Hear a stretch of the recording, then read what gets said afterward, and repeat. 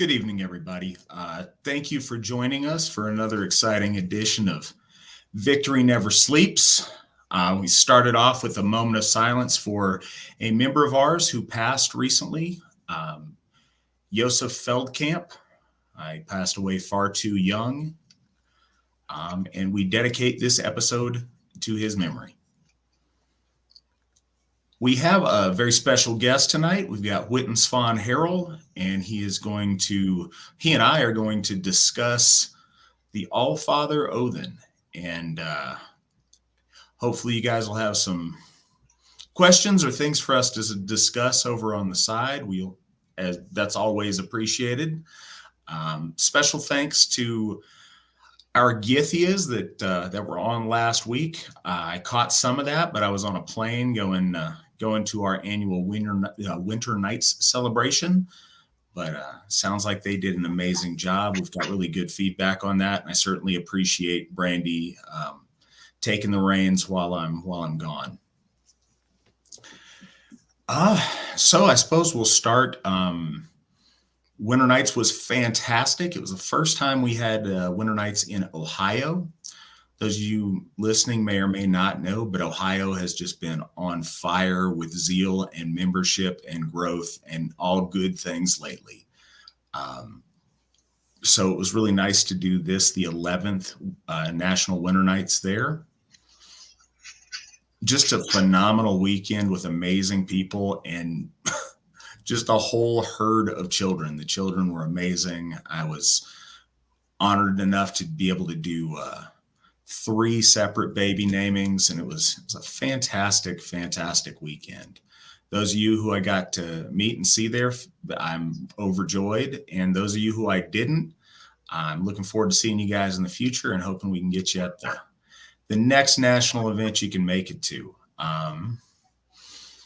If anybody is interested tonight in donations and or participating in Super Chat, Entropy is the place to do it. Nick will throw up that link for you. And as always, those are much appreciated. And without further ado, let's discuss the Allfather. Svan, where do you think is a good place to start a discussion about Óðinn? Ooh, that's a big, broad chunk of a lot of things. I think first and foremost, we should talk about how the nature of divinity amongst the Asatru Folk Assembly. I think that it's important for us to establish first and foremost that when we talk about the gods, we're not talking about the gods as some sort of a profile. We're not digging through bits of lore with the intentions of fitting them into things that we need to fit. That we hold first and foremost gift cycle, and that we see the divine as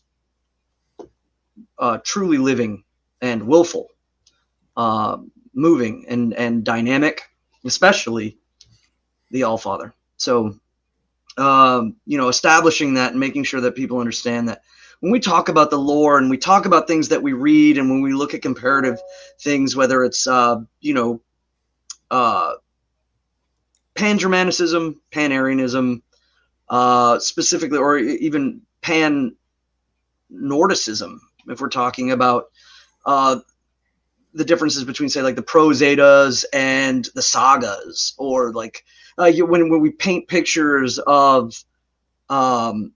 Óðinn in Grimnismaul versus like the Volsunga sagas and the way that he's perceived, sometimes we have to understand that these stories are meta-narratives, but also narratives still, and with an intended audience and with an intended purpose to speak the stories and to portray things. So I think that first and foremost, seeing the gods firstly with how we have interacted with the gods is most important, and then moving into lore and things like that. And of course, right now, I'm a big believer right now that that Óðinn is on the wild hunt right now. So I'm a big believer on the idea that at the equinox begins the starting of the wild hunt, and it doesn't end until towards Yuletide, or I would say, if you're Anglo-Saxon or Theod, if you're doing only 3 days, they might consider it at Yule, but it's generally right around the full moon or in the middle of Yule that I view the wild hunt ends.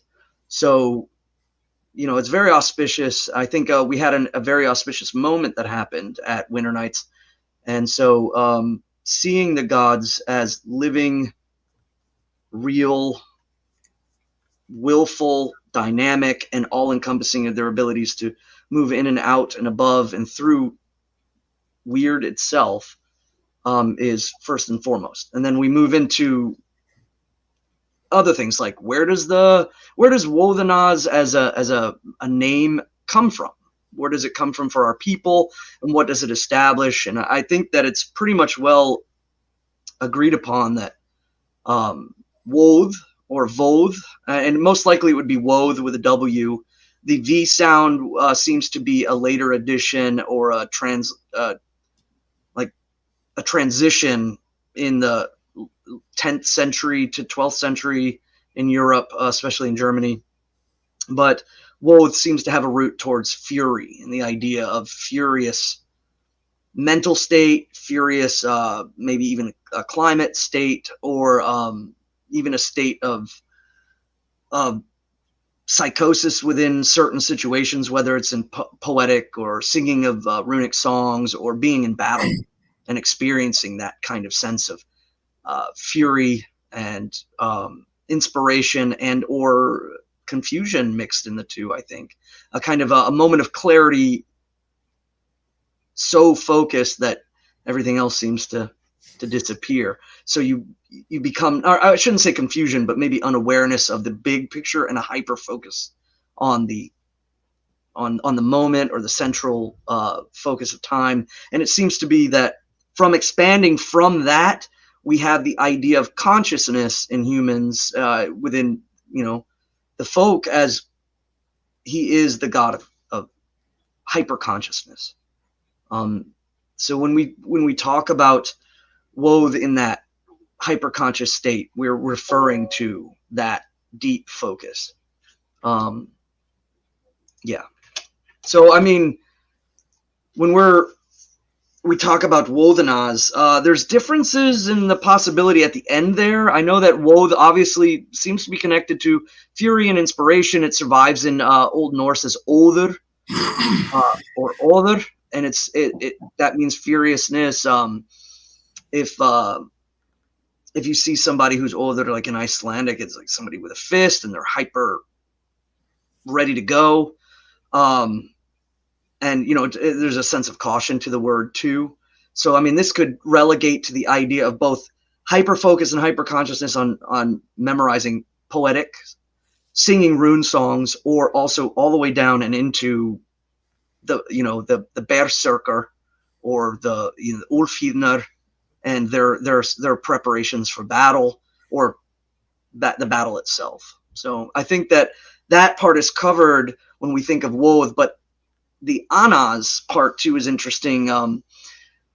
There's been some theories as to like whether the AS or AZ, most likely the farthest that I can go back is the AS, like suffix of the Goths, the Gutans.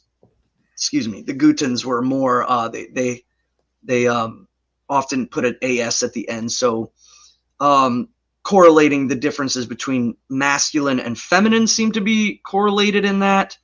And also to the idea that people have proposed that the as or as at the end is kind of where we get the word aus in the late Nordic period. So Woden aus or Woth aus, kind of being led to that as the furious divine one.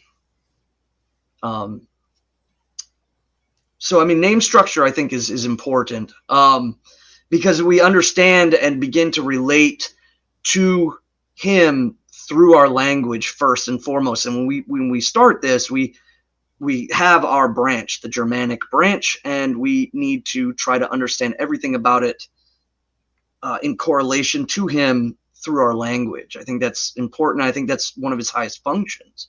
So when we talk about sounds and we talk about runes or the symbols of sounds, language is probably the first place to start with trying to build relationship with him.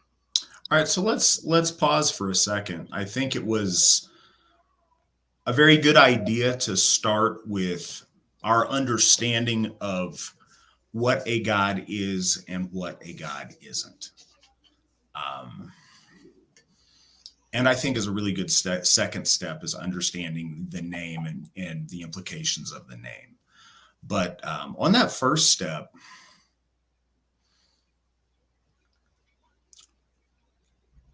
I'm trying to think of the best way to start it. With so much of the conversation tonight, it's difficult to know where to start. And I think that's an issue with Asatru as a faith in general. It's so all-encompassing that it's hard to pick a good starting point and work from it. As far as what the gods are, they are the source of our existence. And in that sense, they are our most ancient of ancestors. But what I think is fundamental to our practice is that the gods are beings. They exist. They have personality. They have will. They have emotion. They have the things that make a person have personness. And the fundamental on that isn't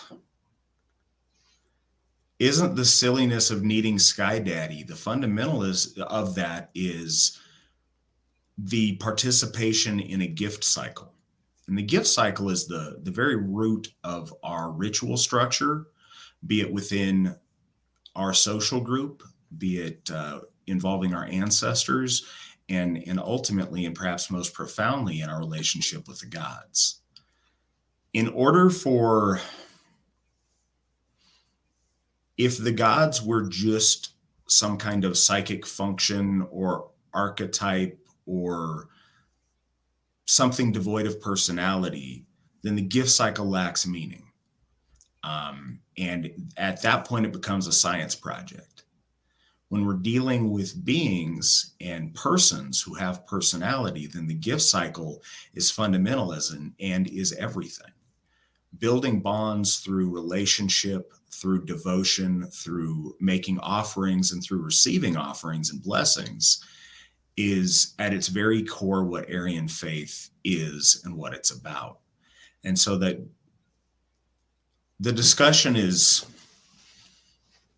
we don't have a point to discuss unless we can establish that fundamental, that the perspective we are coming from is that our gods are real and exist, and they exist as persons with personality and with will.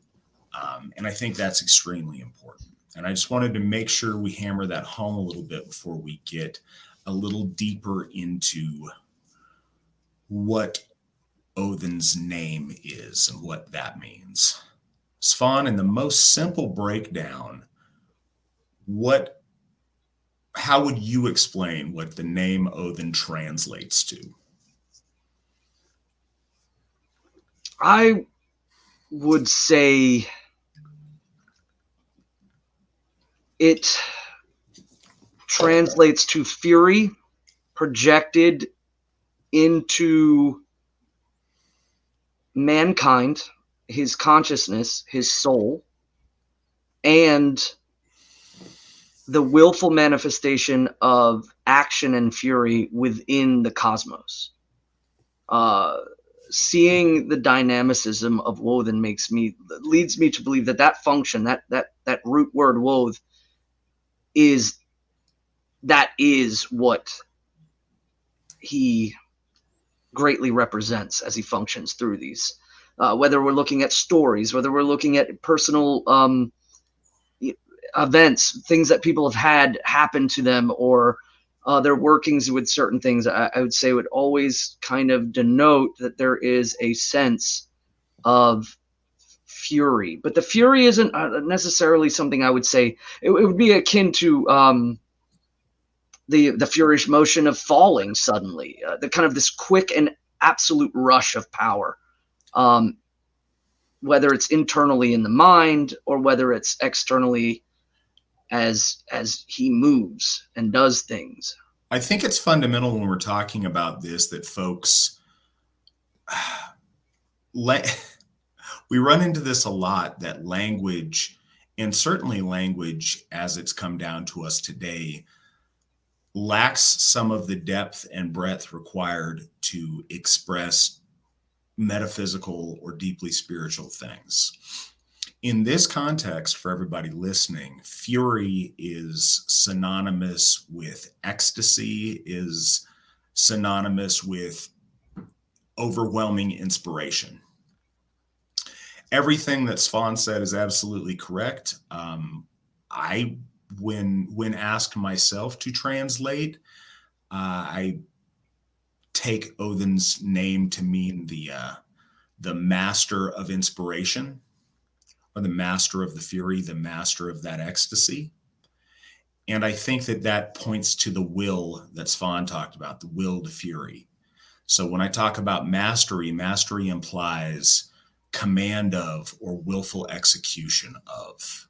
And so I think those are fundamentals in understanding the All-Father, and in starting on the right page of that understanding. And it seems that the ecstasy seems to also correlate to the idea of speed. That may be why it means furious. Furiousness is a suddenness, a great and overwhelming quickness of a sudden inspiration or a sudden realization of action that needs to be done. And that correlates pretty clearly with Óðinn's aspect as the chooser of the slain. When we're talking about these moments of battle, that would really, the sudden and quickness of things, how things happen. But it applies, I think, more so to, yes, consciousness and that suddenness. And there's a certain notion of speed. So I think that's why fury, it does get misconstrued, but it also fits. It's ecstatically fast moment of either a mental or physical initiation or inspiration / willful manifest to do something, all coalescing in perfect timing. It's kind of hard to explain that, but to say like the furious God, people could take that in a lot of ways. And there's a lot of lore that would suggest fury just as in the power and anger of fury, as it denotes in our language, could apply, but it's deeper than that. All right. Well, and so I assume that most of our audience has a familiarity with Óðinn already. So I don't think that any of these shows that we do on our gods are going to be comprehensive, but they're a good starting point to see where the audience is going to take us and what questions might come up. And for the audience, you guys can ask anything you like, but in specific, we're focusing on Óðinn tonight. We'll happily answer any other random stuff as well, and we'll make our way through it. And so we're going to kind of stop at the times we want and go back in and take questions that we have. If you want to bump those to as soon as we're done with the statement, we'll shuffle them right in. Go ahead and throw us a super chat, and we'll make sure that gets the front of the line and takes some precedence. Sarah asks, Óðinn has many different names. Can you speak on this and what perhaps the reason is for that? Do you have ideas on that, Svan? Oh, absolutely. First and foremost, when we're talking about the late Nordic period, we have to remember that the skalds, the Skjolds of the Anglo-Saxons and the skalds of the late Nordic period, it's worth noting that I think the biggest and most pivotal thing for them was the understanding of the divine inspiration that was given from Óðinn through Kvasir's blood. And so when you have that connective point, and it is seen culturally that when they're speaking in a divine sense, that the higher and the better that they speak, they have this power over the audience. They have this kind of pinnacle sense, and they are more than just mere entertainment in the hall. It's pretty well understood that not only are they pulling from lore, but they're also committing to memory these names. So I'm not saying that the Skalds created the names entirely, maybe some of them for sure, but they commit them to memory with great reason, because in a lot of ways their poetic sense was a devotional act in and of itself. And so having the committed memory of all of the Haiti of Óðinn is, I think, incentive. They have motive. And in a lot of things, I've even heard of people committing to like saying all of the Haiti as a meditative form of like almost like a mantra in which they recite out the names of and all the names in Haiti of Óðinn. So, and you can see this in the Skaldrapismal, where they talk about the different names of the gods, but and clearly, and in Grimnismal, where they talk about Óðinn in specifics having multiple Haitis, the multiple names, and all of them alluding to different functions, whether it's oski, which means the wish, or the word wish, or to give of wishes, or even Yig, Igr, YGGR, where we get Yggdrasil, it's terrible, or Bolverk, bale worker. All of these names seem to have both syncretic function in the story, or they're listed and they're committed to memory because the Skalds are devoting their mental space to memorizing these Haiti and showing the different aspects, and knowing how high he had a place within the poetic circles. It would give reason as to why they were known more than, say, perhaps other Haitis. So when you look at names like Óðinn's high in poetry, but not high in names. Thor is high in names. When you see the folk, they name their children Thorstein or Thorbjorn, or something of that nature. There's a lot of usage of Thor in children's names, but there isn't a lot in Óðinn's name. And perhaps maybe they make allusions to other Haitis, but the only one that comes to my mind right off the bat is Óðindís, which it was a woman's name, and saying she's a maiden of Odin. It's not used a lot. So we can look at poetic names, physical names, and place names, and I think that's important. There's a lot of place names dedicated to Óðinn that would show application and popularity, perhaps in the Old Norse. But the reason why it's crystal clear in the poetics is because the Skalds are one of the top tier devotional folks of Óðinn, the followers. I think they were the premier cult of Óðinn at their time.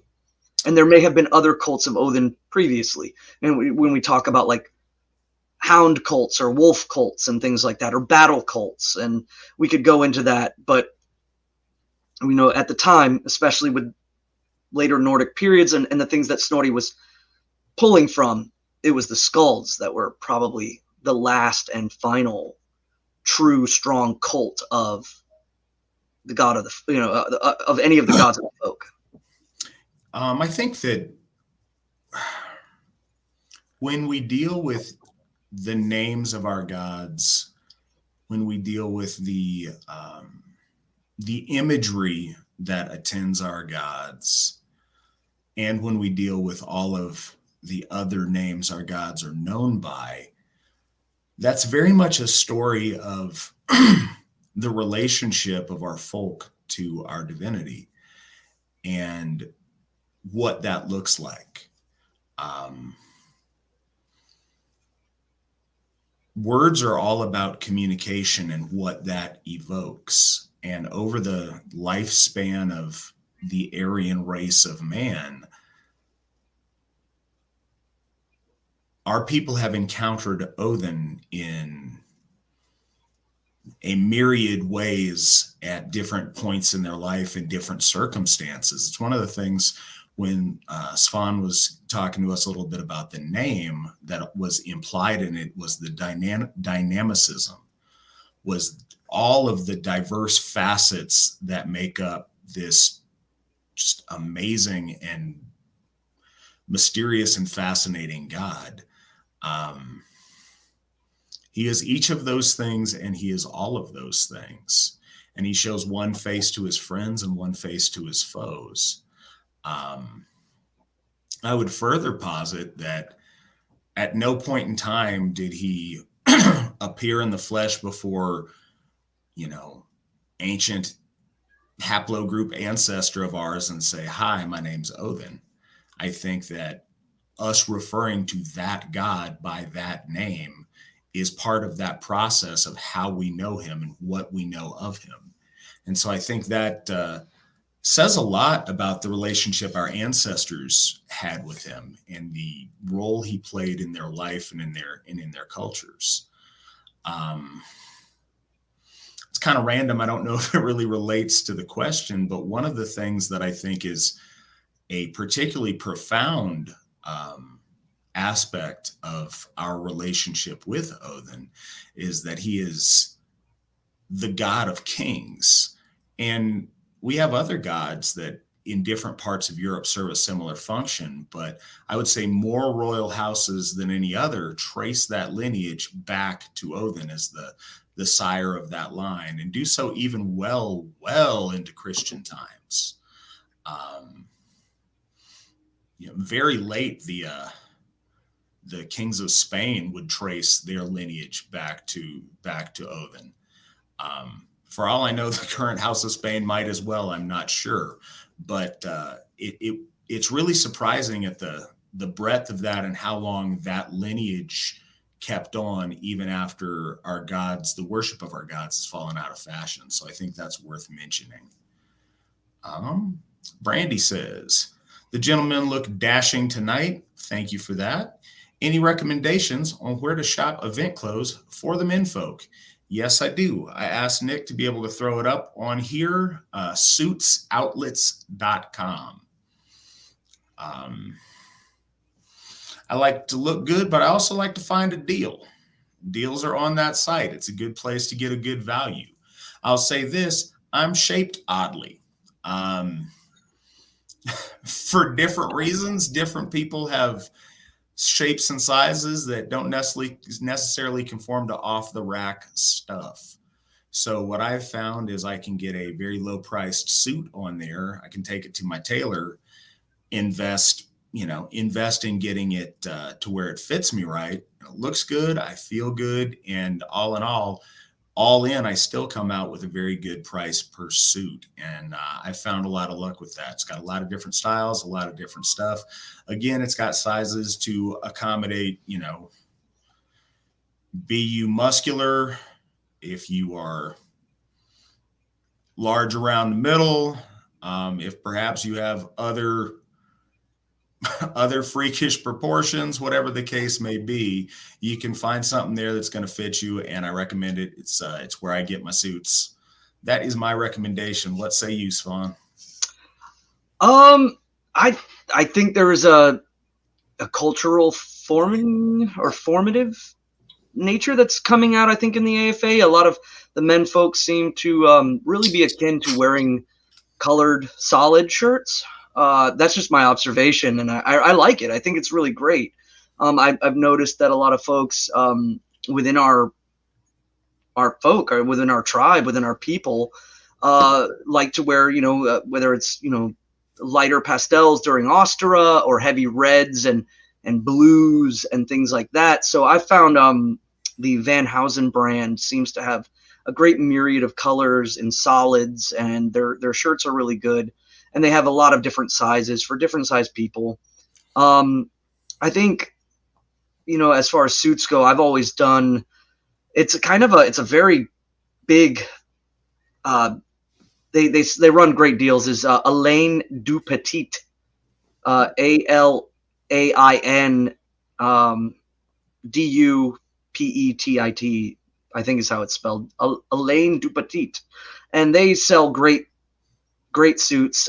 They're cheap in the sense that they're, again, if you're looking to buy something quickly, I would work up towards higher price ones, but if you're looking at something quickly, that's a place to definitely look. They've got double-breasted, they got single-breasted. You just have to make sure their size charts, check their size charts. But I sent the measurements with on my tapes, and they hit it right off the bat. And I think it's important, like you said, with the tailor, make sure you got a tailor on hand. There's no suit that's really going to ever fit you perfectly until you get it to a tailor. There's some that hit the mark pretty close, but having a tailor on hand, I'm very lucky. I'm in a military town, so I have there's tons of tailors everywhere. We can't throw a stick without hitting somebody that's working on uniforms or dress uniforms and things of that nature. So anybody that is in the military or near a military town is worth looking to see if there's tailors nearby.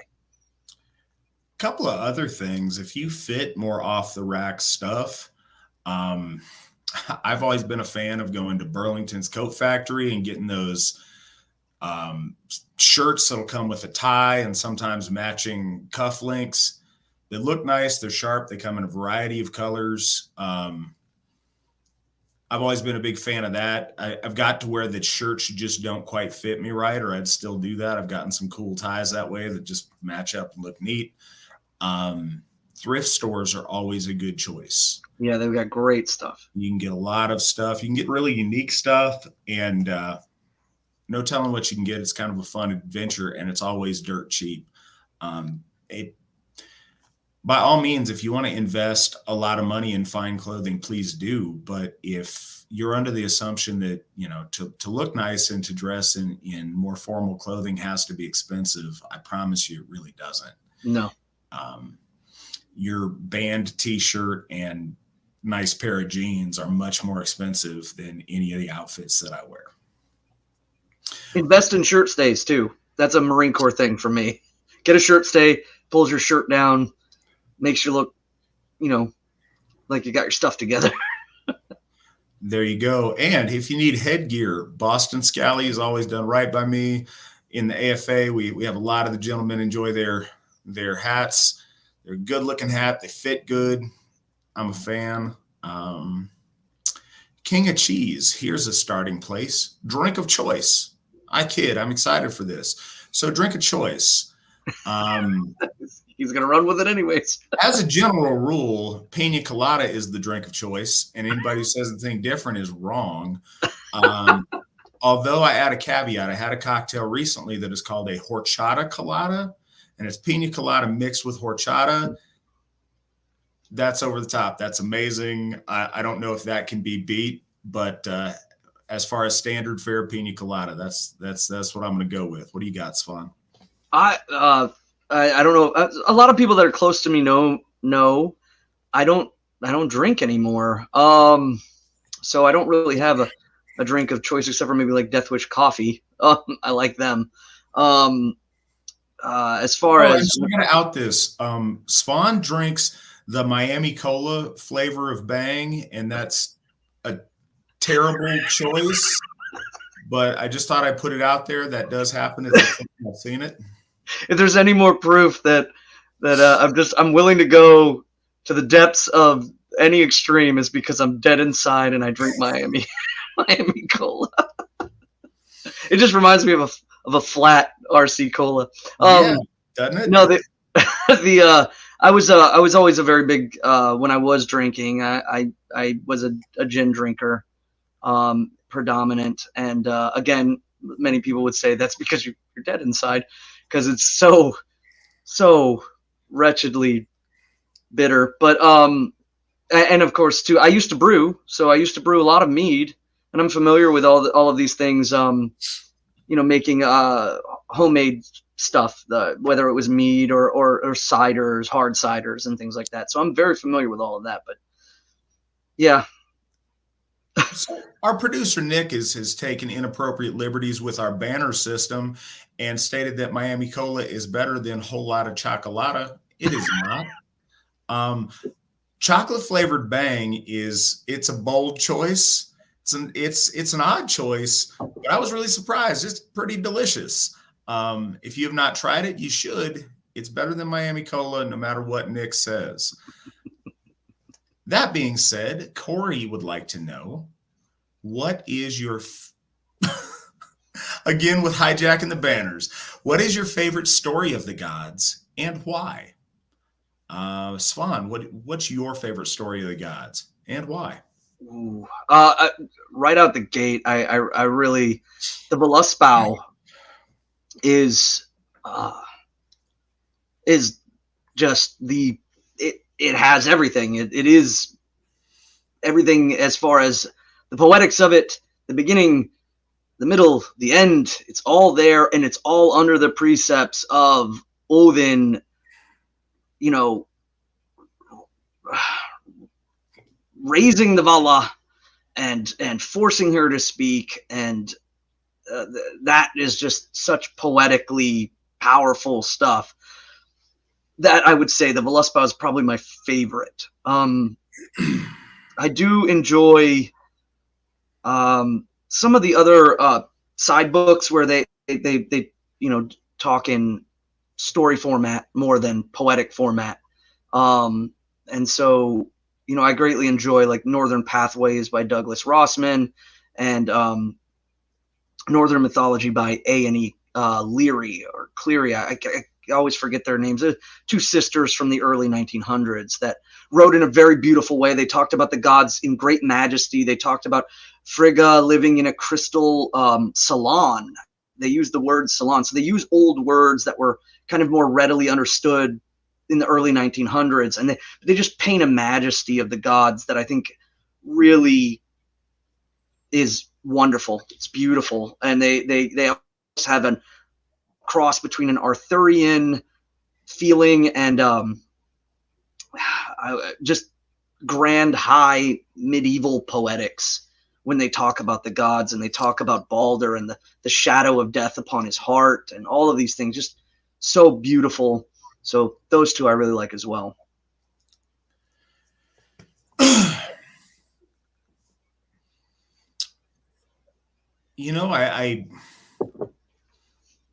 I wish I had an amazing answer on this. I don't. It may sound like kind of a cop out, but I like the Veluspow as well. I like the imagery that it has of the ordering of things. As far as a specifically God story, but a story that includes our gods that I really like is the Nibelungenlied. I like that much better than I like the Volsung saga, just stylistically, because it's told in this high medieval, over the top, very grand scale and very grand layout. And specifically the beginning of that, when they talk about the gods, I think is done very well and sets up the heroic epic of our folk in a really cool way. So I know that's not really the question you asked, but I'm gonna put it out there anyway.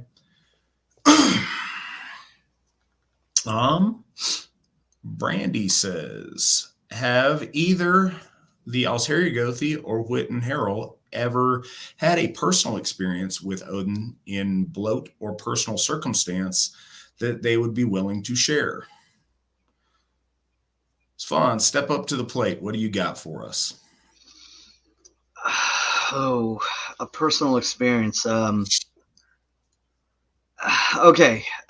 This one is kind of hard for me in the sense that I've always brought a sense of trying to logically reckon the situation I'm in. It's a habit. It's sometimes a bad habit, I think, because it doesn't allow me to open up fully. I've had a couple of experiences in runic things,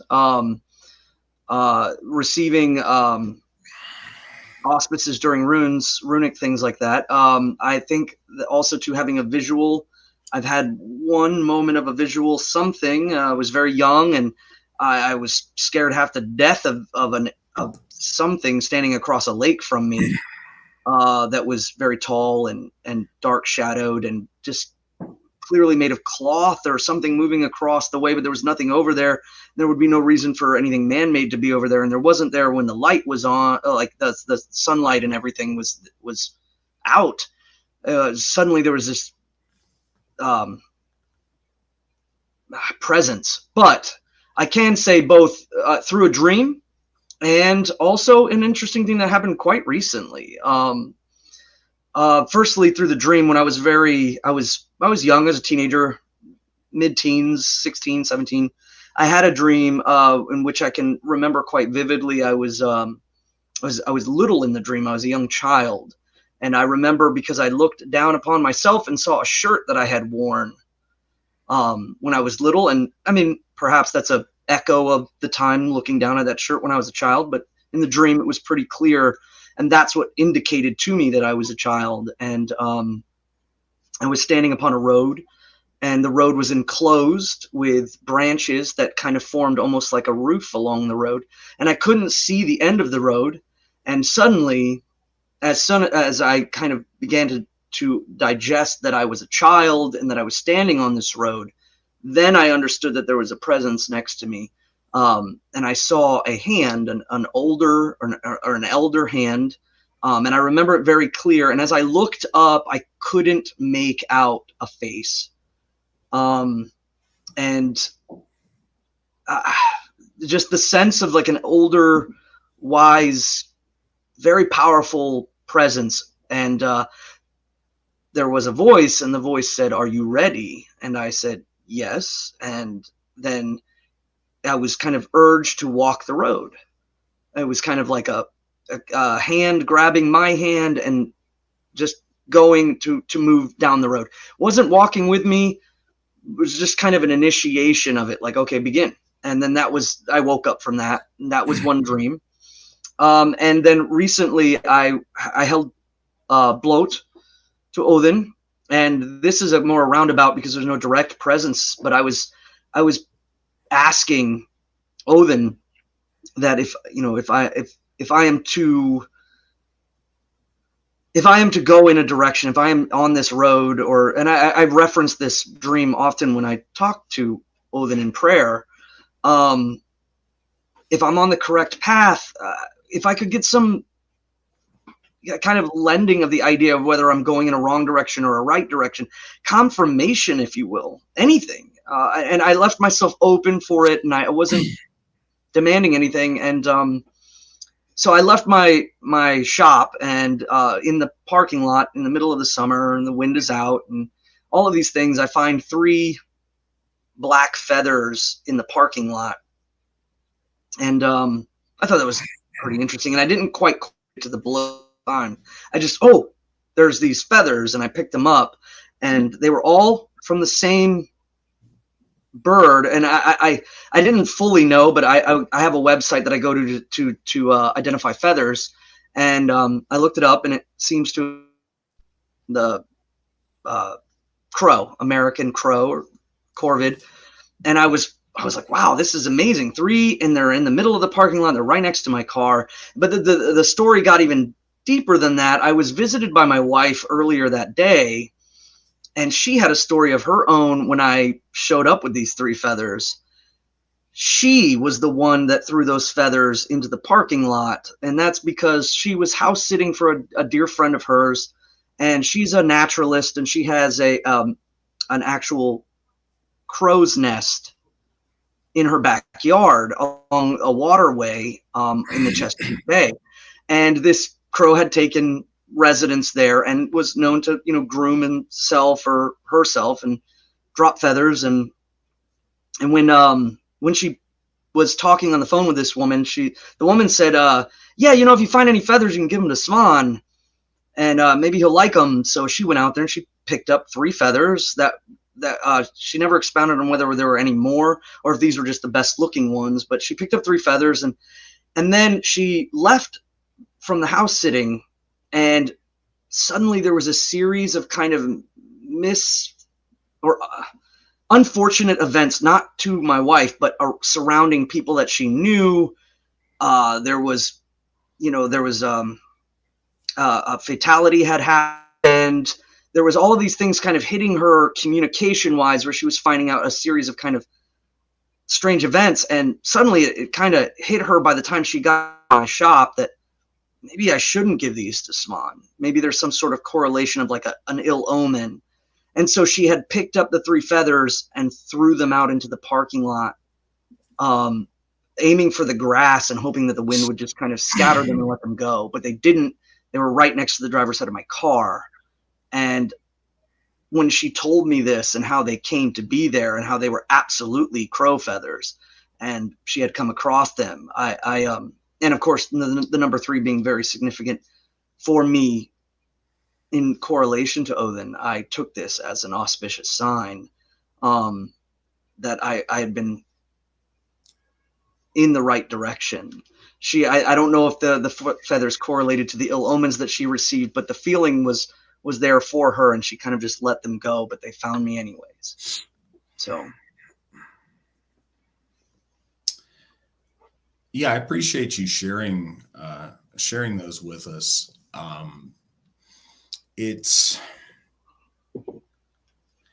There's a reluctance oftentimes to share spiritual experiences.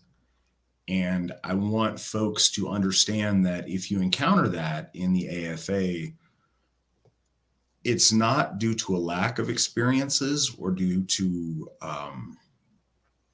the AFA doesn't do that kind of stuff. It's much more an issue of reverence and a fear of being impious. We don't want to ever be overly casual about those things. And we're very careful, or we try to be, not to unjustifiably put words into the mouth of the gods and take liberties in that way. Especially our Gothar who have responsibilities in that regard and who are listened to. We don't want to misuse that spot to,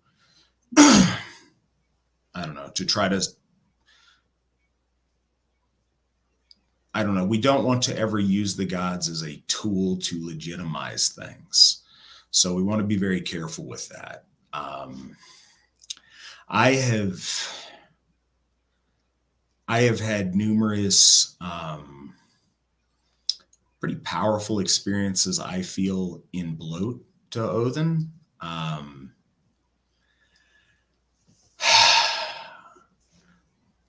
There are a lot of subtle things, a lot of animal sign, bird sign and whatnot. A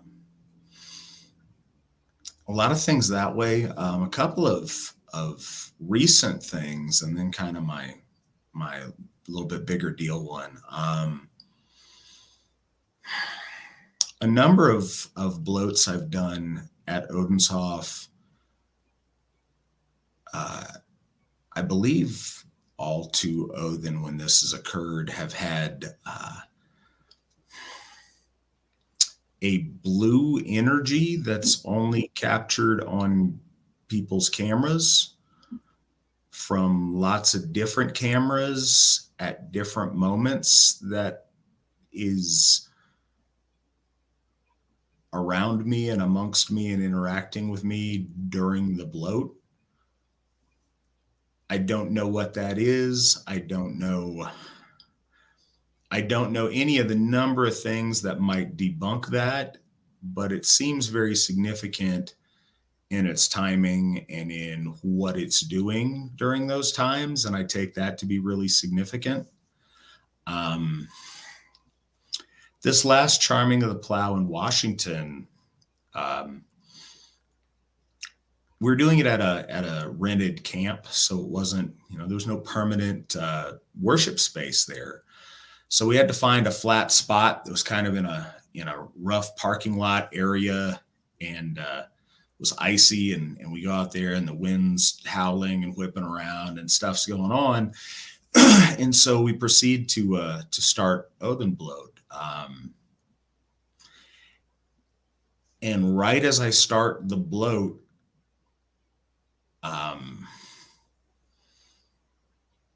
I'm looking around and realizing the need for a tine to asperge with, and an evergreen sprig to asperge with. A gust of wind picks up and rips off the perfect size sprig of evergreen that floats down and lands right at my feet at that moment. And it felt very significant to me. And I think other people in the circle had a reaction to that as well. And then the most profound experience like that, weird in the appropriate use of the term, experience like that I had was at Ostara 2017. I officially became the Alsherjargothi of the Asatru Folk Assembly at midsummer of 2016, but unofficially, my time leading our church started around Ostara of 2016. And a lot of that was behind the scenes things to structure a smooth transition when it was time. But that's when I really took the reins of things. And I was under a lot of pressure at that time. And I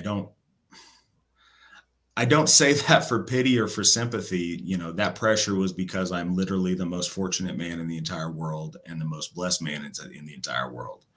So I don't begrudge any of that, but it was still a lot of pressure. It was a lot of responsibility. And I was at a moment in time where there was very real fear and concern that with that transition, the AFA might crumble.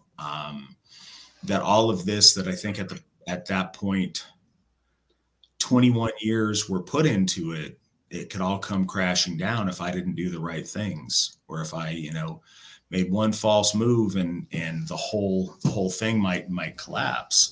And so I was feeling a lot of that weight and a lot of that responsibility. And I was trying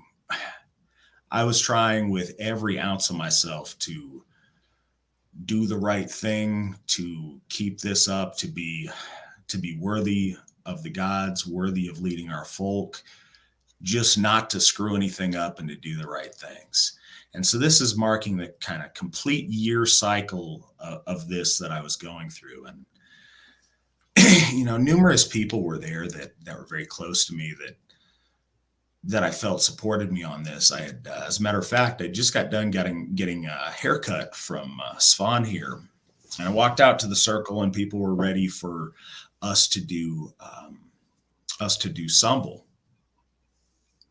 And so I was, collecting myself and getting my thoughts together, and I was standing up to bless the horn, and someone put their hand on my shoulder. And, I think we're familiar with that feeling of somebody putting their hand on your shoulder and like just kind of a little reassuring squeeze, shake your shoulder. You got this. And it was really well timed. And it meant a lot to me. And at the time I'd assumed it was Alan, and I turned around and was going to, give him a nod and thank him for that, because it was a really, really appreciated gesture. But there was nobody in arm's reach of me. There was nobody anywhere close to behind me. At that moment, and to this day, it is my sincere belief that that was the hand of the Allfather.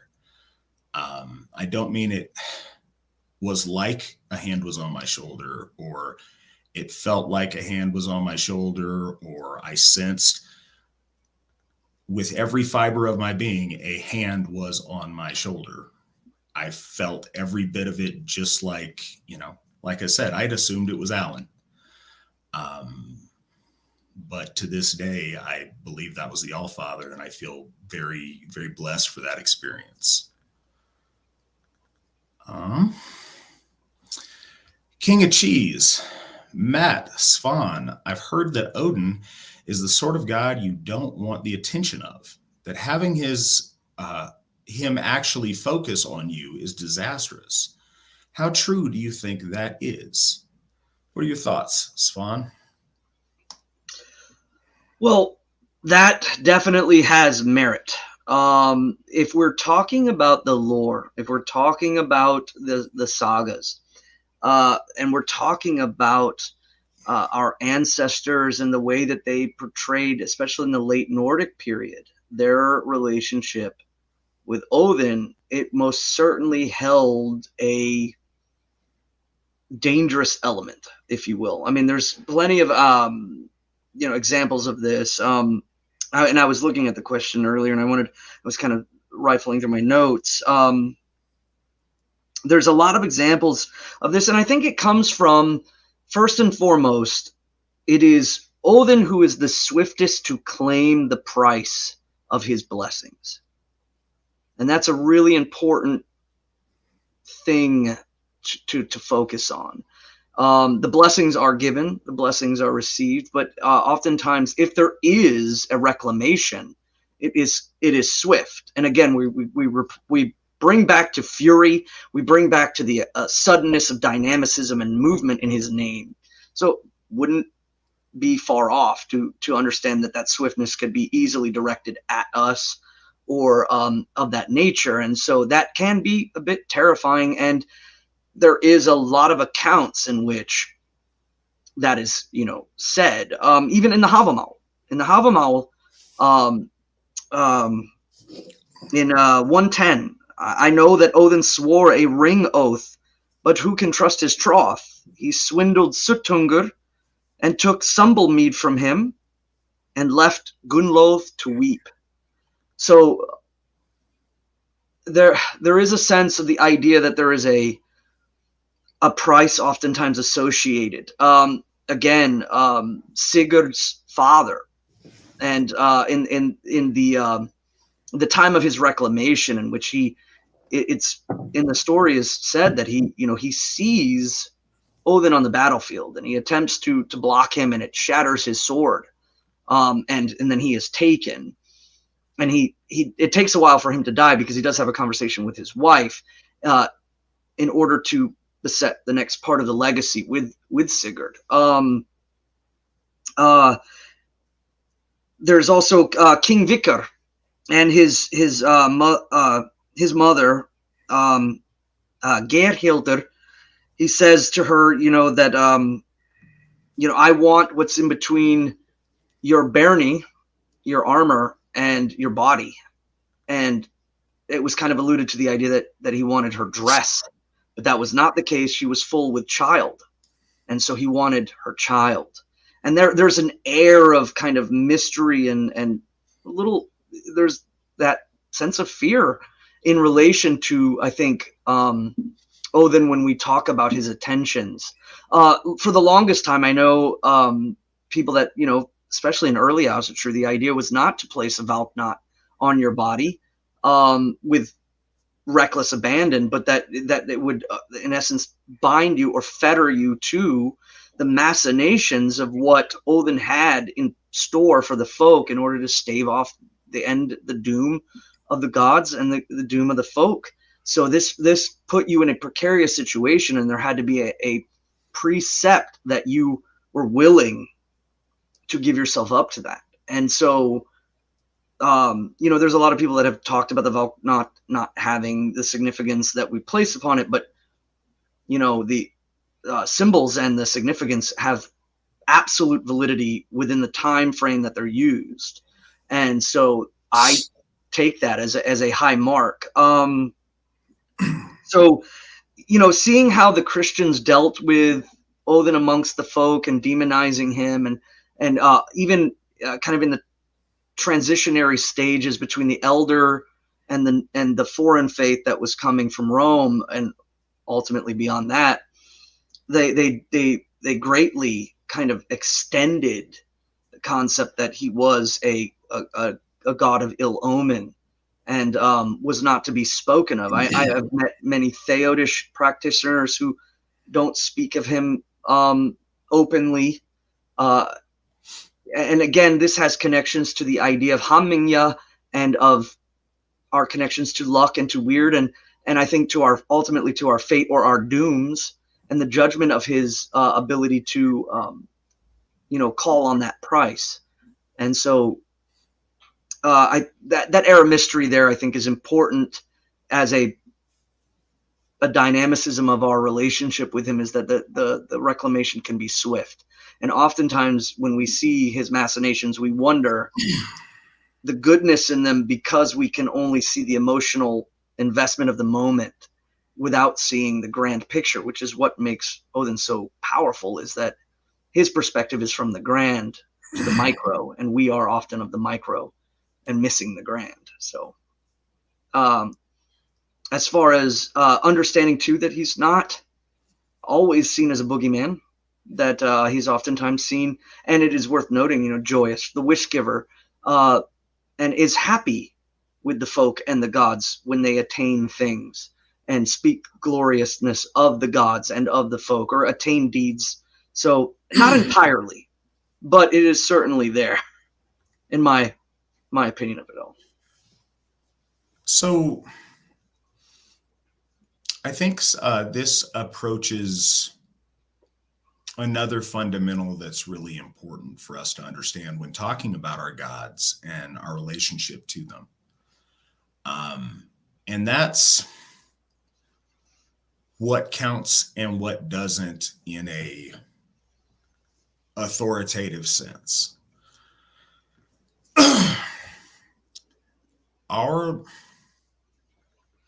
As I said earlier, our lore is a story of our people's ancient relationship with the gods and how the gods were revealed to them and the collective knowledge of our folk soul as relates to these gods.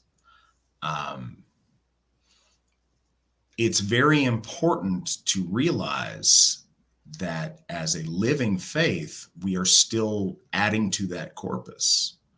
We are still part of that developing saga of the relationship between us and our gods. There's a tendency to place disproportionate amounts of stock in ancient lore at the cost of modern lore and modern experience. And I don't want to discount ancient lore at all. Certainly it's sacred and it's immensely valuable to us. But I just want to say that we have no belief that, Odin rode down on Sleipnir and handed some tablets to some guy in the desert that wrote down his divine commandments. That's not our God. That's not how that works.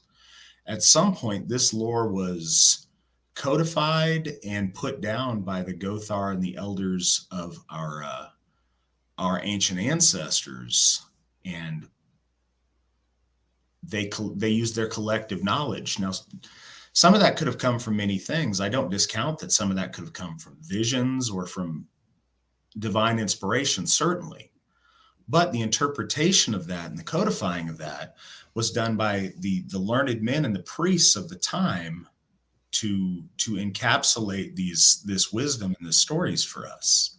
And we're still part of that today. If we believe that the Gothar of 700 had the authority to codify these stories and to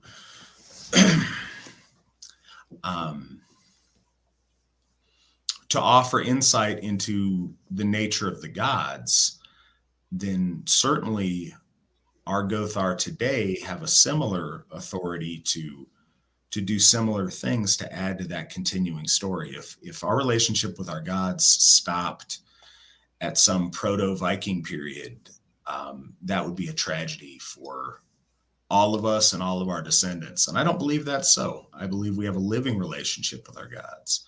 It's a long-winded way of saying this. No, I don't think we want to avoid Odin's gaze.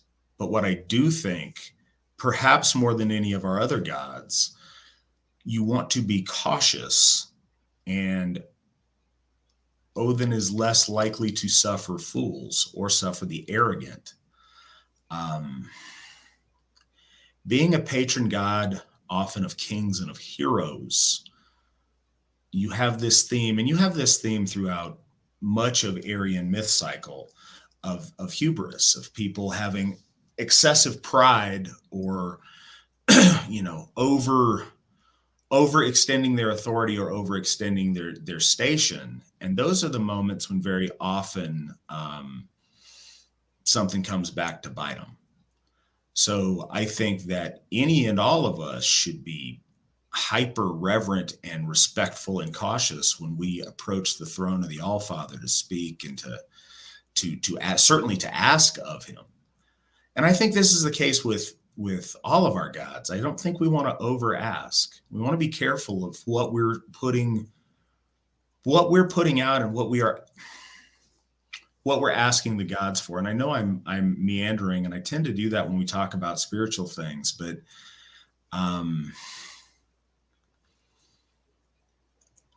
I think it's useful when we pray out loud and we hear ourselves. And I think it's a good time to check ourselves and like, does the high God of Aryan consciousness that breathed the breath of life into our ancestors, that dismantled Ymir, is it really an appropriate thing to ask him to help you on your math test? There's things that are just beneath the gods for you to bother them with. And again, if you're 7 and that's what you ask, then maybe that's, I think the gods also have a certain amount of grace when dealing with, the mentally impaired or the youthful or people in that kind of a place. But in all seriousness, what are you asking of the All-Father? And this goes back to something else. I think it is dangerous to over ask from Odin, but I think it is the height of what one who would be a hero would aspire to do is to get the attention of Odin and to be worthy of Odin looking at you with a nod of, approval, or hopefully, and this is a huge hope, but the idea that you would do something that would make the All-Father proud of you, I can't think of a higher thing to aspire to. And so I would never want somebody to hold back from that. I think that's fundamental.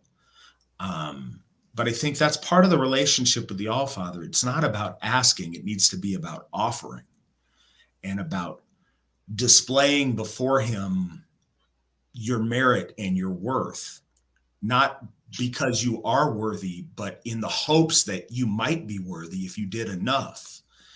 And I think that if you approach with a level of piety, I don't think you want to avoid his gaze. I think again, the idea of Odin looking at you and with pride is everything.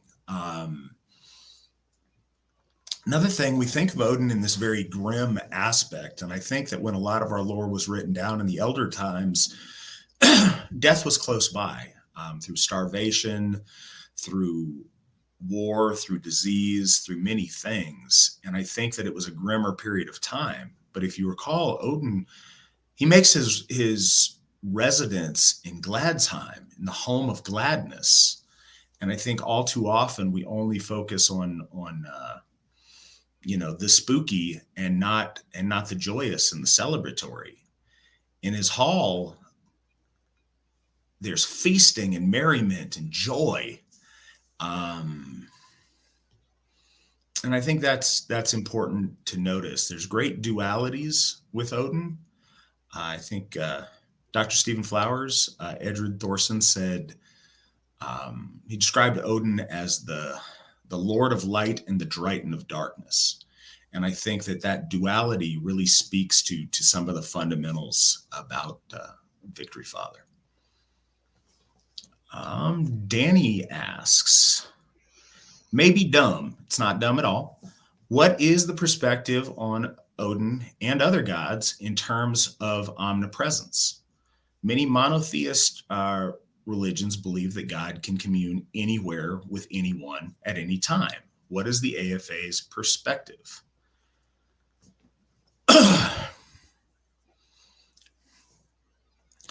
All right, so I want your thoughts on this first, Svan, because I kind of like to encapsulate and close things up going second. Don't mean to put you on the spot, but where are you at with it? I think that when we first talk about like the omnipresence of the fabric of creation and of all things interacting, whether it's the movement of atoms, it's the movement of cosmic, matter itself moving around, all the way down to our intentions and our ability to willfully see ourselves in a different place, to even be able to express that we see our consciousness in a different state, in an undisclosed future, is a really powerful thing. And I think that when we talk about that omnipresence, we talk about, and especially amongst in the AFA, is the sacredness of Orlaw or weird, kind of being all pervading. But there's some things to consider when we talk about the stories, and we see Óðinn giving his eye to Mimir, and to place his eye in the well of memory, or the well of the past, or the well of that level of the ever expanding sense of weird, whether it's all of the past, or the cosmic sense of all things that had come to pass, was a great need to attain that for purpose. But I think in Asatru, when we consider the divinities, and when we consider the gods, because you did say and other gods, one of their connections to weird, the fact that they are tied into things. I think all humanity is deeply and intrinsically tied to Óðinn through breath and through a state of consciousness and the ability to communicate our consciousness. However, it lacks dynamicism if it's all pervading and everywhere. And I think that a lot of monotheists don't understand from our perspective of the idea of there needing to be a movement, there needs to be a tying, there needs to be an outer presence, an inner presence that can transition and move, and that it's not all just a sense of relativism, that there isn't, that everything is just either connected or disconnected. This brings about a lot of problems. When people have this concept of relativism, they then see things happening and don't understand why. And if all things are intrinsically tied and omnipresent, then why do these things happen? Again, it could be macro to micro in our perceptions, but we see dynamicism as a form of movement, that there is an ability to move closer in and farther out, and it ties heavily to the gods. We see the gods interacting with the material in ways to maintain order, but we also see them interacting with humanity and the folk through prayer. We see we see them interacting through signs and other things, and sometimes we perceive them as interacting through weird itself, perhaps through like Urther's well, and the idea of the ability to interact with multiple layers of time and all of those the movements. But to say omnipresence, I would say no. I don't see the gods as having this over-pervading omnipresence, where the willful and the conscious directive is so relative that it's in all things at all times. I think it certainly has the ability to move, the ability to transfer, to go up and down through the veils of separations of reality and plane existence, and higher existence, lower existence, primordial existence. Having this ability to move is very, very important in our lore and in our perceptions of the way we give gifts, and looking upwards and looking downwards, or having directions and things like that. These correlate to the ideas of movement, and I think it's really important for us to have that with our structuring of divinity. We don't see it as just simply being relative or simulatory, where it's just you're inside some sort of projection or concept, or these things I think are detrimental to people, where you end up getting this kind of sense of solipsism. And I think that the gods are showing that in their movements, that there isn't this sense that the only thing that is real is my consciousness and everything else is kind of relative and everywhere and all things. And no, instead we are dynamically moving with each other. We're interacting with each other. We're interacting with the gods. We're interacting with our ancestors. There's a sense, even like now with the veil is thin, there's this sense of movement. The idea that if the veil is thin now, then it may be thicker some other time. So there's a sense of presence, and that presence is always preluded with movement. And that, I think, shows that omnipresence is a kind of a detrimental mental state when we talk about the relativism of man and the gods and all things that are interacting with each other. And we can see this in nature. We can see this in cosmic sense, in space and in time. So that's my take on that as far as like omnipresence. So there's two parts in the way that you ask that question, or at least as I understand it. Are the gods present everywhere at every time across existence? And I think Svan covered that really well.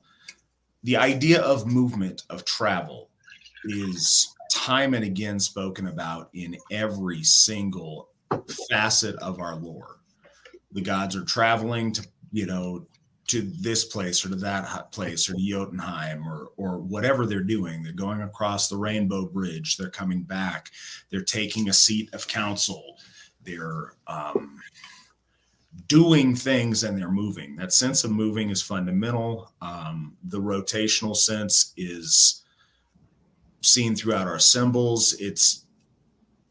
So no, the gods have to move. But the other thing was omnipresent in the sense that they can hear anyone, any place at any time. And I think, my Latin is not good, so I don't know Latin for hearing. Or I think there's an or root. Anyway, omni hearing, perhaps. And I think that comes to a fundamental. So some of the things are like, are the gods everywhere? Are they in this place or that place? Are fascinating and important to talk about, but to a degree aren't relevant to our human existence. What is relevant is, can I interact with the gods everywhere or at any time? And I have to say the answer to that in some way is yes, but with the caveat that there are times where that connection is more powerful. Svan mentioned, as we go into this fall period of the year, it talks about the veil being thin. We often refer to that in a sense of interacting with our ancestors, but it's the veil between worlds generally. So I think in a spiritual sense of interacting with the gods, this time of year that's easier or better in some way. I think at certain holy tides, the gods take more notice, or your spiritual interaction with them is heightened.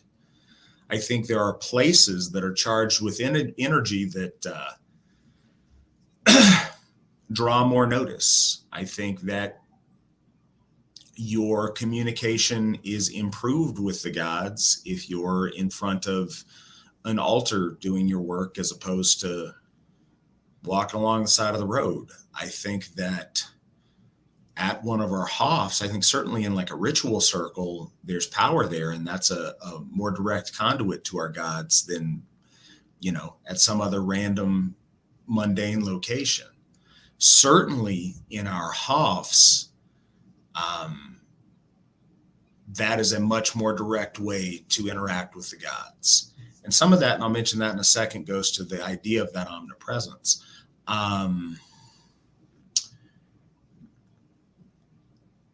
I think that the power of a mighty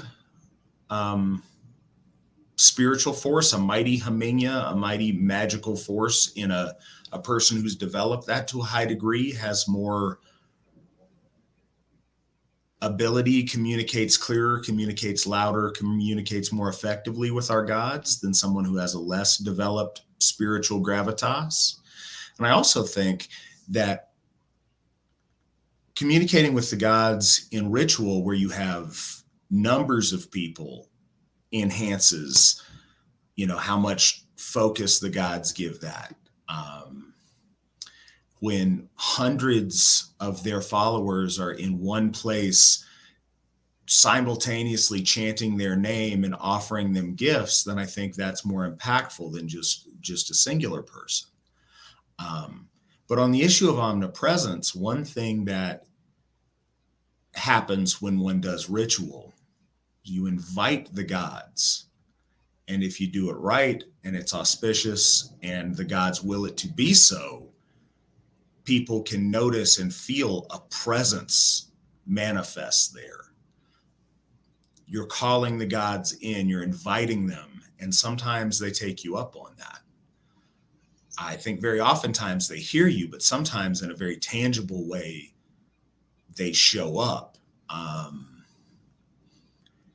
And I've had that happen several times in pretty meaningful ways to people who are there, of all of a sudden there was a presence in the room. That's also something that's been experienced when we have, when Svan paints the murals of our gods in their hofs. Something happens when that mural is there and when it is completed, that God resides there. There is a presence that exists there. And I don't think that the gods, I don't think Odin hangs out at Odin's Hof rather than in Asgard. But and again, we're trying to find human experience words to relate to concepts that are so far beyond our language and our understanding, it doesn't fit perfectly. But perhaps that's a window, perhaps that's some kind of a conduit of something. But Odin exists in that mural. He also exists other places, but he definitely exists there, and you feel that when you're in that room. If that answers your questions. One of the other things we want to refrain from doing is limiting our gods. Our gods have the might and the power they have, whether we express it or acknowledge it or not, and we never want to project our own limitations upon them and their will and what they want to do. Our gods are gods of will, and they can do what they want unless opposed by some other spiritual forces certainly greater than us. So I think that trying to box in limitations of what our gods are is also a dangerous thing that I would resist the urge to do. Something I wanted to mention, and it, I guess, was more fitting for an earlier question, but I didn't get to it. Something really important about modern lore and about Odin. Odin was the god of our folk that Stephen McNally first connected with in 1968, and to this day, he is the god that Steve is totally devoted to, and that relationship is now 53 years old. And a lot of things have come from that. The relationship that Steve built with Odin is why we're here. It's why we're having this discussion tonight. It's why y'all are listening. It's why this exists. It was forged out of that. One of the things that I think is true about Steve is that all of modern Asatru is either because of, I should use the air quotes, all of what is claimed as modern Asatru is either because of Steve McNally or in reaction against Steve McNally. But he is that point of definition that it is defined by. And a lot of that, so much of that, is revolving around his relationship with Odin. There's, leftists, communists, people on the other team, the forces of chaos, like to speak ill about Steve McNally every chance that they get. And I listened, and one of his most vocal opponents on a lefty podcast about Steve, through disparaging him and talking about what a terrible guy he is or whatever, they scoffed offhand that, Odin will work with anybody if it gets his mission accomplished. In just that casual barb, this creature admits that the God of Aryan consciousness that shaped Aryan man, that shaped our existence, that is the Father of kings, the Lord of battle, the Lord of victory, has some sort of partnership relationship with Steve McNally, and that he chose to be in that partnership with Steve. I can't imagine a higher praise than that Odin would find you worthy to, in some sense, team up with to accomplish big goals for his people. What high praise from our foes, unknowingly so.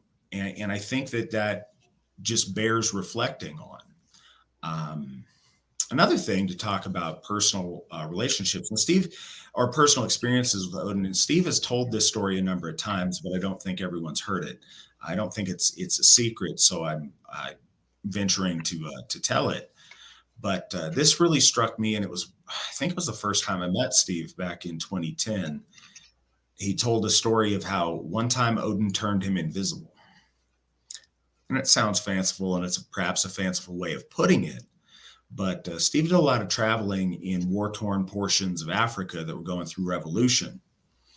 And I think this happened in Congo or Central African Republic, or whatever one of those things that changes names every couple of years, and especially back then did. He was airborne flying into this place when a government change took over.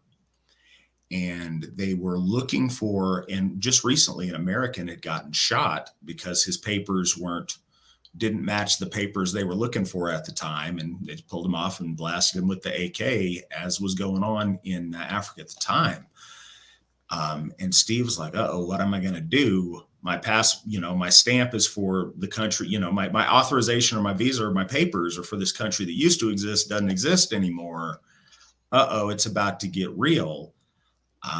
And he's in this line, and soldiers are on the runway, lined everybody up, went through every single person to a man checking papers. And he's like, uh-oh, it's coming. And they meticulously checked everybody. And the way Steve describes it, they checked the man in front of him. And as if they looked straight through him, they went immediately to check the guy behind him. And here's, a middle-aged or younger middle-aged white dude sticks out like a sore thumb on a Congo tarmac.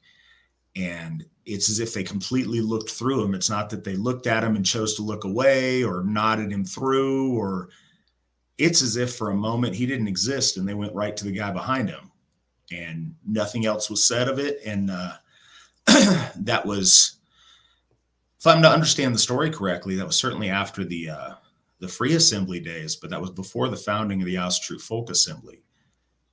If that occurrence had not happened that way, and if that miracle had not occurred, then the AFA wouldn't have happened, and we may very well not be here doing what we're doing today. So I think that's an important footnote about the All-Father that needs to be mentioned tonight. While I went off on a tangent, I'll take this time because I was going to do this at the top of the hour. It's not at the top of the hour, but I'm going to do it anyway. If you guys want to join us on Entropy, Nick will pop up that Entropy link, and we would happily take some donations or anybody who wants to jump in on Super Chat. We appreciate you guys. Entropy is a cool service, and they support free speech and podcasts like this, I don't even know what you really call this, broadcasts like this. And those of you listening on a podcast, the live version of this, they support that happening, offer a platform for it, support content creators getting a good portion of their donations. So it's a good thing either way if you go that way. Something else I was remiss not mentioning at the beginning of the show. The young man that passed away. Do your will. Do it now. Do it yesterday. Do your will. And Nick can put that link up. I think it's, doyourownwill.com. It's free. It's easy, but don't stop there. Once you've done your will, send it to our law speaker, Alan Turnage. You can have multiple original copies that are all signed or all notarized that some you have with your loved ones. But if you have one to Alan, then we will be in a spot to help make sure you get what you want when you pass.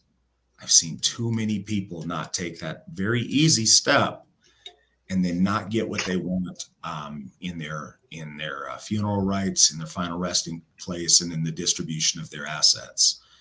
Please do your will.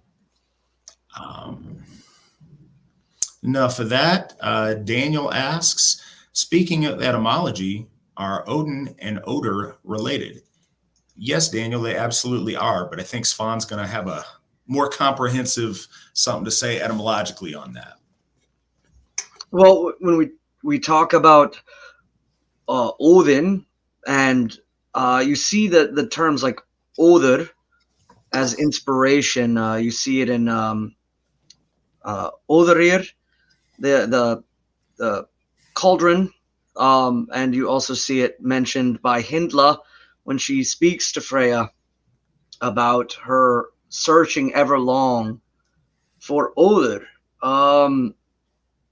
When we see this, and there's accusations in the sagas that are levied at Freya in regards to her linking with Odur, or searching for Odur, and then linking with other gods, and they're, I guess in respects to the story, they can seem to be they are jibes. They're clearly jibes from an antithesis force, but I think it's important to understand that Odur as an inspiration, Odur as a sense of power in beauty, I would say in relation to Freya, the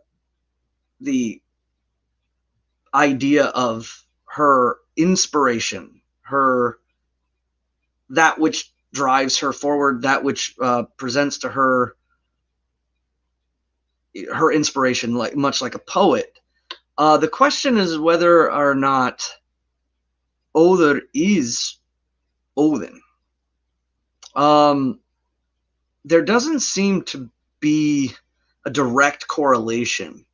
Odur is seen as leaving, and then she weeps tears of gold, or the gold of the north being amber, falling to the earth, and there's a great lament and a longing.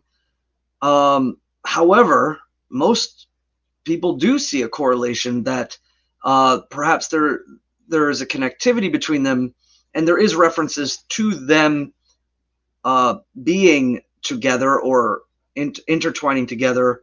Whether we talk about that in perhaps in a physical sense in the stories, but if we're talking about gods and the encapsulation of their coming together, I would say that there's a high likelihood that Odur is perhaps a movement of Óðinn into Freya's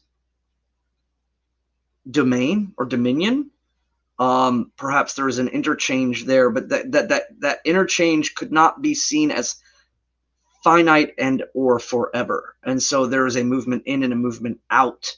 And so the lament is that movement out. And so there is a regret or a longing for it to remain, but there is not. And so whether that could be in the form of inspiration, whether it could be read as the Asa and the Vana, when we see cosmic order affecting natural law, there's this interchange between the two, between the Asas and the Vana, or the Aesir and the Vanir. We see this correlation happen over and over again, in which the two sides end up melding through various situations or ideas or cosmic powerful interludes of where they come from, how they affect the universe, the known universe. So if there is this connection and there is this referencing to the idea that Freya learns from Óðinn, and the barbs kind of denote that it's sexual in nature. And I think it's important for us to know that in these stories, especially towards the later periods, much like the philosophers of Greece, they were really talking about the gods in a mundane sense, or sometimes even in a they were antagonizing and very, very, I would say, unpious. But I take that moment as, if there was an interconnection between cosmic order and natural law, and that being the Aesir and the Vanir, then there is this moment where there's this overlapping in which basically the wise and the dynamic of the Vana are meeting the wise and dynamic of the Asa. There is this moment of great inspiration, this moment of deeply powerful transitioning between two gods that has a deep, powerful thing. It's intimate. It's extremely wonderful. And when it then goes away, there would be a lament. So, but it's worth noting as far as structure goes, Odur is mentioned and not Óðinn. And again, there's a lot of things that even right down to the idea that there might be, like for instance, a hero of Freya is Otur, and some people have wondered if there may have been some sort of connection there as well. I don't take it as that Odur is a physical man or a worshiper of Freya, but that in essence there is this moment of intercharging between two very dynamic gods in polarization between that which is cosmic and that which is more cyclical. And there's this transfer of knowledge, this unification, and in that power, once it's like a tide, once it recedes, there's a lament because it may never come back, that it wasn't always to be that way. So I take it as that yes, in reference, in short, it is Óðinn, but also that Óðinn represents inspiration in a new dynasty of interaction that Freya has with the cosmos. And I think it's deeply poetic that they have this interaction. And I think it's also possible that the gods do have these interactions with each other. It's just clearly the masculine, feminine, and the placement of the stories. It really does have a wonderful poeticism to it. But you see this kind of dynamicism when the gods interact with the Jotuns, when the gods interact with men, whether they're their heroes or the lineage of them or the kings of nations. There's these interactions that happen, and I think in this case it's a reference to the longing of a recession of it. That there's this moment where it's deeply close, deeply there. We see it again too with Óðinn and Sauga, and their correlation, or with the gods in Ægir and Rán, this movement of them coming to the primordial ocean, the blood of Ymir, and and then returning again. So these movements, some of them are very cyclical and constant, and I don't think this case was the case. This case was like a one-time moment of interaction that was going to transfer a deep and profound amount of godly knowledge, and then it was going to re-amplify itself back in its polaric forms. So that's my take on that. And the etymology, Odur and Odin both come from that ecstasy of inspiration. Yeah. How would you respond to a monotheist who sees metagenetics and folk religions as moral relativism?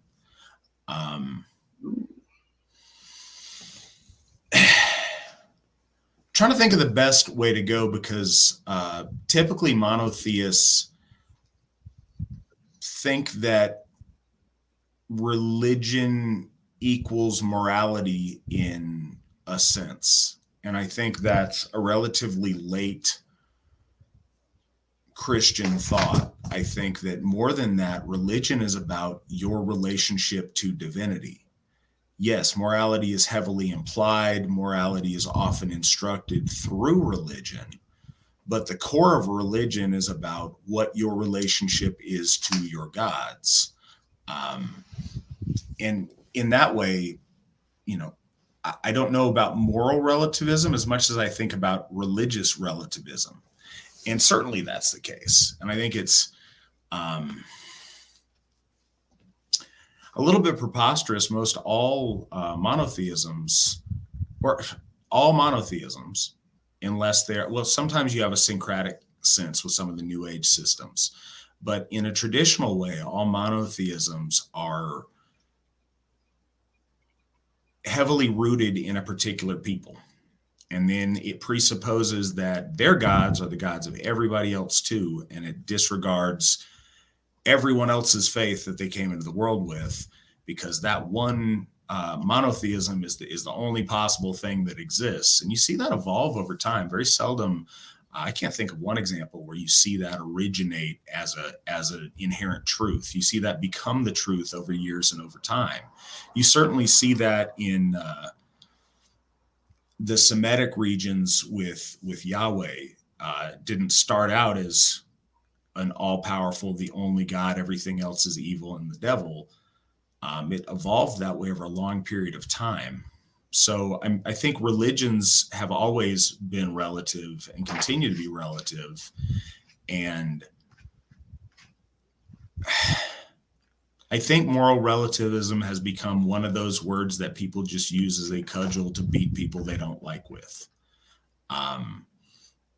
Most everybody knows that there are shades of gray in the world. Some people acknowledge that that's true, and some people pretend that it's not. But I think fundamentally we do all realize that that's the case.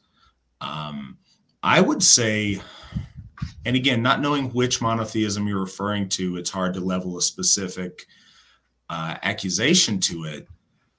But one thing I think is interesting about our faith and our gods is morality exists, and it exists outside of the demands of the gods. Like, it exists, it's a thing. There is an order, there is a dharma to the universe, there is right and there is wrong, which I would say is fairly objective in our universe and our worldview. Now, different circumstances require different expression and different weighing of that, but there's customs and values that are universal and inherent that aren't bending to the whim of a particular God.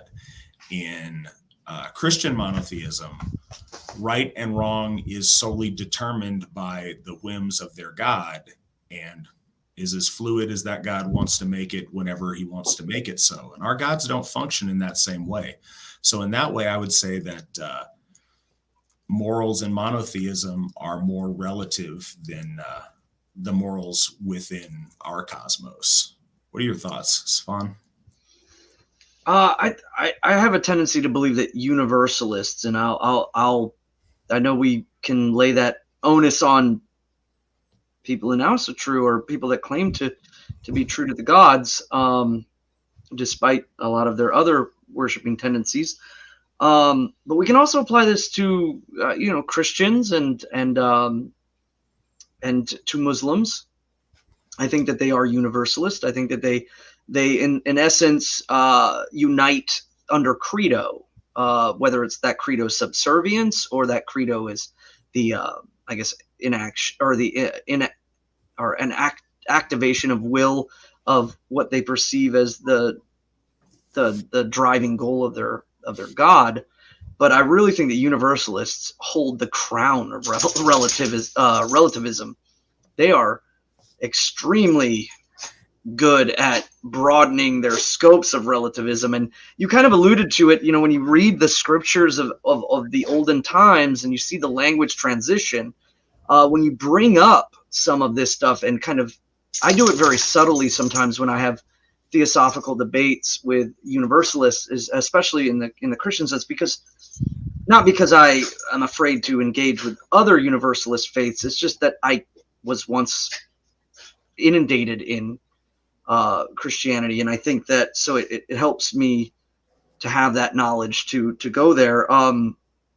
You see in the Elder or the Old Testament, you see this kind of connection that there isn't a lot of relativism. There's actually quite poignant points of interactions between Yahweh and his people and his relationship with other people and their relationship with other people.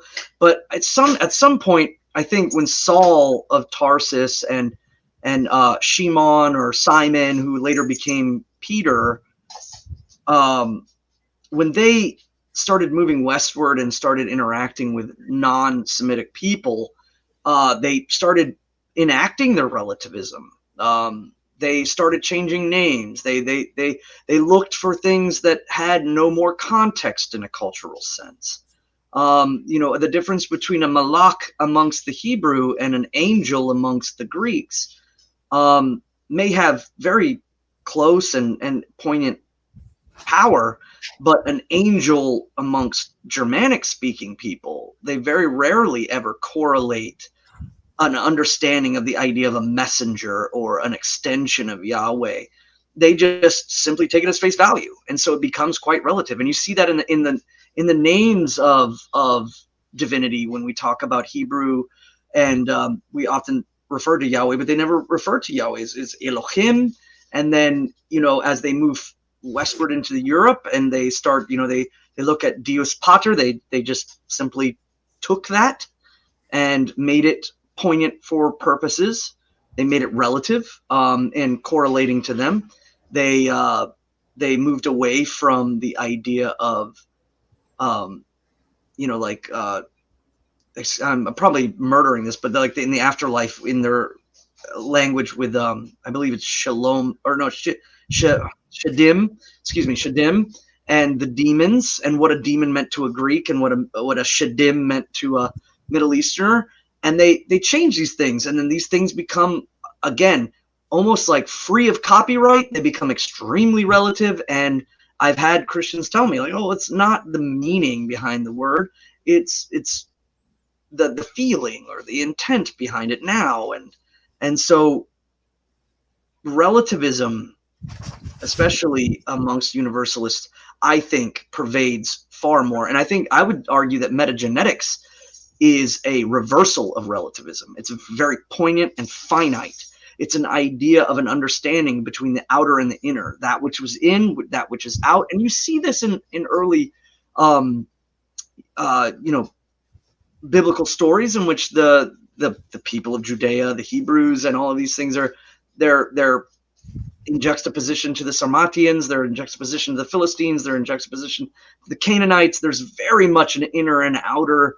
And then over time, when Saul enacts the idea that, this concept of a Messiah that was solely understood amongst these people can now be transferred to people outside of that became a moment of relativism. It's very much similar to the ideas, like there's finite sense between a natalist or a person who is natal to a land.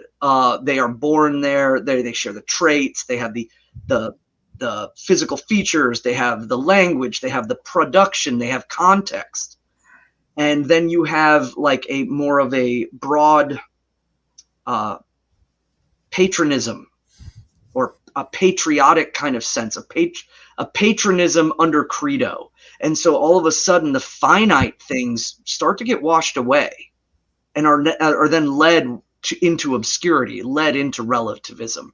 So I would argue metagenetics is the opposite of relativism, and that morals, and any person that you engage with that talks about these things, when we talk about what is right and what is wrong amongst different people, it's pretty well known that it's a fool's folly to think that all people have the same sense of moralism, and that becomes relativism. That there is some sort of over-pervading sense that we can just kind of plug and play into every single person, and that's not the case. The case shows that we have moral distinctions, and those distinctions are incumbent upon many different things: where our people come from in the past, how they interact with each other, how they communicate with each other, how they produce things, how they look, and all of these things. And sure, I think that we could go to other places and understand what is morally good for them, and even enact upon ourselves to be kind in that way. I have been in foreign countries and interacted with many different people, and knew that something that may not be any particular slight in my land and to my people could be perceived as a great slight amongst other people. So out of kindness, I just didn't interact in those things. But am I following their moralism? To a degree, I'm using it as a framework in the place that I'm at. But do I ultimately believe that that moralism applies when I go home? No. There's a difference. And so I would say that metagenetics is the opposite of relativism. Christine asks, what ways do you incorporate Odin into your regular spiritual practice? Svan, how do you incorporate the All-Father in your regular spiritual practice? Ooh. I pray a lot. That is first and foremost, I think, a good way to interact with the gods. And I think it's prayer can be laying out self-reflection and laying out ideas in physically, sometimes in the web or the well, or into the interactions of all things in the universe. And so that there is, again, like what you had said, Alsherjargothi, an omni-awareness of that once it's placed, once that road is traveled thoroughly between, it's open and then can be observed or judged from their counsel. And so I try to do that often, but in correlation, especially when we talk about Ond, we talk about breath, and this kind of came about in waves. It was particularly strong when I was younger, and then over time, we go through essences of intentions and degrees of understanding and awareness. But recently, there is a Gothi in the AFA who was speaking about Ond, and he greatly inspired me to begin to understand some of the presence of breath, the presence of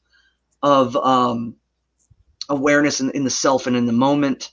So I do occasionally practice a form of, like, I guess what would be like runic yoga or stavr. I do it with intention of different purposes. I do movements and breathing, and my ultimate purpose is to understand my awareness of breath and presence. I also do movement in order to, I guess in a medical sense, to move the lymphatic system. So, I mean, it could be as very material as that, and in enacting these positions of runic symbolism. And while doing that, I breathe. Also through meditation, oftentimes too, incorporating bits of poetry or writing things down, especially when it comes in relation to worship to Óðinn or to Bragi. Composing poem, whether it's like in Fornidislag style or just in general, I think is a great way of devotion. And then oftentimes burning them and just never really, maybe they bleed over in other expressions of art, but that singular moment is gone. That's a gift completely given in kind of a devotional prayer or written sense, given out. And I just offer that up in hopes that it is taken. I'm not saying that it is, but I hope that it is, or at least that it's, again, placed out into the web or the well. And I think also too, in reading and in the murals, I say a little, I guess a prayer, and I mean, I'm using this over and over and over again, but a kind of restock, a reperception, a breathing moment, the idea of going forth and then interacting in a space with the intention of not losing focus and with the intention of being connected, not losing sight of the grandness of the All-Father. And so even in the mundane, sometimes it's just a moment, a stop, a pause, kind of, okay, I have the breath of Óðinn within me. I do this service in intention as being like a willful moment, a pressing forward in the world, in weird. At this time, at this moment, I'm focused on it, and this is what it needs to be. And sometimes I have to reiterate that because you get lost in things, you get distracted. There's so many things. So I find honoring Óðinn as a refocusing moment of severity is a thing I often find myself doing. But yeah, that's. So I don't have a profound answer to that. Most of my personal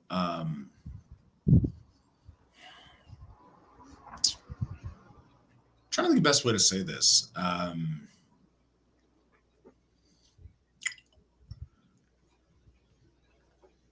suppose a lot of my personal religious expression is fairly simple.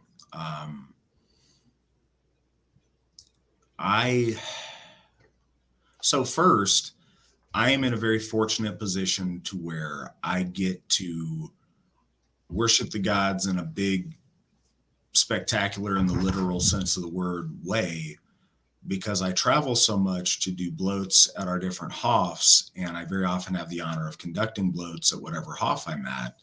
So I have a lot of time of interacting with the gods in a big, loud, very public way. When I interact privately with the gods, it's, in front of my altar, I will light some candles, I'll burn some incense, and especially as it relates to Odin, I come to Odin very often in thanksgiving for the blessings in my life and for my position in the AFA and for victories that I've had or that we've had together. I ask for his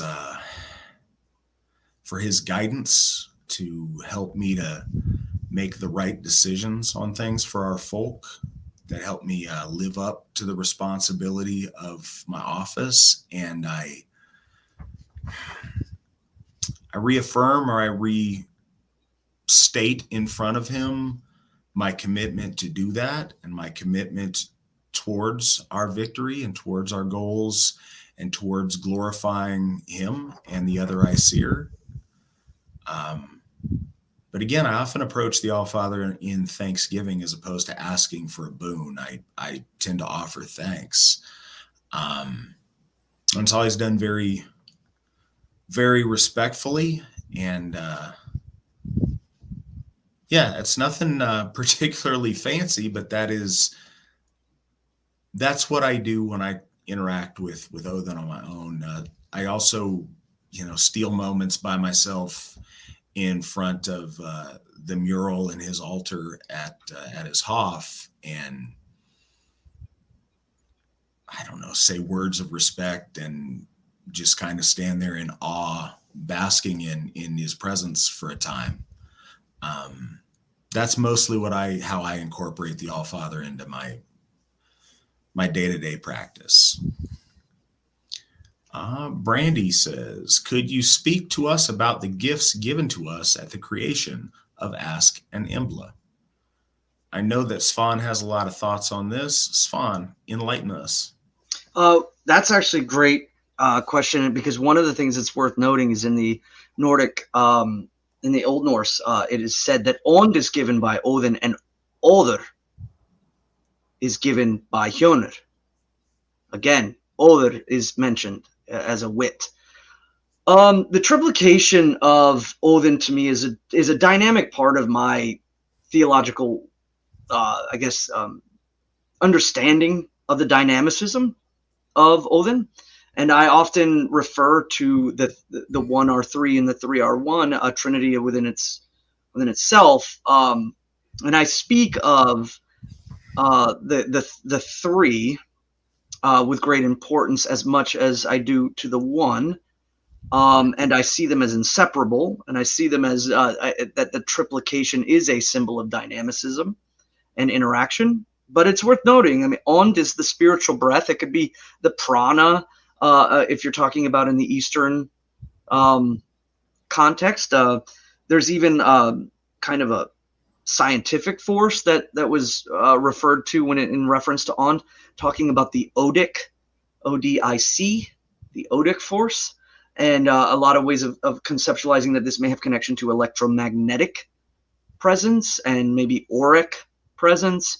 And I see a connection there, but what we're deeply talking about is the breath, the animation of the transference between the first step and nothing, which is a huge step. And so when we talk about Ask and Embla, it says they're unrooted and unfated.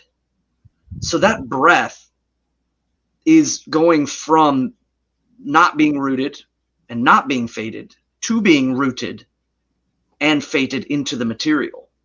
And so I think that is very important in understanding. I think some people see the shaping of the wood in somewhat of a literal sense, and I think that there's obviously deep poetic allegoric connections between wood and humanity or flesh, and there's lots of kennings in reference to this, in which Odin's oaks are oftentimes referred to, or Odin's ashes are speaking of the ash tree, or speaking of possibly the spears that the menfolk are holding.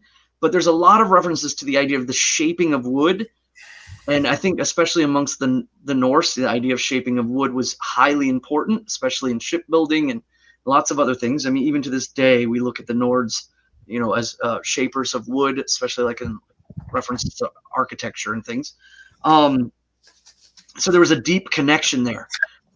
So once Odin gives Ond, he takes from unfated and unrooted to rooted and fated. And they have within them that divine spark, that animation of life. And that's deeply powerful. And what makes dynamicism of a god very powerful is the ability to broach between cosmic and material. And you don't see it manifest very often. I think that when we see it in the stories, if it's Thor, the Storm Father, and we see his interaction as energy, in the storm, this physical management, this is powerful. But when he gives Ond, he gives breath, and he gives animation, and he then proceeds to move them into the fated state. The ability for humans to understand their animation is first and foremost, I think, important. But then Odur is kind of translated as wit or an intellect or an awareness. I often like to conceptualize that along with the idea of the rush of consciousness, there is also a sense that makes us different from animals, in the sense that we can now mentally project ourselves into a state that we don't exist yet. that we don't seem to see that very often amongst, like it's hard for us to conceptualize that, or scientists are even looking for it in other animals, for their ability to project themselves into a place that they've never been, or that's the communication that they might be having with, say, an elder animal might be telling them based off of their experience in the past. So now we can project ourselves into a forward movement, into a place that doesn't exist. I can conceptualize myself being somewhere or interacting with something, though I've never been there and I've never interacted with those things. And those things might not even exist when I get there, but I can conceptualize that maybe they are. So that's an interesting thing when we talk about the Odur and the sudden rush of consciousness. So I think that's where that fury of Odur. And then lastly is Lao. And Hjonur gives Lao or they. And when you look at the two differences between, like, say, the prose Eddas and the Eddas, is that the references to Óðinn, Vili, and Ve. Óðinn, of course, fury, or the sudden rush, and Vili being will, the ability to project into, and Ve, holiness, wholeness, and how those two words deeply correlate with each other. And so holiness and wholeness are one in the form of the body. And I think it's important that when we look at wellness and wholeness, we see when there is dis-ease or when there is something wrong with something, it is not whole. And so we see a paragon of health as being wholeness. So when Hjonur gives Lao, he gives shape, color, and the wholeness of body, the wellness of being. And so, or in essence, the shape of. And so I've always taken that when we look at Óðinn, Vili, and Ve being the holy space or the wholeness of space, it's very, very, poignant that the as they are given, that's the order that they are given in. So we see this kind of grand connection to weird, this grand connection to the cosmos, the grand connection of fate, and to be rooted in things. And then we see intellect and body and shape and color added next. The truly powerful dynamic part of Óðinn being able to take a piece of himself and make from that which is not into something that is, taking a kind of piece of himself is deeply important. And that takes in our stories in the form of the breath. You cannot see it, but it is clearly something that is within you and then comes from without, or comes through your mouth, or as Óðinn is in the Anglo-Saxon rune poems, like the mouth of the river, that which flows from him. And then suddenly the vessel is filled, it is shaped, it is given intellect, and it is given color and movement in the entirety of it all. So I think that's my take on the three gifts that are given. There we go. I think that was comprehensively covered. Random side note, Steve Mundy likes my haircut. Svan just gave me a haircut last weekend at Winter Nights. So thank you. A compliment for the both of us. Yes. I'll take it. There you go. No, you guys may not know this. Svan is a barber, and at Winter Nights is kind of a tradition, and at some of our other events, but at Winter Nights for Svan to sit on the deck or in some kind of gathering space of the men, and we can kind of have a little impromptu barbershop experience there for as long as Svan is willing to cut folks' hair. And it's kind of a fun thing. I think that we all really enjoy it. It gives the men a chance to sit around and talk about stuff, and I don't know, there's something special about it, but we appreciate you doing that for us. He spent an awful lot of time doing that on Friday. So thank you. 11 to 9 p.m. or something like that is what somebody told me. I didn't even realize the time. It's about a 10-hour day. It's a lot of haircuts. It was a lot of haircuts. So Christine asks, what do you suggest for those seeking the wisdom of Odin? I would, steal an answer from Odin, from the Havamal, and say that it's best for man to be middling wise.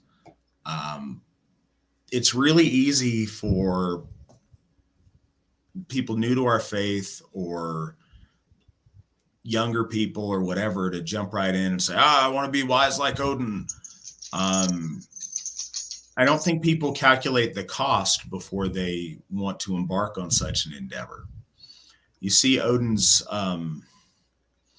his quest for knowledge and his quests for that are harrowing. They're painful. They're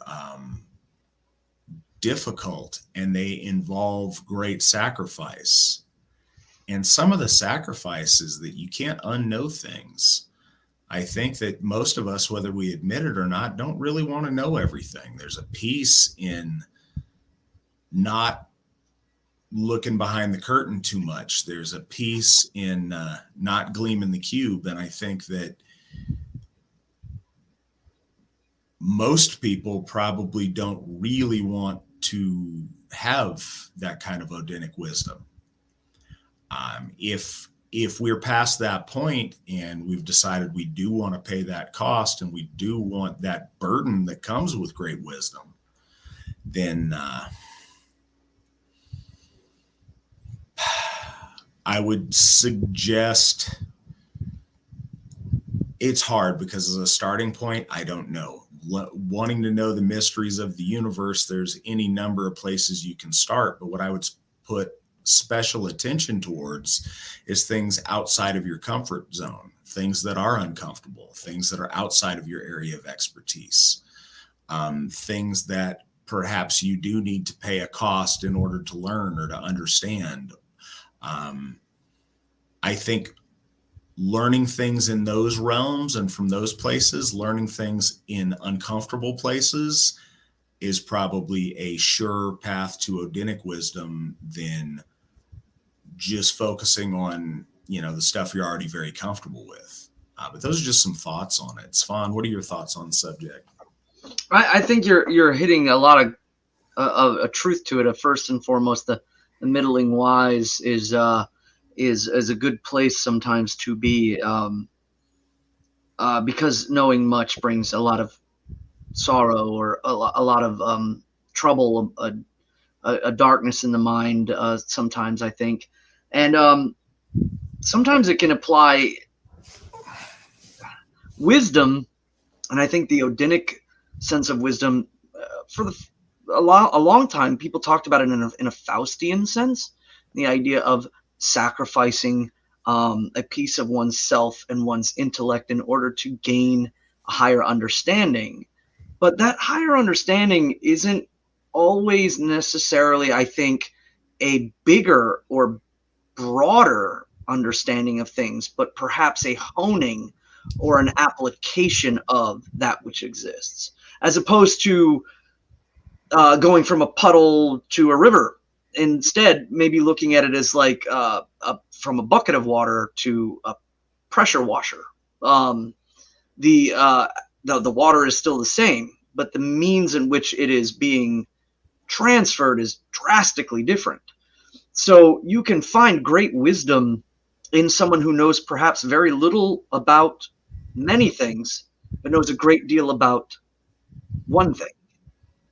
And so I think that the interactions that Odin has with others, other forces, he interacts with them understanding the application in which they project wisdom, the application in which they apply their wisdom, the presence of where it comes from and what they're intending to do with it. I had a friend, and I always remember this, is like truth isn't like some eternal flame. It's a pizza. This is what my friend said. It has to be delivered at the right time. And so the idea is that, like, when people are hungry for things and you give it, it's readily consumed. You place it down at the wrong time and everybody ignores it. And we can see that sometimes when we have this truth, or we have some concept of that, or a lesson that we've learned. I've learned many great lessons in my life. And if I meet somebody, the only thing that really initiates me to even speak upon it is perhaps there's some sort of similarity with that the person I'm talking to is experiencing something very close to the thing that I experienced. So the initiation of knowledge and the interaction of knowledge is, I think, also deeply Odinic. And so it doesn't necessarily always mean the quantity, as it does mean the delivery, the timing, and the application of that wisdom.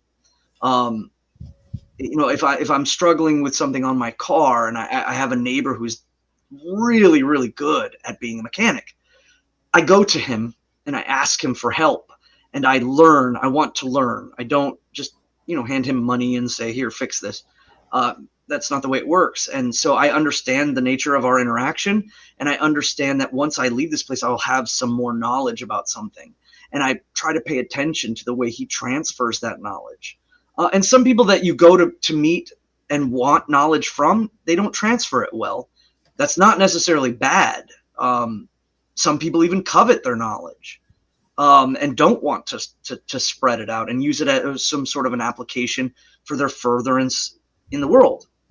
But so understanding what wisdom is, how it is applied, and where it comes from, and having the perception or the ability to observe those things before the onset is deeply Odinic too. There's more than just the wisdom itself. There's so much more about going in and coming out, and then again reapplying.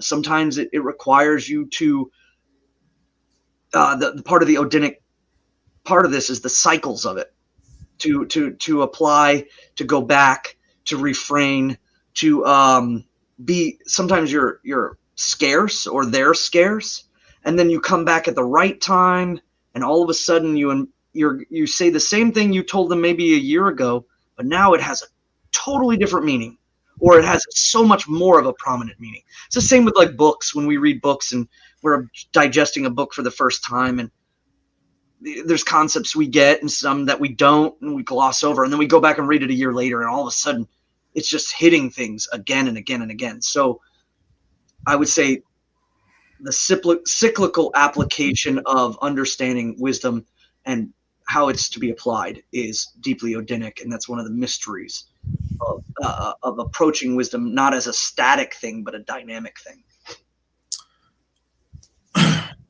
Well, before we go much further, we're at just past the top of our second hour. I guess we're starting out hour 3 as it were. Figured I'd mention something. If you guys are interested and you want to help out, we really appreciate y'all's generosity. It's how we're able to do good things.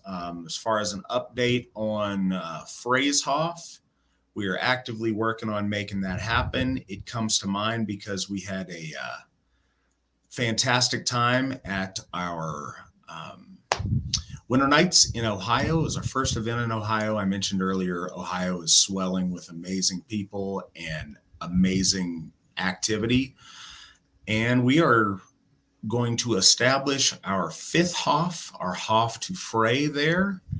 And if you guys would like to help us make that happen, we need money to do it. So please consider donating to that cause. And the more we have generous folks, the faster that'll become a reality. King of Cheese says, well, here's one. What is the significance of the number 3 in Aryan cultures? And where does it come from? Why is it considered so important? I'm glad you asked that, Tony. I think some of these questions you guys are hitting right in Svan's wheelhouse on some stuff he's been thinking about a lot lately. And I think this is one of them. Svan, what are your thoughts on the sacred number 3 and why that's a thing in our mythos?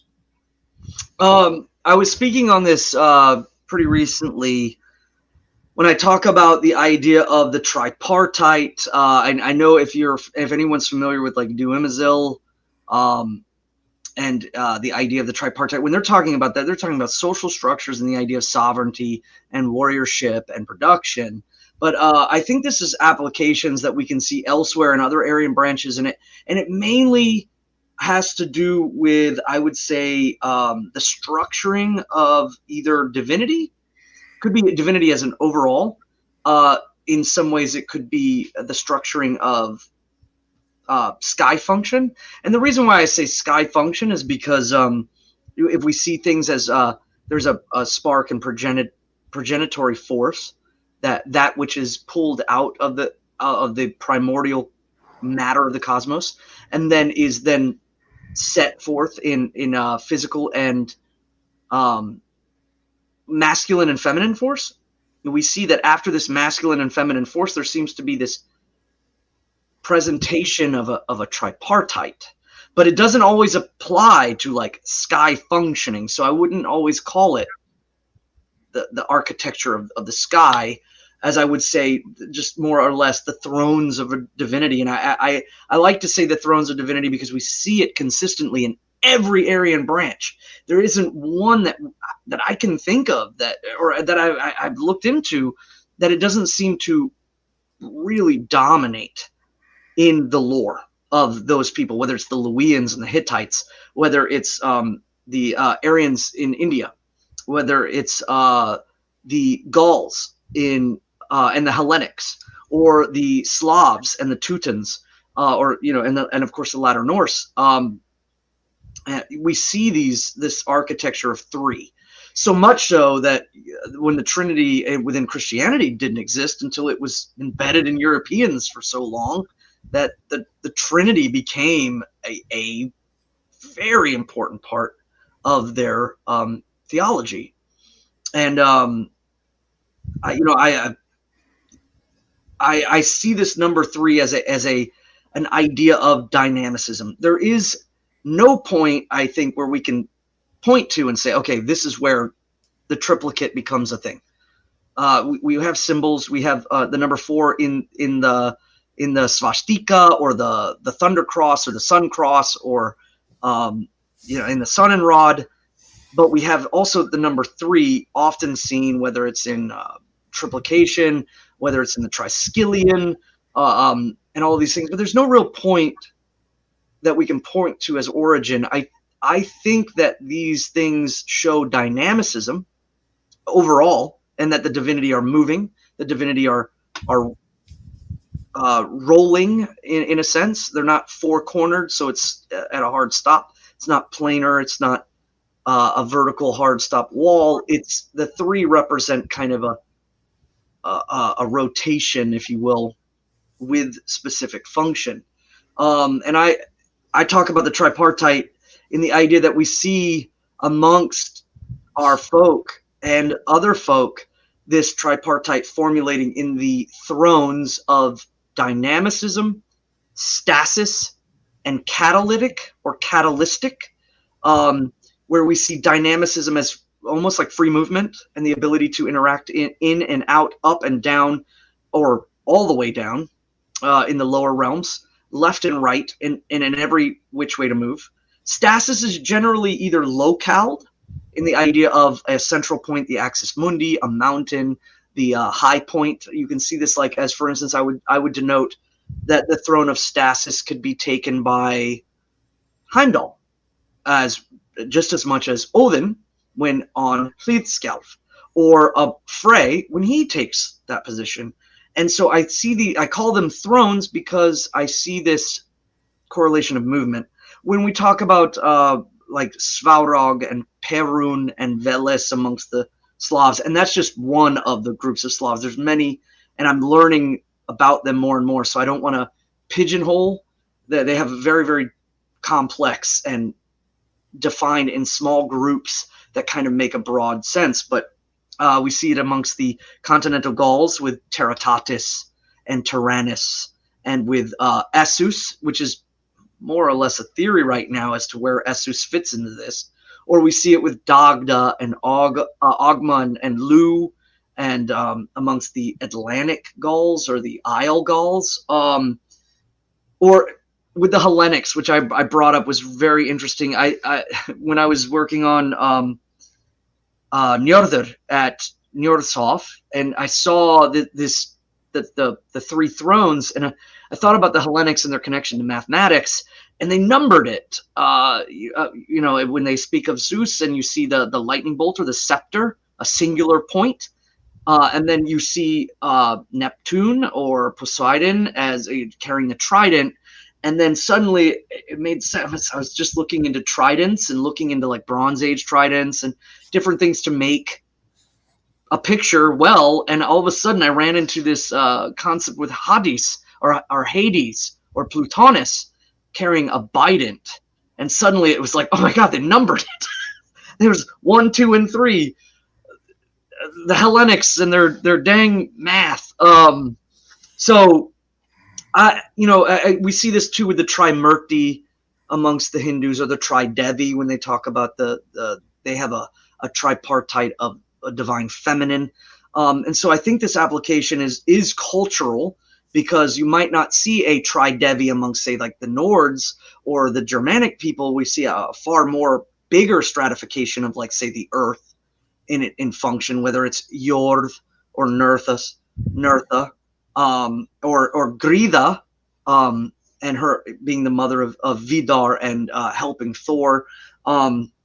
We see Gerda, and we see Frigga, and we see Skadi, when the connections to the mountains and all of these things. So we see a huge plethora in the feminine amongst our people, but perhaps that's not the case amongst another people. So I call these the trifurcation thrones as like kind of an application that may vary, and it causes a lot of confusion between people, and they try to correlate things, maybe not understanding that, like, for instance, Hades is, I would say, in a stasis sense, amongst the Hellenics. So that throne is a stasis throne. And but I'm not trying to jam the gods into any particular format. I'm trying to observe and just see in a way to correlate, maybe map out some things, based more on the observation as we go. Different, like a difference between a sailor and a cartographer. A cartographer gets maps from others and interviews, bits of lore from sailors that may have seen things, and they place them down, and they write them out, and they take great care in creating these maps. But it's the sailor who observes and sees things and then proposes the idea, or at least acknowledges the moment of it in realism, but not in a definitive sense. I'm not saying that this is an absolute. This is more or less a guideline, a reading of the currents underneath the ship. So, the number 3, I think, is a number of dynamicism. And when you see the dynamic throne, it's oftentimes triplicated amongst itself. And so, again, showing even more dynamicism. And so I think 3, 6, and 9 are a compounding of that trinity and are very, very powerful. But if we were to break it down into the 3 and see it in separate, we would see catalysm, the idea of being able to move through the edges of things and up and to the material, which we see like with Thor. The dynamicism with Óðinn, being able to move in all manners of ways, and then of course, like in stasis, whether we see it in Tyr, or whether by losing his hand and losing his ability to wield the sword, or we see it in Heimdall when he's upon Heaven's Mountain, or Frey when he takes Hlíðskálf and suddenly, he sees, and right afterwards he immediately goes into stasis. He closes down. In the story, he goes into his room. He locks the doors. He shuts the windows. He's in a deep state of non-dynamic movement. So that would be my take on the number 3. I've got a lot of stuff on that, but I could ramble about that for a very long time. Yeah, I think 3 and the multiples thereof, we can find them in so many different circumstances. And I think in each circumstance, we'd have a little bit different angle to express on this. But I think that it is an idea of balance and wholeness, an idea that things are multifaceted and coming from different parts and different places. In polytheism, life is complex, and it's made up of so many different factors and angles that really add depth and beauty to life that you don't get in the same way in a monotheistic belief system. Nick had a question. Oh, go ahead. I did want to point out, like, certain things that we can see triplications in is like with Kvasir. Kvasir is singular, or he's a component that's brought together by the gods and the unification of the gods, and then he is separated into a triplicate and then taken from that triplicate and moved dynamically throughout creation is, I think, important. Or when we see the tricking of King Galfi, when he goes into the Hall of the Aesir, there are 3 thrones there. There is high, even high is how it's kind of directly translated, but it means just as high. And the third. So again, we see that triplicate. It's everywhere. So very significant. We see it with the Nornir. We see it. And again, that balances, it creates a spatial aspect to time. It creates a past and a present and a future tense. That triplicate adds dimension and context to map out the space that something occupies in a lot of ways. Nick's question, a question spurred from the conversation in chat: is there coincidence? Are all things the working of someone, something, or some things just random acts of life that somehow seem linked? I would say that, sure, some stuff is coincidence, but nothing is random. And when I say that, I'm talking about from the perspective of the individual. Everything that you come encounter towards doesn't necessarily have a syncretic meaning to you or to your life. Sometimes you're an observer in other things outside yourself that don't have a direct relevance to yourself. But I think in a microcosm, all of those things are intentional because they're all the results of all of the things that have come before them that have put them in that place. They take place in that tapestry. Nothing is random. The butterfly effect is real. Something very small may send out ripples that affect something major. And I think what's important to take note of, and so I guess in that sense, there's no such thing as coincidences, but there's some things that are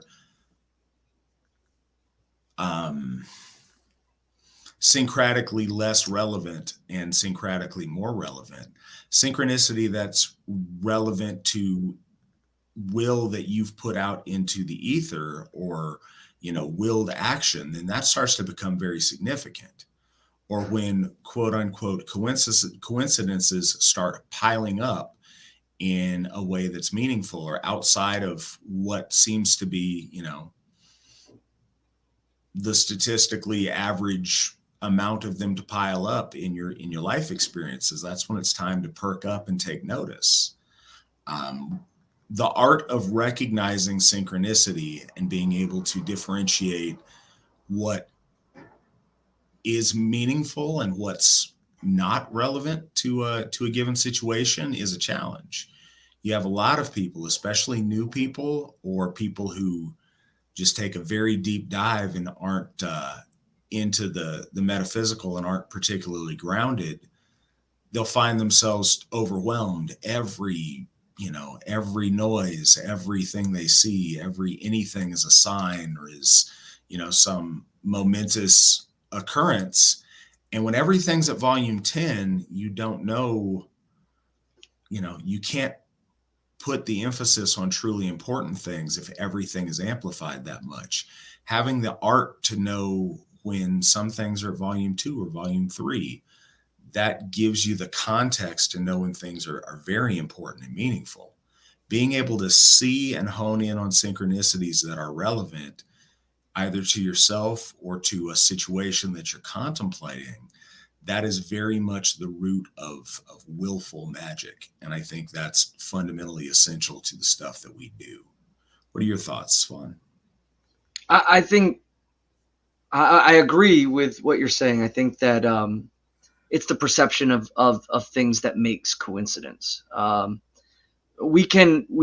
we can, you could be standing on one end of a great body of water, and you're pouring water into that water, and it creates ripples. And those ripples, the laws of movement and things that are displaced and are going, and I throw a rock on the other end, and that creates ripples. And then somewhere in between, there could be an item like a leaf that gets rocked from both ripples, causes some great movement.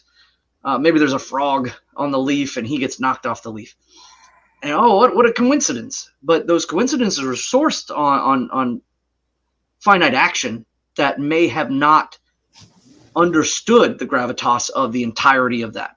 So when we perceive that moment as coincidence, but yet all things, like you said with the butterfly effect, they do source from something. It's just that their outcome and intention may not be fully aware, and depending on how disconnected we are to the moment, we could perceive all of these events as being simply coincidental. But I don't take much stock in that. It's just our lack of awareness. Our lack of awareness and our perception in the moment that makes us allude to what we call coincidence.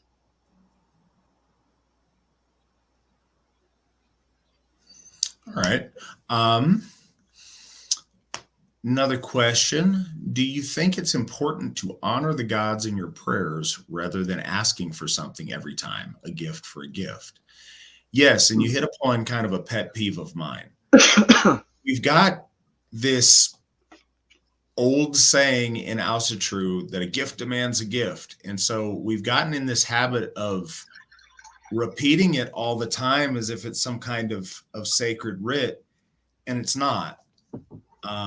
Yes, the rune Gabo implies that gifts are reciprocal and there's an equilibrium in exchange. But a gift for gift, the gods don't owe me stuff. I owe the gods lots of stuff. To go before a deity and demand that they repay you for a couple teaspoons of mead that you pour out is ridiculous. And it's not only is it ridiculous, it's offensive. The gods bless us in tremendous ways all of the time, and approaching our gods with an attitude of thankfulness and of wanting to exalt and honor them is extremely beneficial rather than always coming before them with your hand out. And if you look at the magnitude of the exchange, the gods don't really need the little things that we individually offer them. If we offer them in the right attitude and in the right way, they're appreciated, or they can be appreciated. But the owned Odur and law, we appreciate every single day through our existence. Us being here and existing and having the vital life breath that we have is worth far more than I burnt 50 cents worth of incense on the altar and gave you a shot of mead. Where's my stuff? And I'm not being silly, but I mean, play that out in your mind. How offensive is that for some random dude in a circle to start yelling about how a gift demands a gift, therefore give me your blessings? You don't tell the gods what to do. How dare you presume to tell a god what you demand of them? And I know that it's become habit in our practice, but it's a habit that we need to break. Yes, exchanging things is important. The gift cycle is the key to our relationship.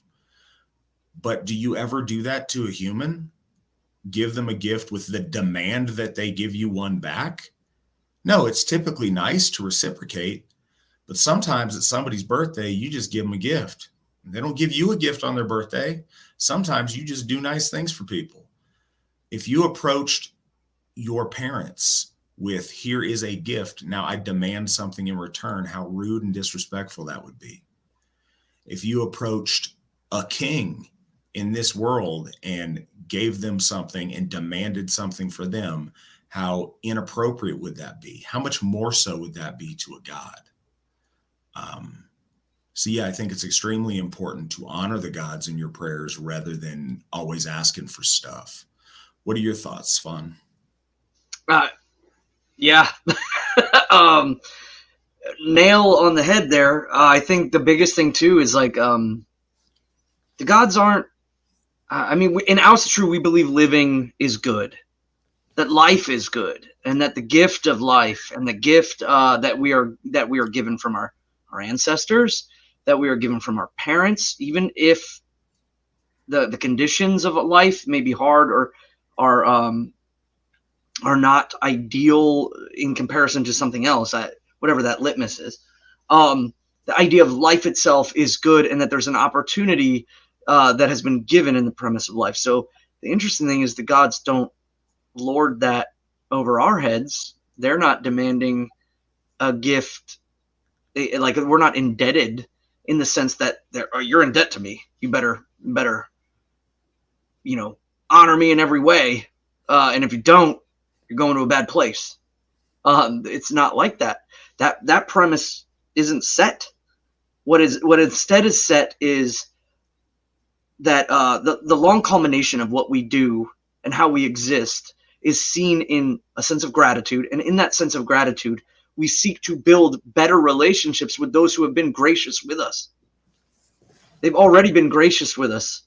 And they want to see us in our existence, how we interact, how do we live, what will we take, even in the worst of times, how will we act, how will we be. Our gift cycle is a reoccurrence of or a reemergence, a reapplication of an original gift cycle that was started by the gods, not by us, to the gods, started by them, and then we reciprocate, and then it creates this cycle of leaving avenues open, making sure that the pathway between the gods and ourselves are open, well worn, and truly, well, to be honest, worthy of being tread by the gods. We create the temples, we create our actions, we create the pathways between us and the gods, and we don't just wear them out. We build on them, we build around them, we make them bridges, we make them roads, we make them tunnels. Whatever way it needs to be done, we do that to make sure that avenue between us is always open. And that's what I think when we're giving to the gods is we're formulating and we're building those roads brick by brick by brick by brick, or wall or guardrail or pylon or skyway, whatever it needs to be. We're building that because the gift they have given us first is good, and so therefore we must keep those pathways open. It's important for us. If we don't, we die, like flowers that wilt in the cold. And I think they know it, so they do remind us every once in a while. I think they inspire us to reclamate these things and to go back and turn our heads and kind of pull us out of the muck of it all. But and again, that's another gracious gift that they give us. But yeah, the idea of asking strictly for something in return, I think is folly. I think that understanding that we do have need sometimes, and if the gods grace us with the wisdom of understanding and how to get past this need, it may not be in the form of like something, but maybe just leading in a direction, and that direction leads us to finding a resolution of that problem that we have. Then you're blessed by the gods. But if not, and you find it yourself, then you have proven to the gods there again that you're not expecting them to point you in the right direction. And sometimes they don't, because they know that your time for yourself is coming for yourself. All of these things these coincidences are wrapping around, and the waves that are being shot across this well are eventually going to interlap, and it may intersect. So sometimes them just knowing that is I think, enough for the gods to not interact, but necessarily to just wait, and you find that blessing, and they know it's there. So I don't recommend always coming with the obligation of receiving something. As they say, beware of someone who gives over much. They're trying to put you into debt. The gods did not put us into debt, but we should still be aware of the gift that they've given us, and we should keep the roads between them and those who give good gifts readily open, constantly tended, and never overgrown with weeds. So, what's Odin's purpose in hosting Loki within the halls of Asgard? How would you expound upon the connection between them? If Odin knows the consequences of the relationship, why does he keep the oath? What are your thoughts on this, Svan?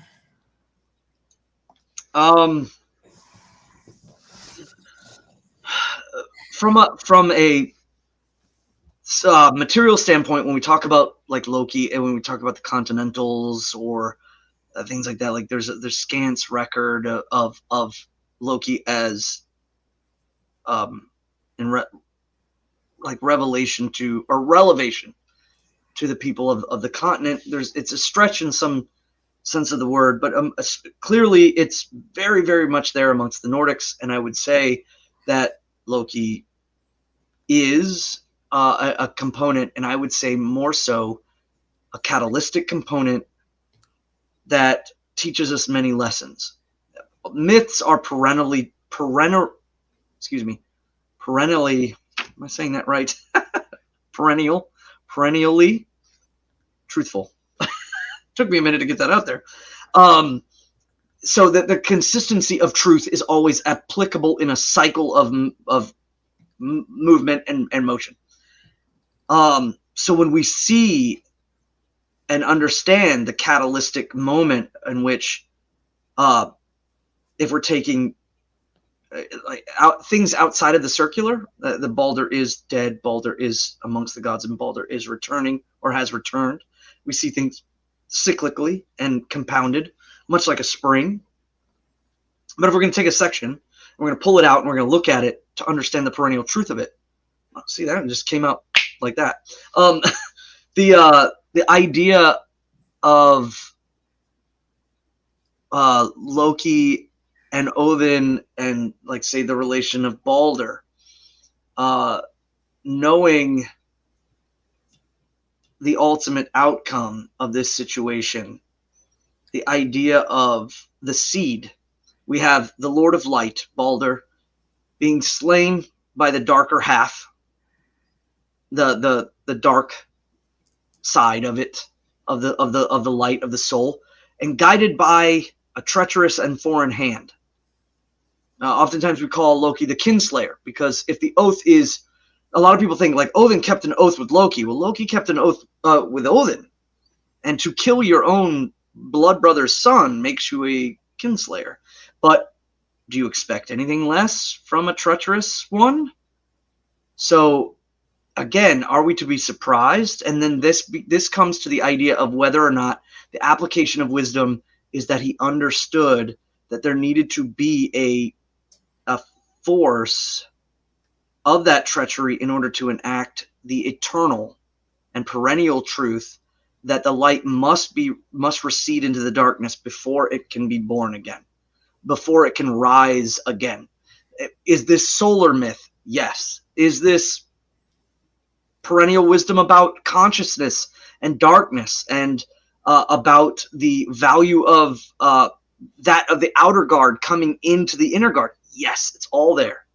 And how you digest that, I think, can apply in many different ways. If Balder is encapsulated, living, and risen, then so too is Loki enacting, bound, and released.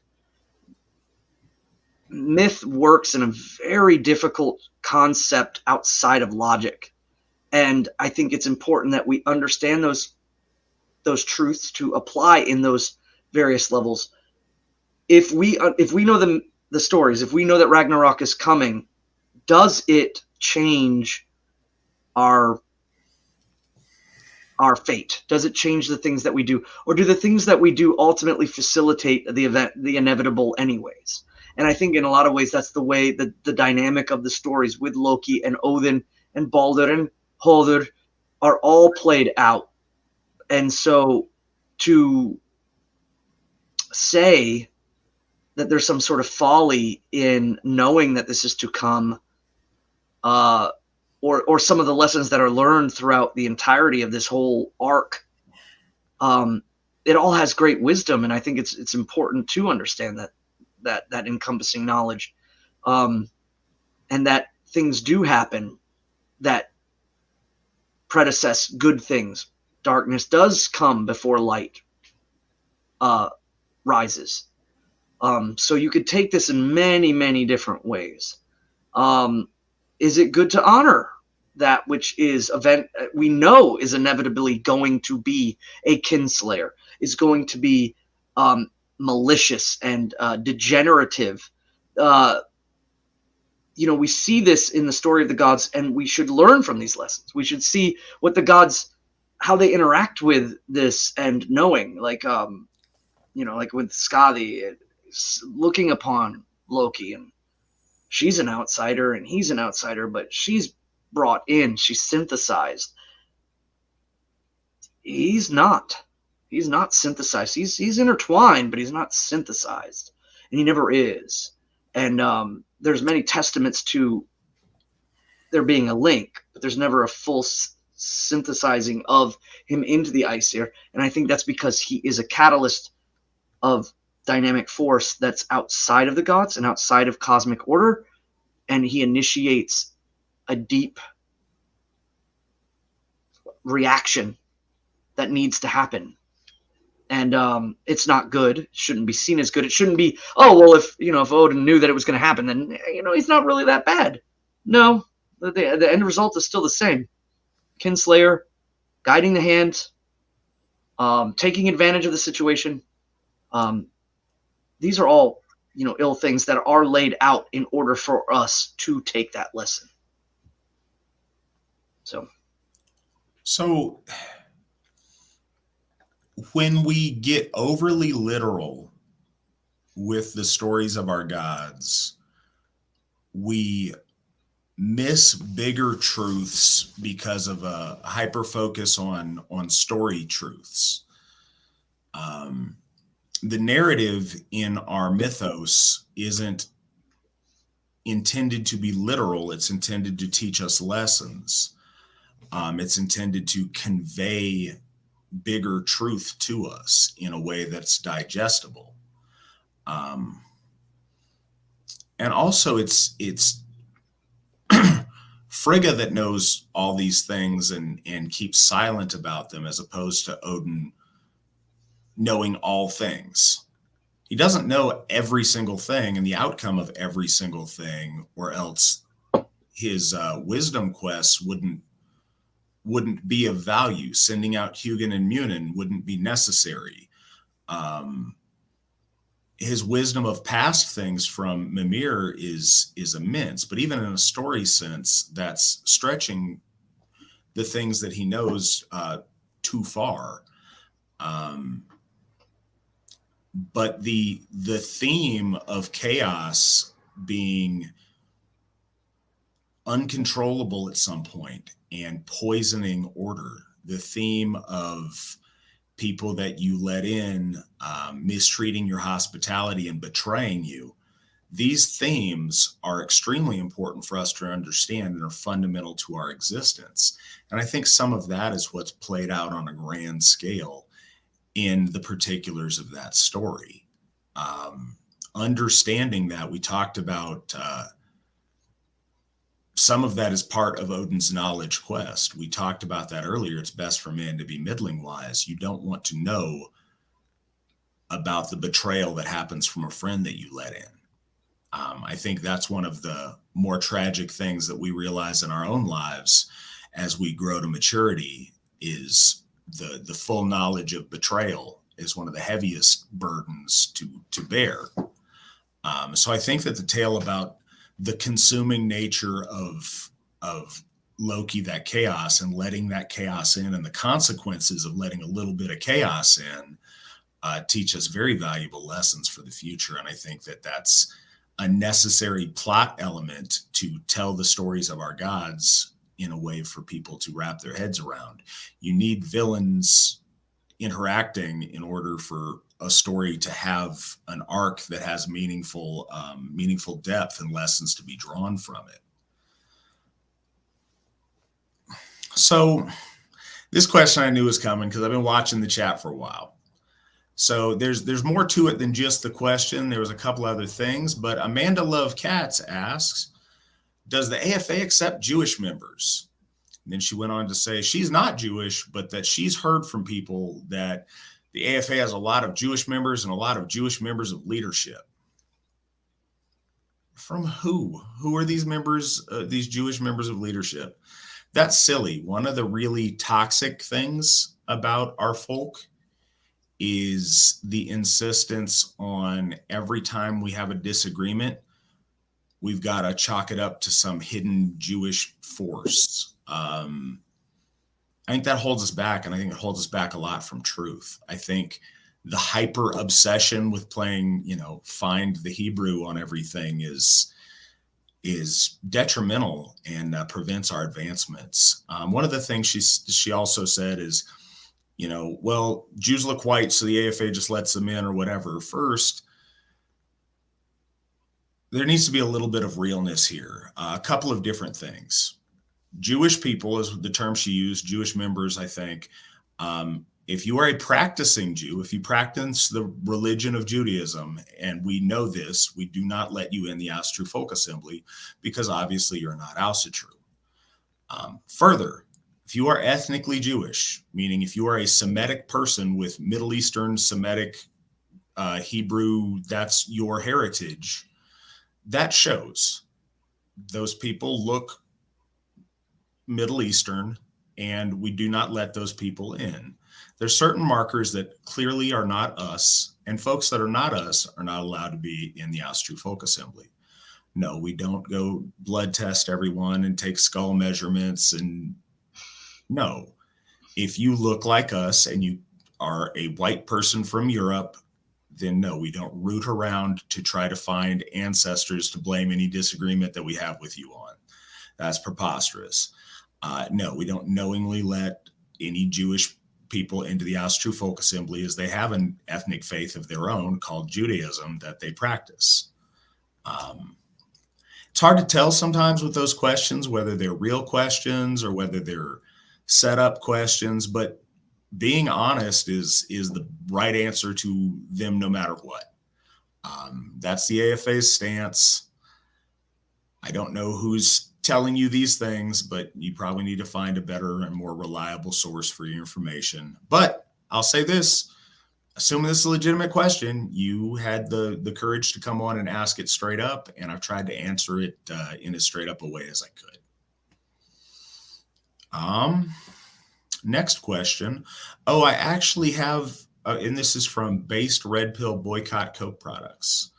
Oh, I actually have a question. Can you please sue the hell out of Marvel for all its petty or pretty boy multiculturalism Viking stuff and using the name Thor? No, we can't do that. That's not how lawsuits work. I wish that they didn't do that. We do not have a copyright on the name Thor. We cannot sue them for that. Marvel has utilized Thor in a commercial way since the 1960s, I believe.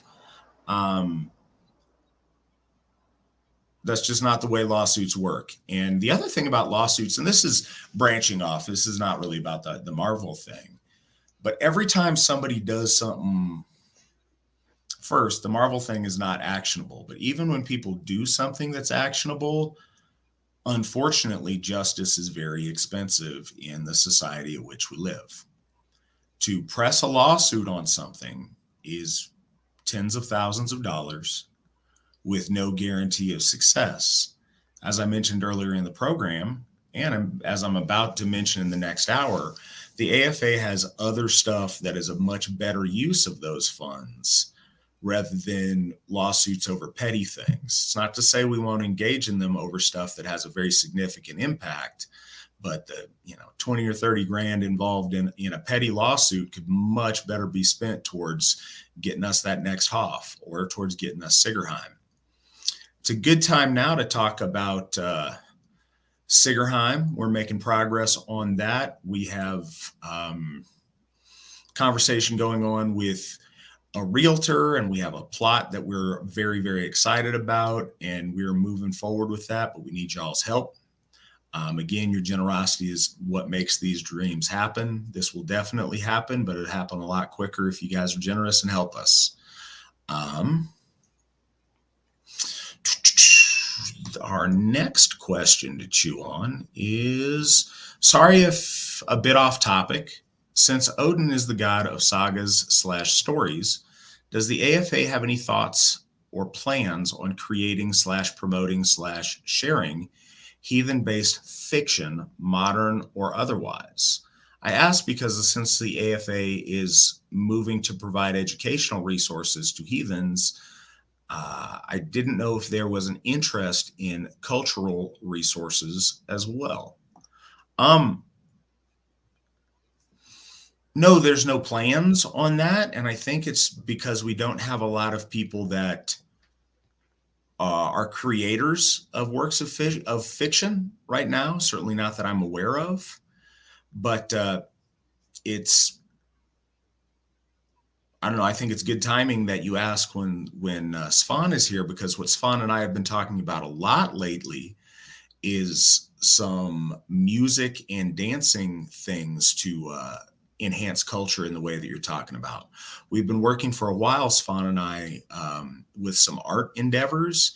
And one of the things we've been talking about, especially as Sigerheim is coming into fruition, is developing music and cultural dance. And I think I'll let Svan talk about that a little bit.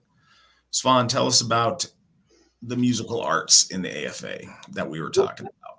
Well, a couple of things too. I think just to point out, when we talk about fiction, and let's say kind of been seeing like I forgot the name of the book. I think it's it's like a young boy and he's interacting with the Hellenic kind of pantheon stories.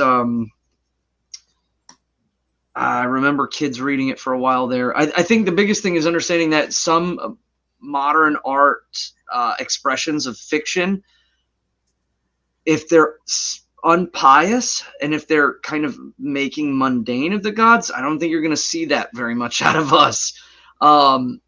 However, if there was to, say, be a fictional story with a plot in an entirety of itself, and one of the, maybe the main character is devout to the gods, and there is some showing of his devotion and how he does these things, and that's kind of a side point to the overall arcing story, I could see that coming.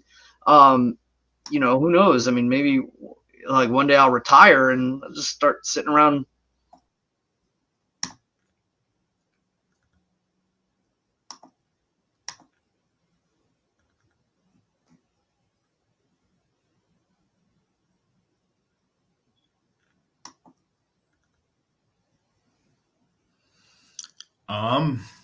Can folks hear me? Svan cut out and I cannot hear Svan or the last part of his answer there.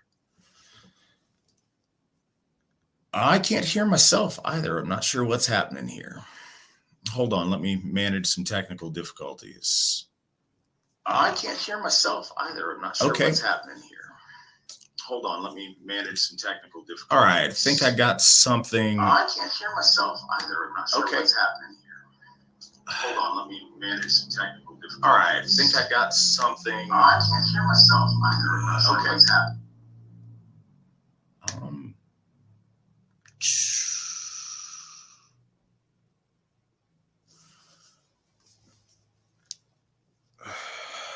One second, guys. I'm sorry if you can still hear me.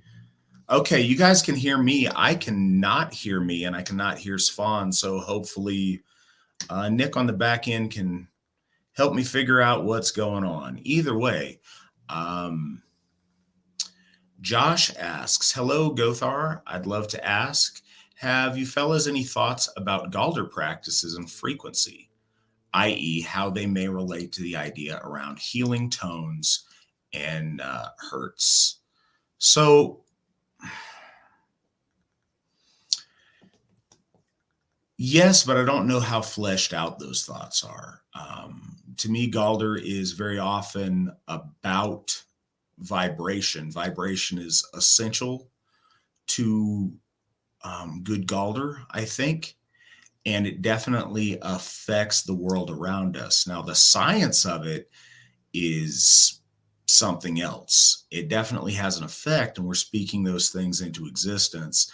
And it does have a resonance that can more easily put folks into a meditative state, certainly. I know that we do, not for a specific vibrational frequency thing, not intentionally that way anyway. We do absolutely Galdr during all of our healing rituals I've ever been a part of. Galdr is a huge part of that, specifically around the rune Uruz. But I'd like to hear what Svan has to say on that. He has disappeared on my interface because, again, I'm having some technical difficulties. I am not sure if he is up on your end or not. Svan is gone. So, okay, that may be part of what is going on. I'm going to hope that Nick can handle that on the back end and we can get him back. If not, I'll try to continue answering your questions.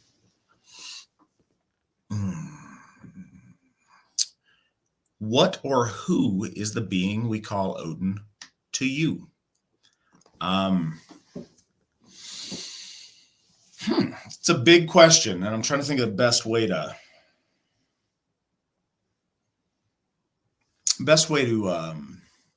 encapsulate that.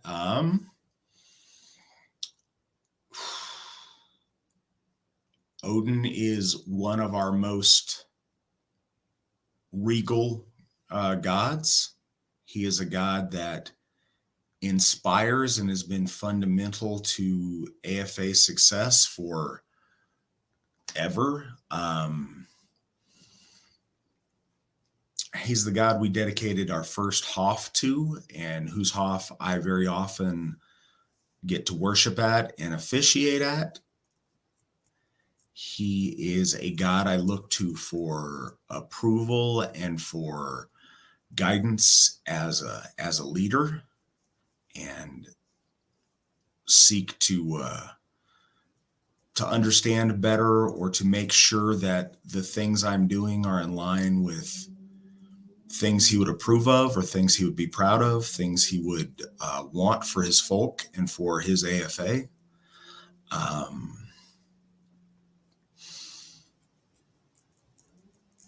He is one of, I'd say, a driving force in inspiration and in pushing us forward to accomplish and to win and to be victorious.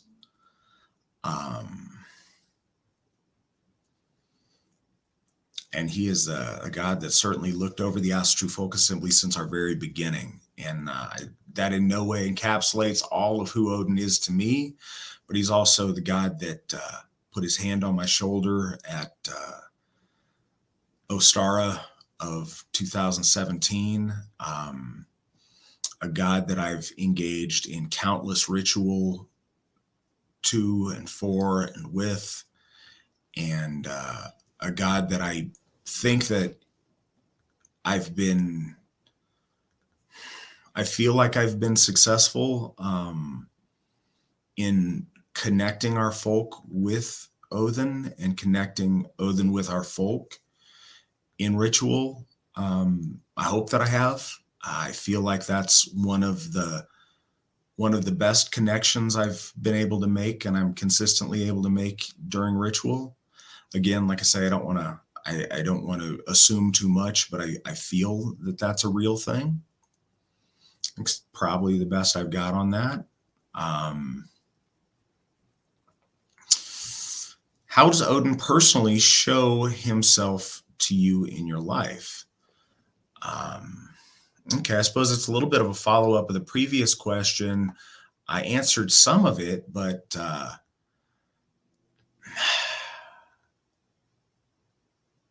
Odin shows himself in my life through blessings that he bestows upon us as the AFA. Sitting at the helm of the AFA, so often people ask, Matt, how are you doing? And the only answer that I know to give is, well, the AFA is doing great. Well, the AFA has got this going on. Well, we're doing this in the AFA. The separation between myself personally and the Asatru Folk Assembly, those lines are irrevocably blurred to where it's one equation. So I see Odin's interaction with me in the way that he interacts with the Asatru Folk Assembly. He interacts with me often because I have the blessing of being able to officiate ritual towards him frequently and presiding over things at his Hof very often. So in the feelings and the blessing and the inspiration that occurs during those things, he interacts with me in that way. And he serves as a constant reminder of duty and of need to win and need to achieve as I approach him on my altar. So I think that's a way that he reveals himself in my life.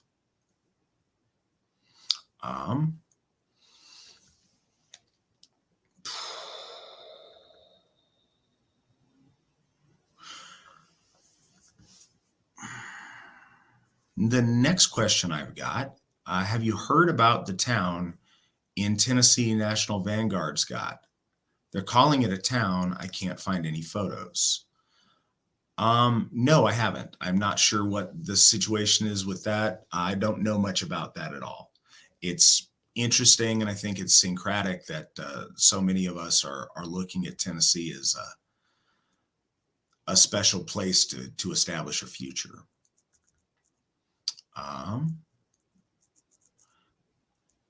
All right. So you've got a question. Jason Stewart has a question about pet peeves. He's asked one of Svan, but Svan is not with us any longer. So what are my pet peeves? They are legion. There's a lot of things that I could say there, and coming to mind right now, not a ton, because I'm in my happy place. This is what I love doing, and I'm in a very positive place right now. As far as pet peeves, I don't know. I mentioned earlier the old saying about a gift demands a gift. That's a pet peeve of mine. Within our folk, a lack of piety and are people not treating the gods with the reverence that our gods are due is certainly a pet peeve of mine. Shoot, I have a ton of other, just random nuisance things during the course of a day that are pet peeves, but I don't think any that are really worth mentioning right now. And looks like with that, we have 2 more questions that I see. So if Svan gets back, we'll continue with him. And if not, I will answer these last questions and bid you guys good night. Question for me, what is your stance on fate? So that's an interesting one.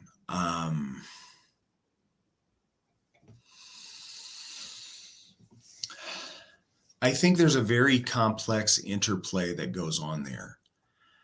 I don't believe in locked in stone fate because I think that circumvents all of the meaning of life. We absolutely have free will, and you might have a destiny in the sense that you are projected towards something or that you are foreseen as ought to be able to do something. But you can shirk the responsibility of your destiny and fall flat on things you are poised to be great at doing. If everything is completely preordained, then there is no success nor failure. Those things add so much context to life. I think they're essential to any any conception of life that's real. That being said, I think that's reflected in the names of our Nornir. Erd translates very well to past, or that from which other things come. Verdandi translates very well as present and in the moment. But Skuld is the same root as should. It's not things will happen X way. It's things should happen X way. And you can judge by past and present what projections you're projected towards in the future. And you can work within those currents and within your destiny, or you can alter things, or, check out and not be part of your destiny. You still have options, but there's certainly, with the weaving of things, forces at play to move people and events in certain ways. And those are very powerful forces.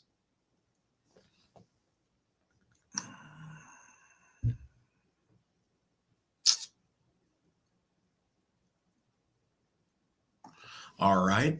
So another question, could I possibly expound a bit on Odin's role in the wild hunt? A little bit. During the spooky part of the year, when the wild hunt rages, Odin, in different traditions, they describe it differently. And sometimes they even describe different leaders of the wild hunt. But the idea of Odin leading ghostly souls through the cold and windy winter woods in search of people who are out when they shouldn't be, and hunting and reaping,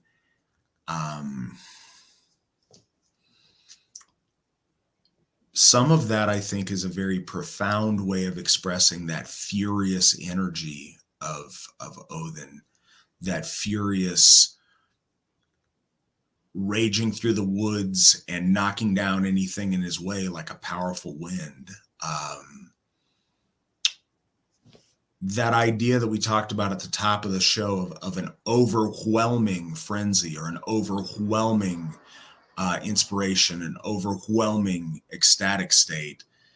This is a time where Odin rides free through the wilderness and through the woods and through the dark places and through our minds and through our hearts. When Odin is on the ride in his furious glory through the darkness of winter, it is a magical time. But again, as the stories show, it's a time to be very respectful and not nonchalant about going out into the world and letting things happen. It's a time to be very reflective and very careful. But it's also one of the most sacred times of the year. It's when we're closest to our ancestors. It's when we have our highest, times of celebration. It's literally come down to us as the holiday season. But yeah, there's that other that draws closer out in the world and out in the woods. How can I tell what gods are reaching out to me? That is a very complicated question, and it's one that I think a lot of people have. I know that myself, I have that question sometimes.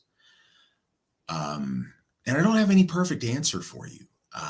So much of the answer to that question relies on your personal intuition, your personal feelings, things that only have a context or a relevance to you. And I think the more accustomed you become to our faith, and the more you build relationship with our gods, the more you'll pick up on what things feel like which of the gods. But there's no such thing as a really good answer on that. Sometimes you'll have a dream or a vision, or something will occur to you that's very specific. And you're very fortunate if you have that. More often than not, these are feelings that you've got to interpret for yourself the best way that you can. Svan has returned. Let's backtrack a little bit, because there was a question specifically for you. Hey, Svan, what are your pet peeves?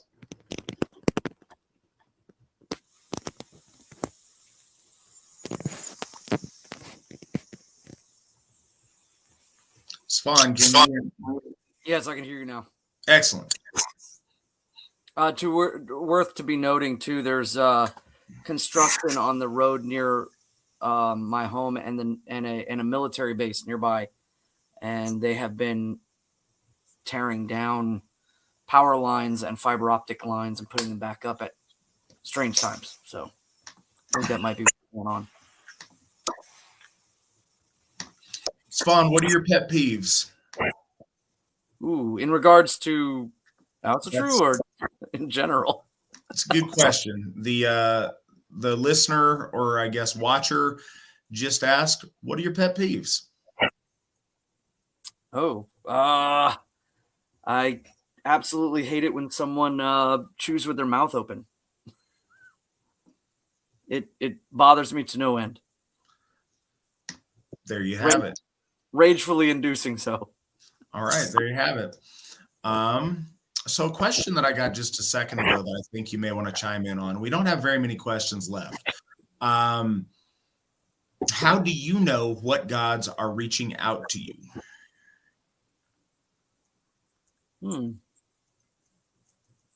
I think this would be in correlation to multiple things. It could be, again,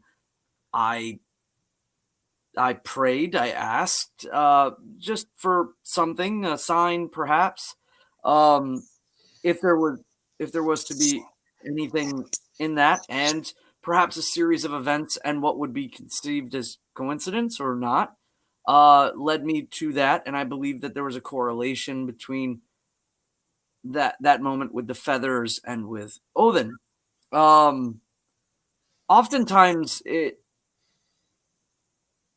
can be seen, I think, more so through symbology or the breaking of the mundane. The breaking of the mundane is the thing that really, really shows.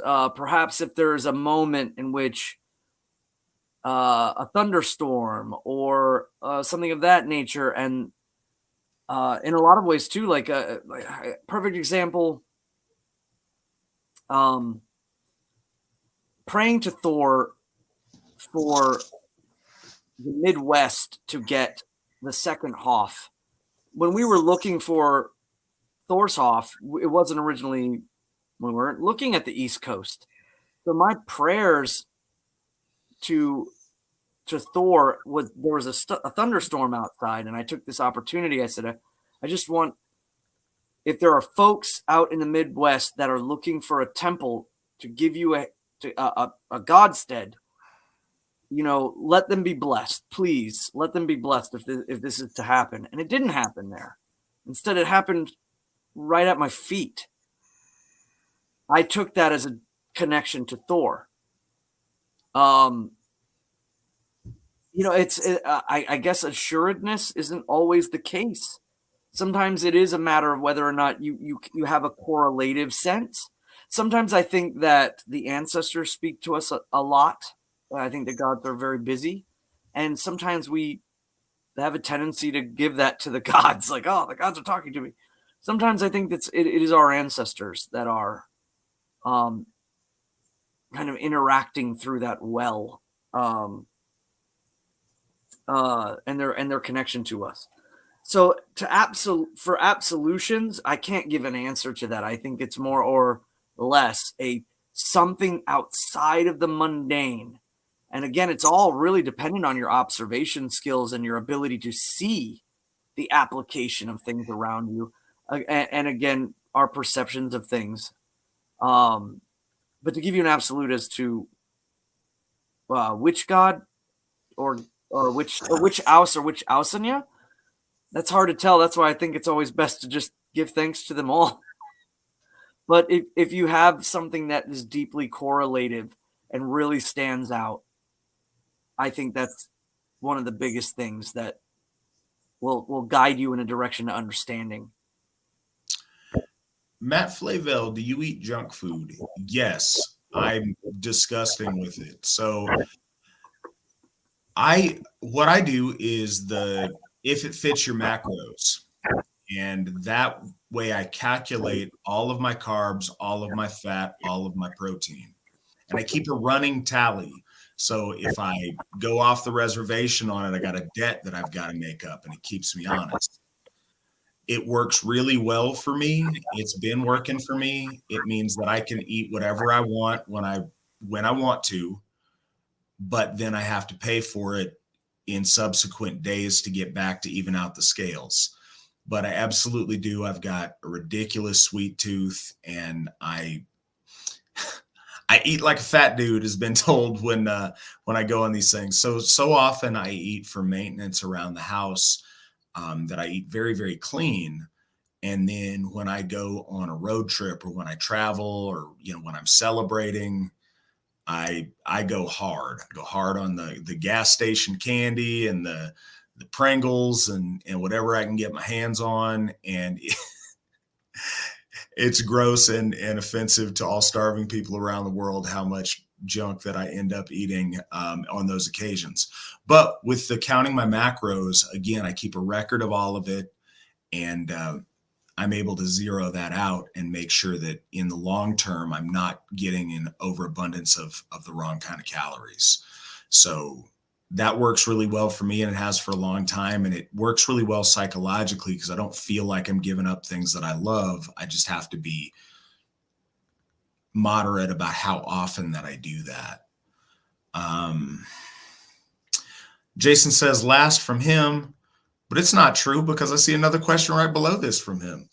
Last from me, how do you earn your stance on Alsherjargothi? I'm not sure that I understand that question, Jason. I'm sorry. How did I earn my position as Alsherjargothi? I'm going to assume that's what you meant, and I will answer that. And if I don't hit what you meant, please throw another question up, and I'll make sure that I get to it better. So been part of the AFA for a long time, and I jumped right in when I joined the AFA. I was in Alaska, and I jumped right in and became a folk builder for Alaska. Trying to think of what year that was, but I was a folk builder for Alaska for a good number of years, and I tried to do that. And what I think was really important to my advancement wasn't just that, but getting outside of my box and traveling. So 2010 was the first year that I made it to a midsummer out in California. It was before we had Odin's off. So it was at a camp in Alta, California, but it was the first national event that I'd been to. And I got to meet a lot of the leaders there, and, I was all in. So I tried to be the most active and best volunteer that I could be, because I knew this is what I wanted my life to be about. I didn't know at that time it would be in this role, but I knew it would be with this family, with this AFA. And so I threw myself all in, and I tried to do the best I can to help out where I could. And I made the right connections with the right people. I eventually became the assistant folk builder coordinator early on, and I tried hard to do the best job I could at that. And that was recognized. And when that guy moved up and got a different position, looks like we lost Svan again. But when that guy moved up and the position of folk builder coordinator, which is again a position we don't have at this time, but we did back then, and there was a false start with a guy named Travis that had it for about a week before me. But then I was very quickly made the folk builder coordinator, and at this time I was also ordained as a Gothi. And this was like 2012. Svan's back. So in it's about 2012, I was working very hard as a folk builder coordinator. At that time, that got me a spot on the board of directors. And I worked with the guy who was second in command, who was the chief operating officer or chief of staff. He had a couple of different titles that he was called. It was this guy named Brad. He was a very good friend of mine. And he was the guy who I took over for, in a sense, as folk builder coordinator.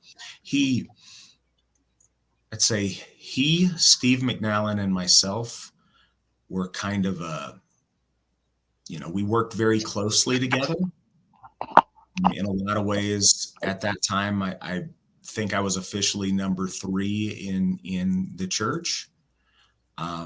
But there were some people that are kind of existed in a different way. Sheila was certainly very, very important at the time, but in a different way than Brad and myself. And we had a lot of interaction. And then, some things happened with Brad and how that turned out to where he parted ways with the Asatru Folk Assembly. And around the same time is when Steve McNally decided to step back, and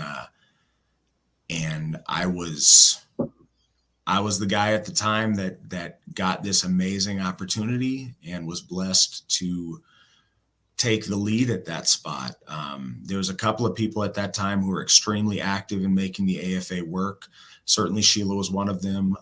Witan Clifford Erickson was also a huge factor at the time, making that AFA work so well. So we had a very good understanding of how the machine worked, and we set to work right then on establishing the direction the AFA was going to go for that point forward. At the time, Githia Patricia Hall was a big help to me, and certainly our law speaker Alan Turnage was a huge support to me during that time as well. But that's how I got the spot, and then I've tried very hard to work daily at being worthy of that position and trying to do the very most that I can so that I leave it a much stronger and a better position when I pass, and when I pass from the world and someone else assumes that seat, and to try to take the AFA and Alsatru as far forward as I can with the years that the gods allot me. So that's where I'm at. Matt Flavel, can you give a shout out to Folk Builders Clayton and Josh? Thanks. Love you. Love you too, Jason. Clayton Von Kepner in Iowa, shout out. Josh Rappin in Wisconsin, I'm shouting out to you. You guys are awesome. You guys are both doing really good things. Clayton, you're the first time we've had something in Iowa in as long as I can remember, and I'm really excited to see that get some traction. And Josh, you've been doing great things in Wisconsin. We've seen it. We've seen the growth, and we hear, a lot of great feedback about what you're doing up there. So, two swell gentlemen. Looks like we populated a few more questions here. How does the Black Sun play as a role in Asatru? Svan, how about you go ahead and take that one? Well, all right. First and foremost, I would say the Sun and Rod has a deep connection in our faith. But actually, in reference to the Black Sun or the Svartsona, I think there was a later development amongst. Correct me if I'm wrong, Alsherjargothi. It was a later adaptation. The term was utilized later on in esoteric and cultic practices. I think that wasn't the term really coined heavily in the 70s or 80s as an official name like the Svartsona. I believe so. It's my understanding. I mean, the Sun and Rod itself, the Sun and Rod, whether it's the 4-armed or the 8-armed or the 12-armed, I would say definitely represents cosmic order, the idea of movement around an axis mundi. It also has a deep connection to the number 12, when we have it in the 12-armed, to the 12 gods. And so it becomes representative in the AFA as a symbol of divine relevance or divine placement. You see it around the heads of divinity in a golden form. And that form shows a connection outside of the material and a deeper connection in the components that create the universe and help the folk. It takes place behind the heads of heroes in our faith in regards to if it's red and it's around a head, it means that they were divinely inspired by divinity. They were connected to divinity. They interacted with divinity, and they created some advancements towards the reemergence of the gods amongst the folk, or committed great sacrifice, or even lost their life in defense of the gods. So it's seen as a symbol of attainment of divinity, or being placed within perfect structure of divinity. All right. It also, when we talk about the mortals that have the red version of the symbol around their heads as a halo, that's our equivalent of sainthood. That's acknowledging them as heroes, as honored heroes. And so we try to do that with folks that we believe in their ascension and that they have achieved heroic ascension. Jason asks, Witan Svan, can I count on communicating more with you later about anything? Who said this, Jason? Jason Stewart.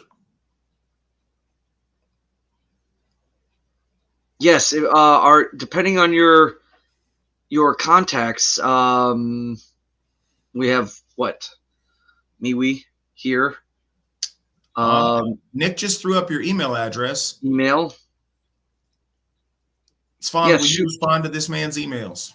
Yes, I will. Excellent. There you have it. Jason says that he's donated about $500 to Baldershoff.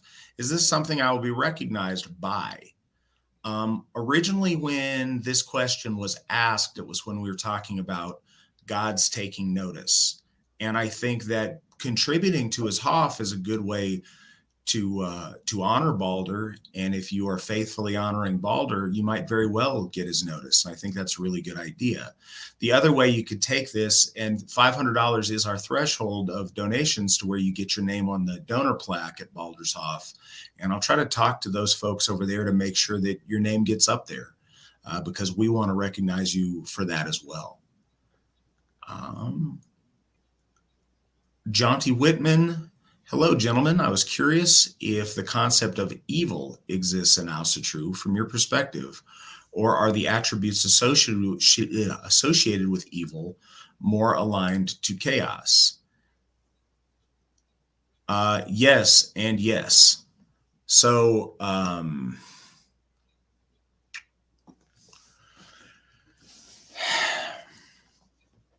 so there's chaos for the sake of chaos and the sake of just poor mental health and tearing stuff down. And there's natural chaos. That's the entropy that just tends to tear things apart unless they're revitalized.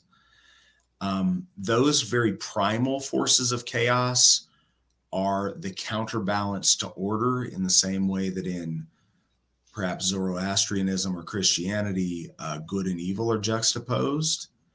But because that's our primary axis that we judge these things on, doesn't mean that good and evil don't exist. Nobility and right action absolutely do exist. Being noble and honorable and doing the right thing, good certainly exists. And evil, if your motivation is simply malicious, to harm for the sake of harming, or to be sadistic, or whatever that is, there is absolutely a force. And this is, again, one of those things that goes back to an earlier question. It's best for man to be middling wise. Sometimes in this world, when you increase in knowledge and when you know more things, I certainly know this is something that we run into as Gothar. Sometimes you can come very close to, you can see true evil in the world. And it absolutely exists, and it is chilling. So the existence of, yes, typically if it's good and evil, we talk about order and chaos, but there's absolutely maniacal, sadistic evil in the world. And I think that we all know that that's a thing. What are your thoughts on it, Svan?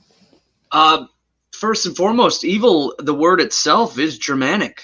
So the concept exists amongst the Germanic people because that word is a Germanic word, evil and good. I think for Asatru, evil is a child of chaos. is a production that springs from chaos. That chaos can become malignant, or create malignancy. If order breeds nobility, breeds hierarchy, and breeds I would say law, or natural law, or divine law. Chaos then too can breed malignancy, evil, and detriment. And in all of these things, oftentimes it takes its form in different ways. Sometimes there's outright evil, and that should be met head on. That should be, absolutely contended with. But oftentimes evil is not so forthright. That's part of the nature of its ability, is to kind of slowly soak or stain, or to convince others that they're doing good, but they're not. They're doing evil, and this happens all the time. We can see it everywhere. I think that spiritually, in our stories, one of the greatest sources of evil would be from the mouth of Fenris, or Fenrir, the dweller in the fens. It's sourced in the story. He is bound, and from his mouth slavers venom, and that venom, as things happen in the halls and the heavens of the gods, it does too kind of reflect into the hearts of men. I've always been a proponent of that, in the idea that one of the perennial truths of myth is that its application to the soul. And Fenris's slavering mouth, poisoning and turning into a river, and kind of seeping in, is a point of that. So yes, evil exists. Is it outright? Sometimes yes. Is it built on obfuscation and subterfuge? Most oftentimes it is. And again, often dressed in gold, or often, wrapped with the best of intentions. And so we find ourselves, dealing with it in different ways. Is it always permanent? I don't think it's always permanent, but people can go through these times in their lives where you meet them and they're terrible, and maybe they do seek atonement. Maybe they do seek to rectify things, to make things right, and you can make things right if you have done evil acts. However, that doesn't mean that the repercussions of your actions are going to suddenly cease. There's a long, and like goodness is a river that continuously feeds you. It's the same with evil. If you commit to evil and then suddenly change, it's still going to feed you from the repercussions of your actions. So it takes a long time, and it takes a great amount of effort to redirect yourself. And vice versa, if you're having evil done unto you. Sometimes it takes drastic action to stop it. So that's my take on it with good and evil. All right. Is there a spiritual way one can meet/connect with their ancestors that they may not know? Example, someone who was adopted and knows their genetic makeup, but does not know any of their ancestors. Yes, with varying degrees of efficacy. First, being humans, it is much easier for us to connect with something or someone that we have a name and something visual, and a picture or a story or something to connect them to us. And with our ancestors, the ones we don't know due to adoption or due to just being lost to the sands of time, it's very hard to know that. So it makes it that much more challenging. I think that through making offerings to your ancestors and ritually opening yourself to hear from them, you might be surprised what comes through. And I think especially this time of year is a very auspicious time of year to do that. When I say that, I don't mean that, hard to grasp. if you go before your altar and you pour out a shot or whatever you're going to do, and you light some candles and you call out to your ancestors that you don't know, hey, I'm adopted. I don't know where I come from, but I know that I come from somewhere, and I'm here. I'm listening, and I'm reaching out to you. Please reach back. Do that and go into a meditative place if you can. Or perhaps at night in your dreams, you'll be visited with a message from one of your ancestors. I think it becomes very challenging, but the more of yourself you put into that quest and you put into making that connection, the more synchronicity will occur to lead you towards a better understanding of that knowledge. I've had people do this, and then there be breakthroughs in finding out about their adoptive parents. I've had several people do that, as a matter of fact. But even if it's not something quite so literal, hopefully your ancestors will reach out in some way, perhaps in a feeling, perhaps in a bit of inspiration. But I think that's a very real thing, and I think that's a way that you can try to connect to that and make that happen. One of the other things that's not a straight line thing, but a father to son thing, if you do, you mentioned you know your genetics. If you know your haplogroup, that can, at least in a very broad sense, draw you a line to where your most ancient fathers come from. And I think that might be a useful or inspirational point of departure for you to go on this journey. Do you have any thoughts on that, Svan? You pretty much covered all of it. I would say sometimes I think a lot of people I've met that have had situations where they see like dreams, and they'll see a woman or a man. But in particular with the situation that I'm talking about, it was a woman. They just referred to her as the gray woman or the gray lady. And they got a good feeling from her. It wasn't malicious. It wasn't terrible. It was kind of loving and motherly. And so he really focused on making sure to honor the gray lady. Because it was originally asked, like, do you think this is one of the gods? And I don't know. I don't know exactly in what context this dream came to you. And as it evolved more and more, he came to feel that it was an ancestor who had no name, but had reached out to him and made a connection. And so he kept it at that. He wrote things down like poems and prayers. He offered flowers. He offered drink, and he offered little objects of devotion to her, and simply just giving thanks for reaching out to him. And it really did help him. But as far as whether or not there was a sudden revelation of connectivity, I don't know over time, but I'm open and a heavy believer in the idea that that's what it takes to create those revelations. So other than what you had said. Well, a follow-up, and I'll let you go and take this one entirely. What is the best way to connect with our ancestors? Well, pictures, I think, are some of the best. I think everybody does it a little differently. I have wedding photos of most of my ancestors. It seems to be a really poignant threshold that, gives up precedence to the idea of furthering on. The marriage is hugely important. I think it's exceptionally divine.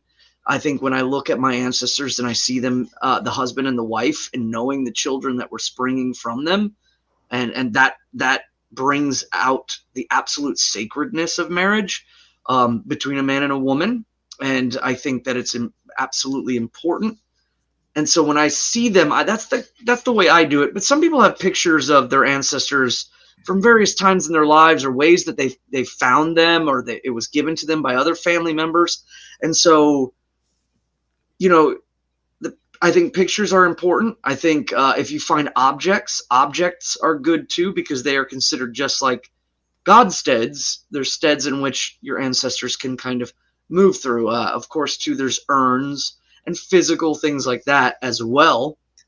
But I would say first and foremost is giving a blooding or a bloat to them, a gifting.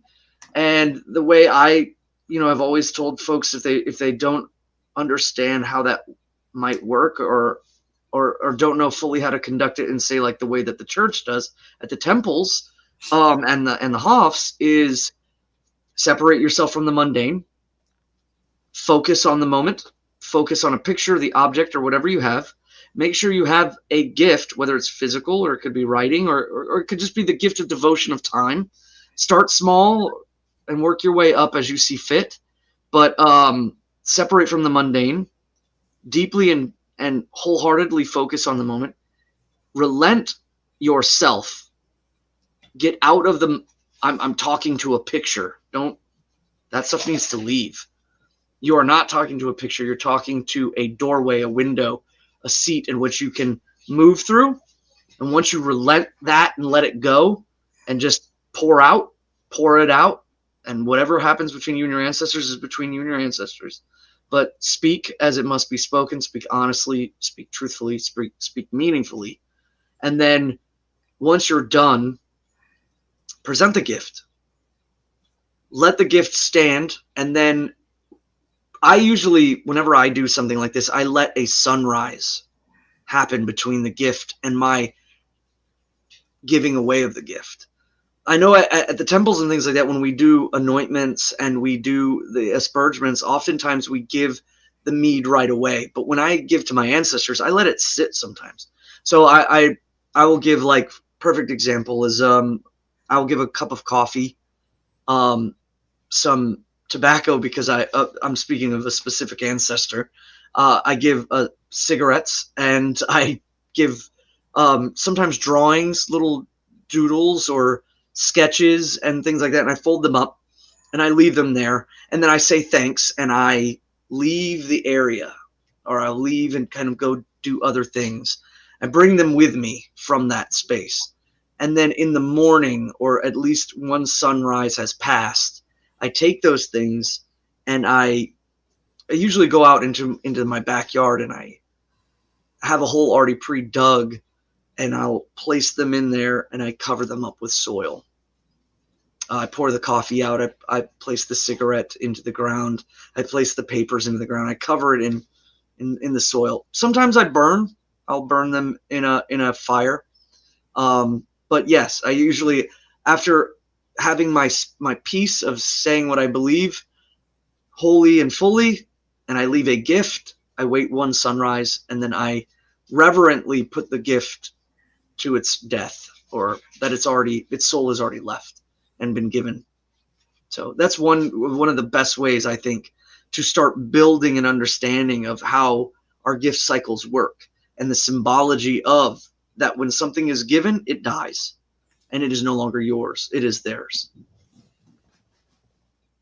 All right. Jason asks, can I eventually earn the title of folk builder? Yes, if that's something you're interested in. Nick, go ahead and put my email up. Please contact me and we can talk about that more offline. Jason also asks, are donations tax deductible? What does that mean? Yes, absolutely they are. What that means is that you can deduct them in the appropriate section when you do your taxes. Now, you have to donate a lot for that to be worth it, because there's what's called a standard deduction that accounts for a lot of these miscellaneous things. But yes, we are a 501c3 church, and any donations made to the AFA from any of you guys are in fact tax deductible. Green Leader, why was Tennessee chosen as the location for Sigerheim?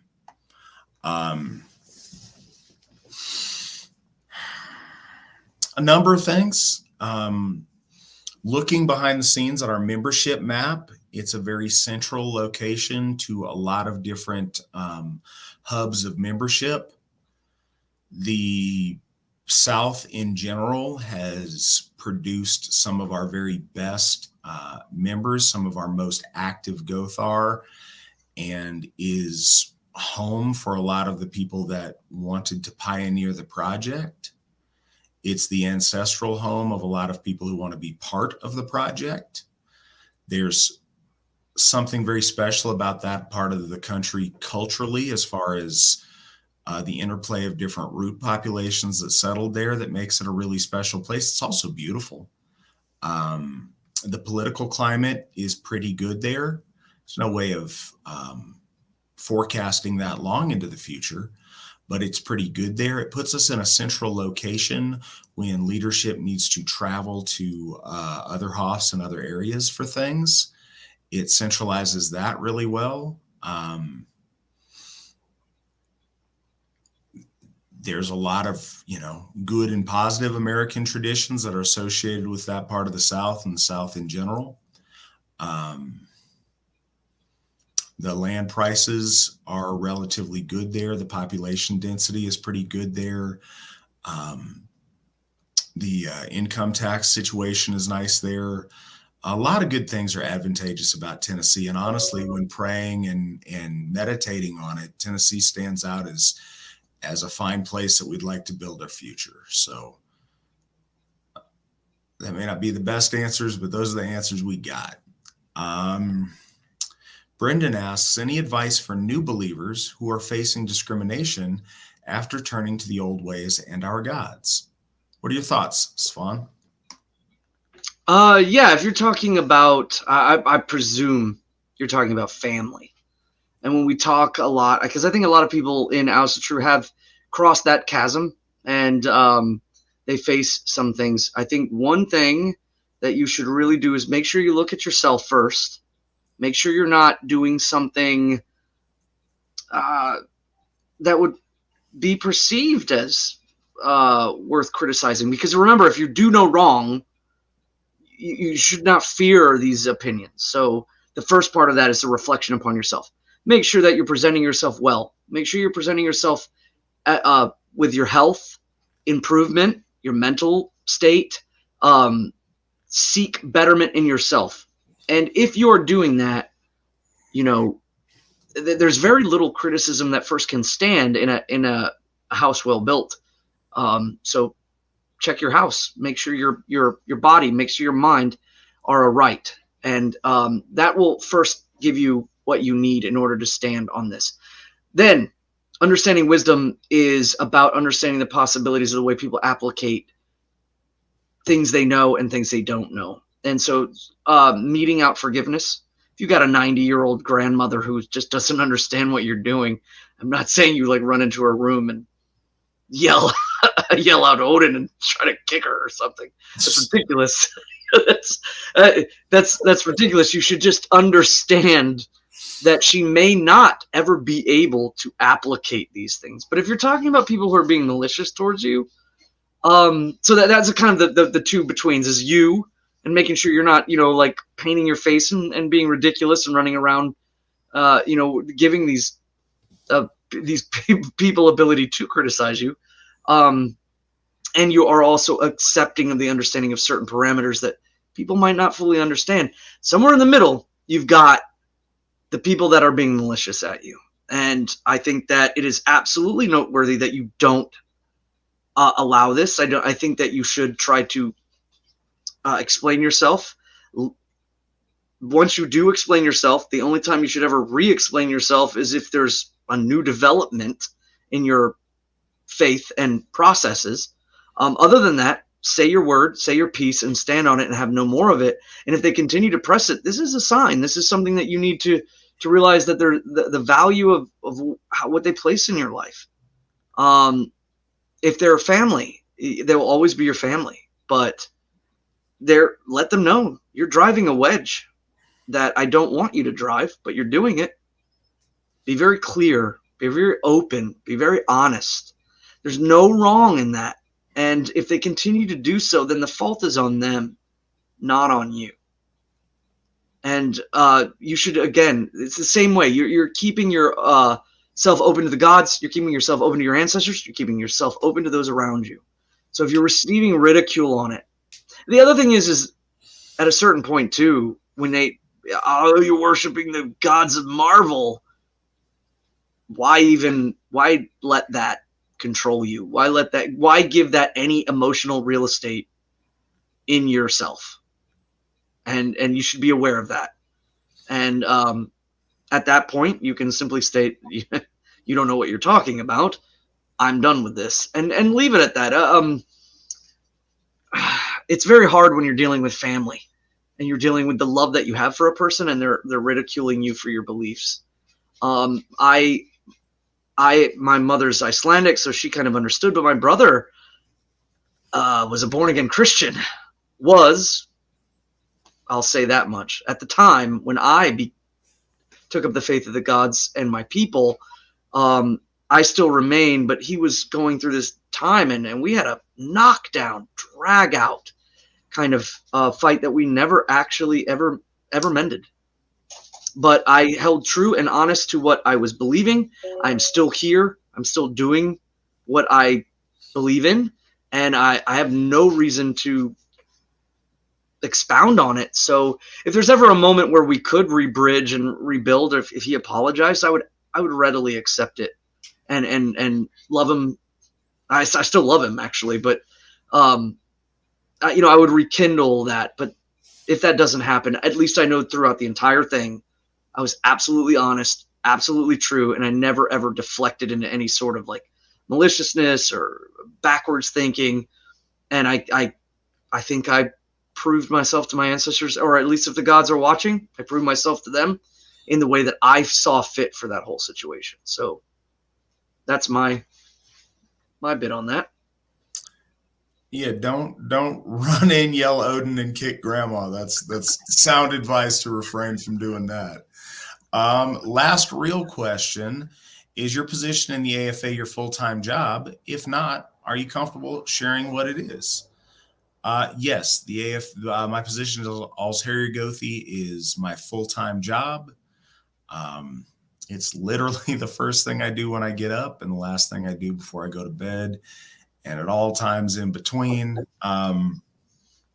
It's strange when it happens because it doesn't fill 100% of my time. I'm still doing other things, but the times it does, it comes in waves, and it's hard to predict when it will or when it won't. But the AFA has become too large and too successful not to have at least myself always sitting there at the helm, working for it all day. And I'm very blessed to be able to do that. I'm very fortunate in that way. Really, my last question. It's fourth time I've seen this. Okay, Gothi Svan, explain yourself. Who are you? Wow. Okay. No, I explain myself. Wow. It's a very odd way to put it, but I think I've talked about this before. I was born in Iceland. I have an American father, and I'm an Icelandic mother. My father speaks, or did speak, he's passed, spoke Icelandic, and I moved here when I was very young, and I'm the baby of the family, so I learned English through the school systems. That's why I don't have an accent. I became Asatru at a very young age. I took my professing of faith from the Book of Troth by Edward Thorson. Very old book. I think you could. There's a reprint of it now with a different cover, but it was I was just starting in my teenage years. I was extremely devout as a religious person before I took my faith and profession. I understood that I had a deep yearning towards the connectivity of the divine. I was constantly I went to Catholic masses. I was a Royal Ranger of the Presbyterian Church. I was at Southern Baptist churches because I live in Virginia and I live in the Bible Belt, and I was reading the Bible and trying, a lot to understand. But at the time there was no internet. And so understanding Asatru, it came to me through small little things started flowing in. And I suddenly realized that these stories that my mother was telling me about the gods and about my people from Iceland, it was a religion. And it really did start with that Book of Troth, or the Book of Troth. Sometimes it's referred to as the Space Hammer, because Edward Thorson's copy at the time had like a hammer floating above a book. And in there's a professing faith in which you take up the mantle of returning back to the gods of your people. And I did that following that book. There was no one around. There was no internet. I was solely by myself, but I absolutely 100% understood that this was the path I needed to go on, because it all of a sudden made sense. Everything made sense. So I, at 13 years old, in the early 90s, held my first bloat by myself, and I laid it all out on the line, and I haven't turned back since. I was a solitary practitioner of Asatru for many years, from the early 90s to about 2007.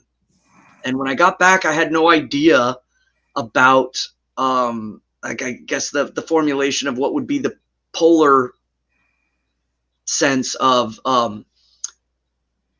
Asatru as a folk faith, that it is a folk faith, and that the proponents of some people presenting it in a political sense to help propagate their idea of universalism, that this native religion of Europe was open to everyone. And I didn't really know that at the time, and I was just happy to be with people. And I met a lot of great people, I think, overall and around, but in a short time between 2007 and I would say 2016, there was a great understanding of need, and a great awareness of things, and a great cleaning of myself, and a realignment of myself, and understanding where I needed to go and what I needed to do.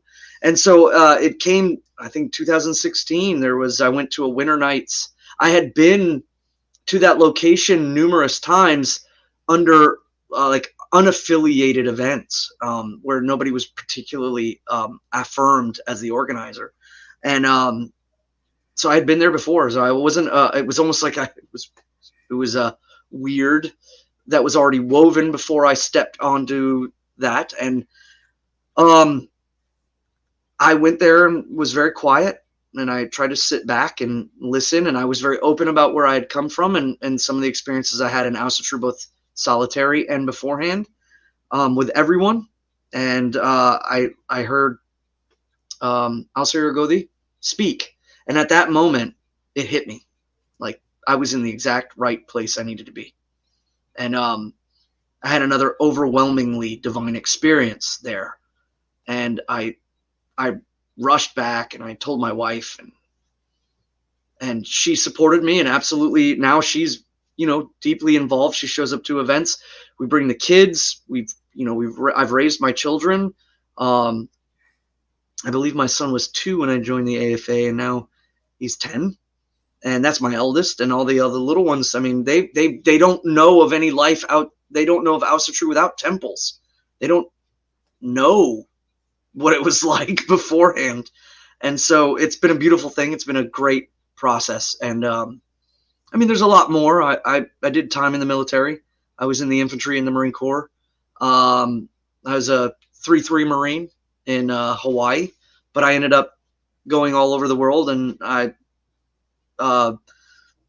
saw combat in 3 different theaters. East Timor, in the Malaysian island chain. I saw military service and combat in Zamboanga, which is the capital city of the island of Mindanao in southern Philippines. A lot of people don't know that, but there's a lot of stuff that's been going on there since the 1960s. And I, saw combat there. There was they attacked the base through the city. I mean, there was civilians everywhere, and they didn't seem to care, but never made news. Everyone was focusing on Iraq. And when I got back to my main station, I got sent to Iraq. I thought I wasn't going to see. I very much saw. And then I was in and around and all throughout during our offensives in Fallujah and Ramadi. So I was in there. Luckily, I was with a unit. I was with an armored vehicle unit they don't have them in Hawaii where I was stationed. I was actually implanted in with them. So I was very lucky. They were a tough, crazy Mad Max group of guys driving around, lots of diesel fuel, dust, and being everywhere. I've seen Syrians and Iraqis fighting each other. I've seen some crazy stuff. All the while being Asatru and being in those places. I held bloat on the Euphrates River by myself. Very powerful. So just some of those little things like that. That's where I come from. All right, guys, we're going to wind down with these last questions here. It's getting pretty late, especially for our guest. I believe it is 1:10 where Svan finds himself. And our producer's probably tired as well. We have a question. I'm curious what criteria we can use to judge whether a spiritual experience is evil or good. I'm sure we can go on a very long answer on that, but I think that the truth of that is your criteria for judging anything is through your personal lens and what makes that lens up. But I think that those are two really opposite polarities, and that differentiating between the two in general is very easy.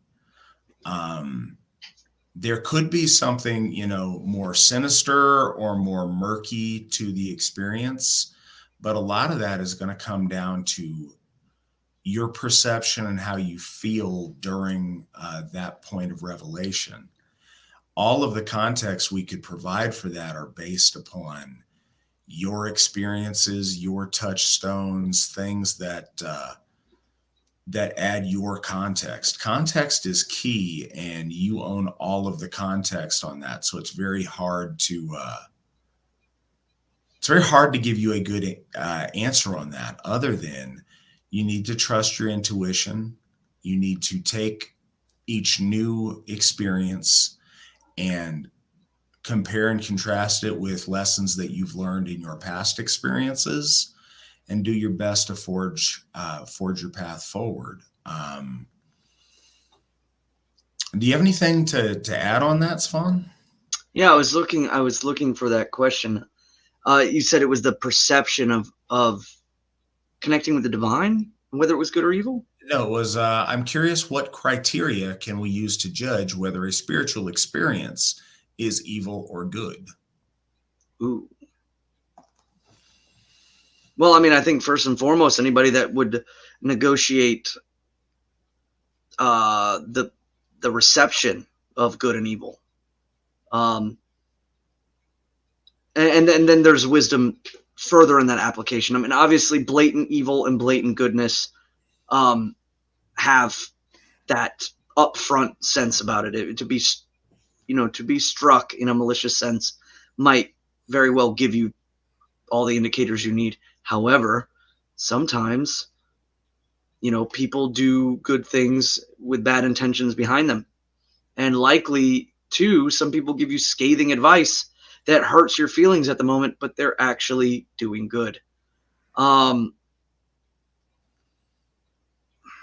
Outside of face value of good and evil, the idea of where you go with that knowledge and that experience, first and foremost, I think applicates that.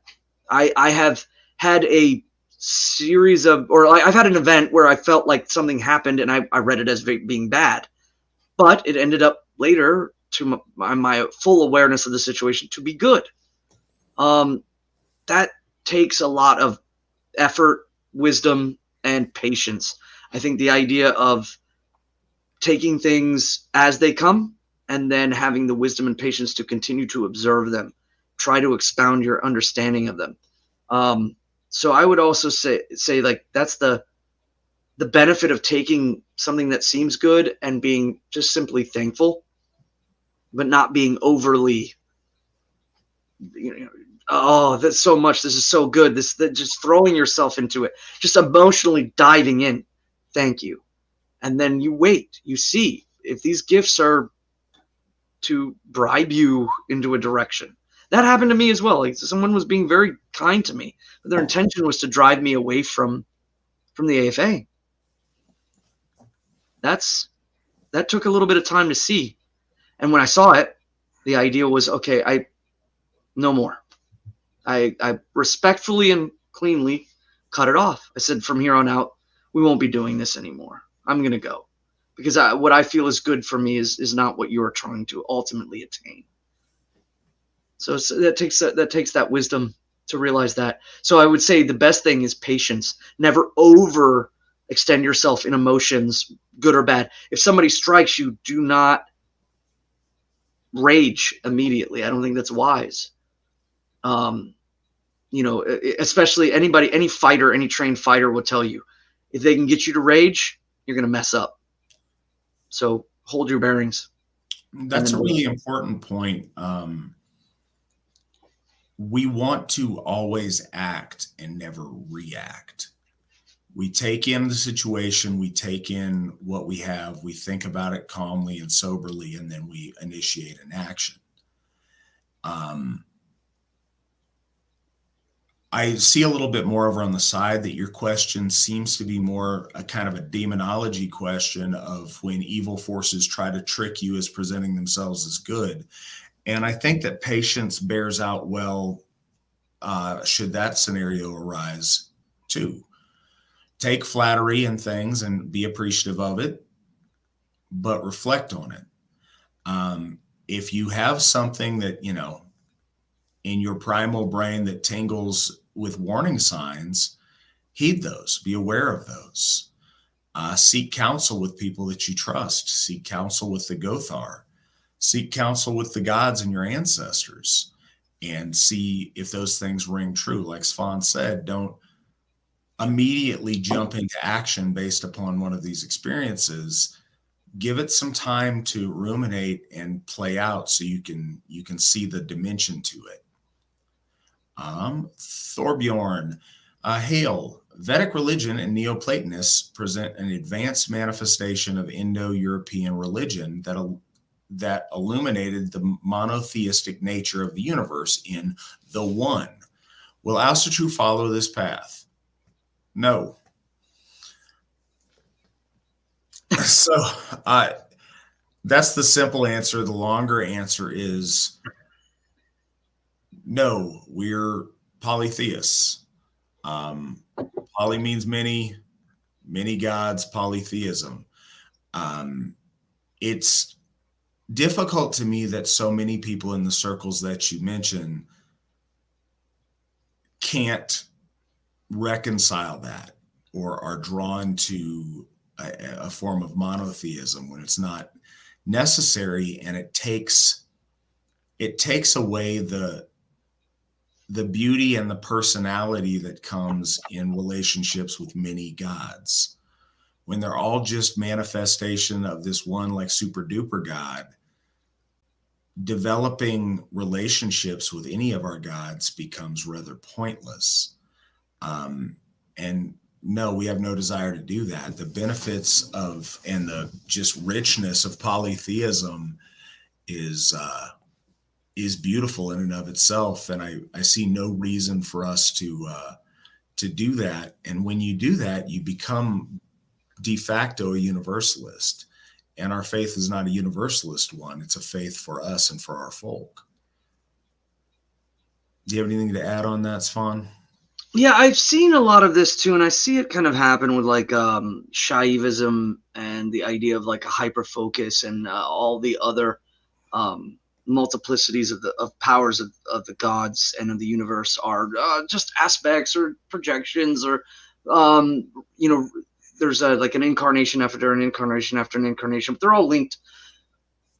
That is I don't see that as our way. I don't see that. I think that when we look at the origins of the gods, we see the one that is, but then becomes two and then becomes three.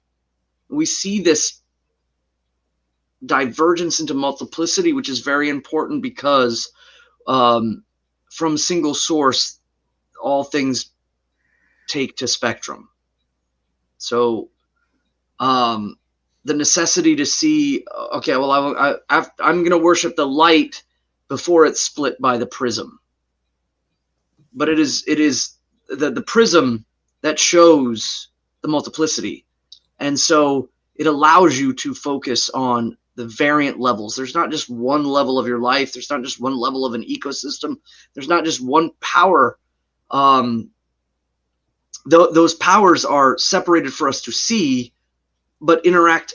The gods are unified in their motion, but multiplied in their being. So we as a nation are many people. That's the way, we are not, our nation can be seen as one, but it is not the individual.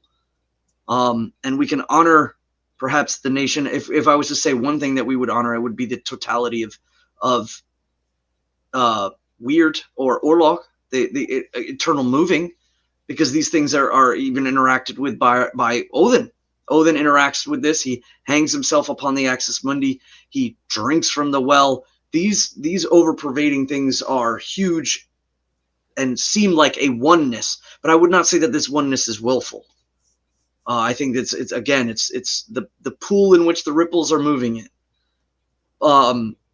So it's important that we see the multiplicity of the gods and enjoy the multiplicity of the gods. We are polytheists. If you were to refer to the one as to be weird, I wouldn't disagree in that regards. But to worship weird, or see it as a give worship and honor, is, I guess, thankfulness for the universe itself. That's not bad, but is it? Oh, the gods are just aspects of the one universe. That's folly, I believe. Yeah, our faith, and I mentioned this at the top of the show too, is based around gift cycle and interaction with consciousness. If this one, in the sense a lot of people take it, is an uninterested prime mover that doesn't have will or personality to it, then that's outside of our gift cycle and not something that we aspire to. The gods as we know them are personalities and are persons, and that personness enables us to exchange gifts with them in a conscious way. And that's a personal and a beautiful thing that I think is trivialized by trying to act as though they're all just emanations of this one overarching, largely impersonal force. I would like to add, though, I do greatly enjoy talking to and learning from the perspective of Neoplatonists. I've talked to quite a few of them. There's nothing stating that in my stance of where I'm at that I have to close off their way of thinking, because again, it's about learning wisdom and applicating wisdom. And there are things I have learned, and I'm deeply impressed with some of their approach to the divine, with some sense of piety and severity. So yeah, I think there's ways for us to have discourse or a conversation, or reach across the table and to take these things and to listen. I don't think it's about just completely shunning them away. But I wanted to state that too. It's very important. I don't think it's something that's so entirely rejectable, as it is so much more that I could see if we were both honoring the gods, there would be no true division between us. It may just be more a perspective of and desire of things. So, all right, Shannon asks, I know our female ancestors are the Deseer, but for the life of me, I can't remember the name of our male ancestors. What are our male ancestors called again? They're called the Althar. Yep. Varyeg, Asatru has risen in the military, particularly combat arms. Is the AFA able to reach out to these service members with all the scapegoating it's dealt with? I think the operative word there is reach out. We have military members. We always have. I imagine we will continue to. I have also noticed that there is an increase in Asatru amongst the armed forces. The way things are going, the worldview of the American armed forces, at least, is very progressive and very leftist, and there's a lot of communist things that have gone on lately, and just degeneracy in stuff that's been pushed. So, obviously it behooves people in a lot of situations to keep their specific AFA affiliation, relatively private in that regard. So I think reaching out as the AFA to the military has become difficult, but certainly military members have reached out to us. Military families have reached out to us. I was very honored. I got to go perform a funeral for a serviceman on a military installation, and that certainly wasn't problematic. And I had to provide credentials to get in, and that wasn't a big deal. I think some of that probably has to do with someone's chain of command on a little bit of that. But as far as Asatru in general and having a hammer on tombstones, that's been an active thing for a long time, having it on dog tags. The AFA in specific, as you noted, that can be problematic depending on who you deal with. Svan, do you have any perspective to add on that? Yeah, I was Asatru before I went into the military, and there was absolutely nothing available to me outside of what I brought in. But I brought in everything for myself. And one of the biggest things I would say too is that the military is continuously trying to substantiate an organization of lawyers who says, oh, we're, some sort of evil hate group. And if you, talk about your faith and your connection to the church, they somehow can utilize this against you. I don't know officially in every capacity, in every command or every branch of service, but the idea there is that there's still this sense that like a group of lawyers has said this, so the government says no, and then you can get in trouble, or they can somehow hurt your career or something like that. So as far as Asatru concerned, I think generally, when you meet other Asatru in the military, they are folk. I've never met a non-folk person who was Asatru in the military, especially. So you might not have any issues there as being able to find people to hold bloat with and to hold honor with. But, you mentioned if you're a member of the Asatru Folk Assembly, that could cause issues. I would say the best thing to do, and what I did, is maintained my faith to myself, because sometimes when you're in, you must be aware of the doors you walk through. And if you walk through that door and you find yourself intermingled with friends and enemies, it's best to keep things here until you know. So, that's great wisdom that should be applied. So I don't think it is like something where you are somehow wronging the gods by keeping things close to your chest. If you're surrounded by, you can't differentiate between enemies and friends.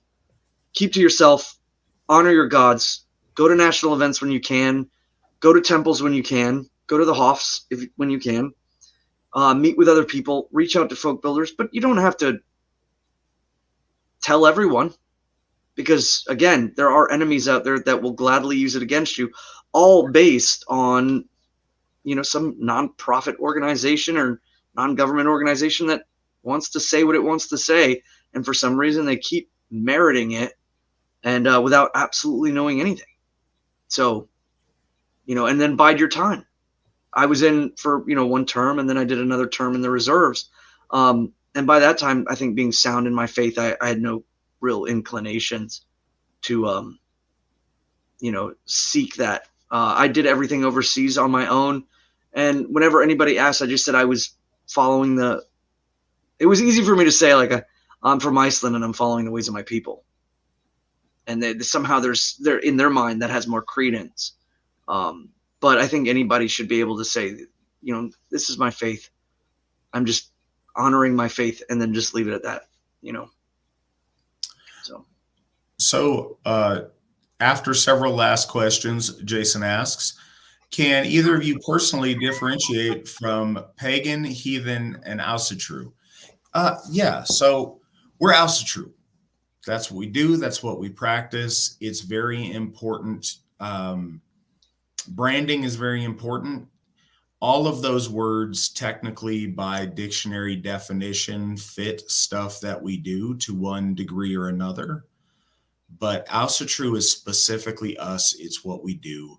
It's a self-descriptor. It is us acknowledging that we are loyal to the Aesir, not just that we believe in their existence, but we stand loyally with them.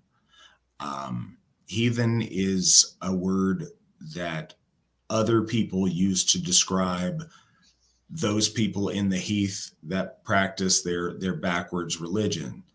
Pagan is very similar to that in a concept that it's what city dwelling turned into Christianity described those people out in the country, those different common people, and what their faith was.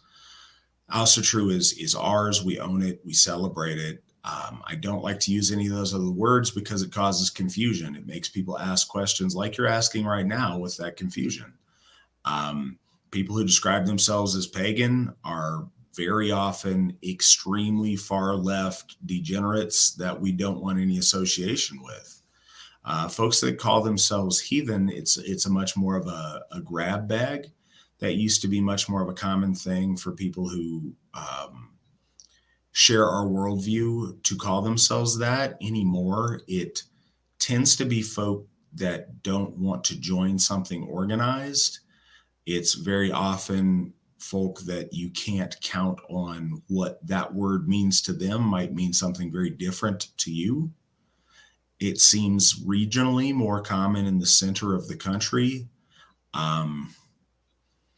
Not everyone who refers to themselves as heathen is involved in wife swapping, but if you're involved in wife swapping and you're remotely in our circles, I bet you call yourself heathen because that's what we've seen a lot in my experience. But again, because all of those things have such a nebulous concept to them, that's why we stay with, we strengthen, and we own the term Asatru. And I've even heard amongst people on the other team that they want to shy away from using the word Asatru because the folkish people have taken it over, which is even more of a good reason to continuously use and occupy that space. Asatru is who we are. It's what we do. And in the AFA, we don't refer to it in any other way. Varyeg, how do we address folk as national heroes who were anti-pagan but still loved by the people, like King Olaf of Norway as an example? I mean, you do you in your personal life. I think outside of the church and outside of religion, there are ways to honor any number of people that you want to celebrate. As the Asatru Folk Assembly, we certainly don't honor people that were anti-pagan. We don't honor people that persecuted our folk or that broke from our ancestral faith. As the Church of Asatru, it would be inappropriate for us as a church to honor people who were expressly against our church. But yeah, I'm sure there's many national heroes, depending on where you are and who you are, that would be fine to celebrate. Some of them are actively opposed to our faith, and I would not celebrate those. Some of them are completely indifferent to it and are Christians that existed at a time where no one realized that Asatru was even an option. Those people, we celebrate regularly, and privately or in another context. We find many ways to celebrate them. Do you have any thoughts on this, Svan? I think the key thing is what you said about the antithesis action. Don't honor those that were against those deeds. And you said King Olaf. I don't know if you were talking about Saint Olaf or Olaf Tryggvason. I would not honor Olaf Tryggvason at all because his deeds were set, and he really went against his people. So yeah, I would say if there is an antithesis of action there and they're loved by the people, I'm not saying that you have to be somebody that's like, well, actually, or you have to be somebody that's like, I guess, against your nation. You're not necessarily against your nation. You just disagree with the pathway in which they took that was an antithesis to it, especially in relation to the gods. this can apply to politics too. You know, you see people that are politically smeared in their countries. Alexander Rudd Mills, perfect example. In Australia, they ran his name through the dirt, and we honor him. And you know, maybe they won't ever honor him, but that doesn't matter. If he was right, he was right, especially from where we are. He was right, so we honor him. Politics be damned. And you know, those things change, but the eternal towards the gods doesn't. So if they do misdeeds against them, now if it's peripheral, honoring George Washington or Thomas Jefferson, or as like founding fathers in America, or trying to think like you know, honoring people that may have had really great wisdom, but they were devoutly Christian, but it wasn't you're honoring them for other things, their bravery in battle, their ability to stand up against forces that are greater than themselves, and you know, and to fight against it, even though you may have a disagreement. That's peripheral. Honoring them is honoring them because we believe that when you die, you go back. A huge component of your soul goes back and perhaps understands the full picture of things. Honor them. But if they've done something physically in antithesis, I would say no. Well, and that's the thing. I mentioned, you know, in the previous question, we define ourselves as Asatru, as true to the Aesir. We can't stand true to the Aesir and honor people who have actively worked against them and actively taken the position opposite them.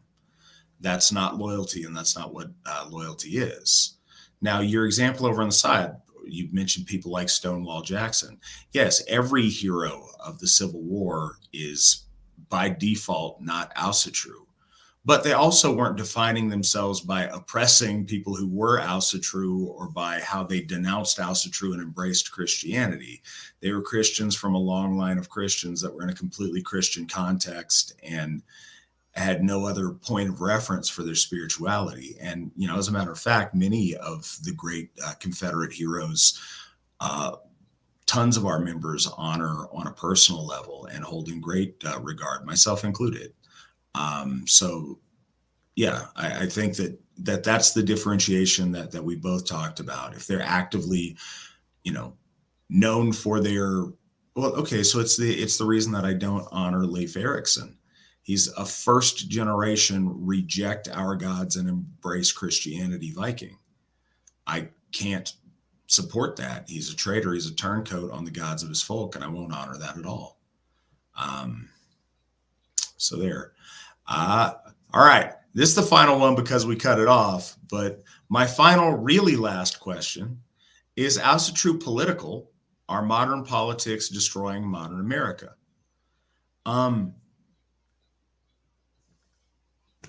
These are words that largely have no meaning. There are political implications to anything and everything. But the key is the structuring. Your politics should be an extension or a reflection of your faith and not the other way around. There are things that go together, but never be deceived that your politics are the important part and your faith is some afterthought irrelevancy. It's very much the other way around.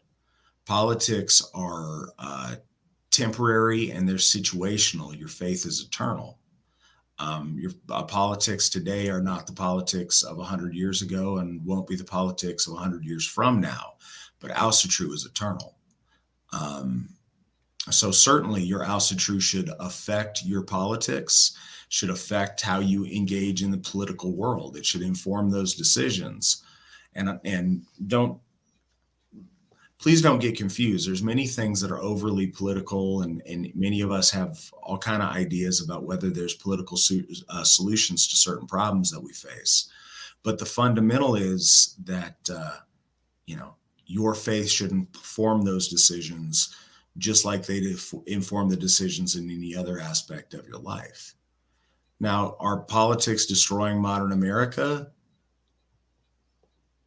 It's easy to say that they are, but the things that I think many of us would rail at as the politics of the left or the politics of the right aren't politics, but cultural values. And I think traditional culture and chaotic, degenerate culture are always going to be opposed in arenas of politics, in arenas of faith, in arenas of literally anything that it comes in contact with. I don't think that the problem in America is the politics. I think it is the complete lack of any common ground amongst these two very, very different ideologies. And I think that, we're told that diversity is our strength, but homogeneity and having something that defines us as a common people, that we have some sense of commonality, is essential to the glue to hold stuff together. And we've seen that erode now.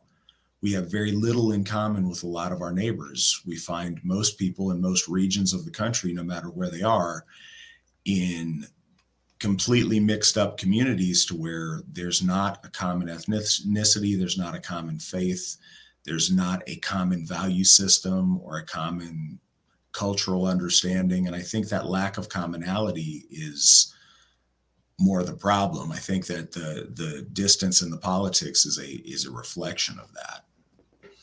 What say you, Svan? I think politics destroying modern America. A lot of factors, I think, destroying some of the fabric that holds our nation together. But as far as politics in Asatru, yeah, I think people have every right to be political. They have every right to kind of desire a governance in the way that they see things right. But again, it's about where it sources from. If you're religious because of your politics, that's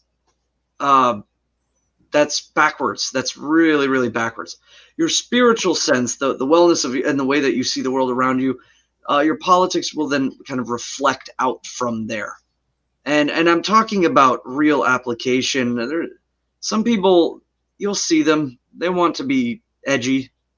They want to be different. They want to be an outsider or an underdog or so on and so forth. And that's where they're coming from. And that, again, it's not even there's no religious or political component. It's narcissism or some sort of level of like self-gratification, or I don't even know what the heck it is that they're coming from, but they're not coming from a good spot to begin with. So identifying that too is important. But if you're real about your moral placement and spiritual placement and devotion and loyalty to the gods and to your people, everything begins to flow out from there. And to want to have a governance of a certain way for the benefit of your people, there's nothing wrong with that. And who you associate with. Right now, we live in a place that the ability to have discourse between ideas is rapidly eroding. You can see some people on one side of things who are proponents for that destruction, that rapid destruction. And the destination that they want to take it to is not going to be good, I think, for our people. So we need to be aware of that. And I think there's a lot of other people that aren't even of our folk, who are starting to understand some of that too for their people, that the end of the line isn't good for them either. So, I think it's important to be aware of that. But ultimately, when it comes to certain things, for instance, when we talk at our meetings, we talk in private, friend to friend, fellow to fellow. But I think when we come to honor the gods, we come to honor them in a religious sense. So a lot of times we say, this is church time. This is folk time. This is of the gods and us. So be careful of that too. Don't bring, I'm only here because I believe in this and that. You're here for the wrong reasons. And you're not going to be, you're going to be schooled before if finally we have to let you go. But that's not the reason why you're here. So when we go to the Hof, politics might get talked about, certain things. Crude jokes might be thrown every now and then. But when it's time to do stuff for the gods, our language is watched, our hats are removed, our clothes are clean and good. We lead by example, and we go there to honor the gods. Then when we come back out, maybe we'll discuss a little bit about politics. Maybe we'll disagree, but we still honor the gods together. Absolutely. Well, guys, this is a new record for running long. I appreciate all the questions. I certainly appreciate Witan Svan investing almost 5 hours of his time with us tonight. Always a great guest. We're going to mix it up with some other things, but here in 2 weeks, Svan will join us again as we discuss Thor. We will discuss Thor and bring your Thor questions. I believe folk builder Tim Dumas is on next week, so I look forward to talking to Tim. Until then, hail Óðinn, hail the gods, hail the folk, hail the AFA, and remember, victory never sleeps. Good night, guys.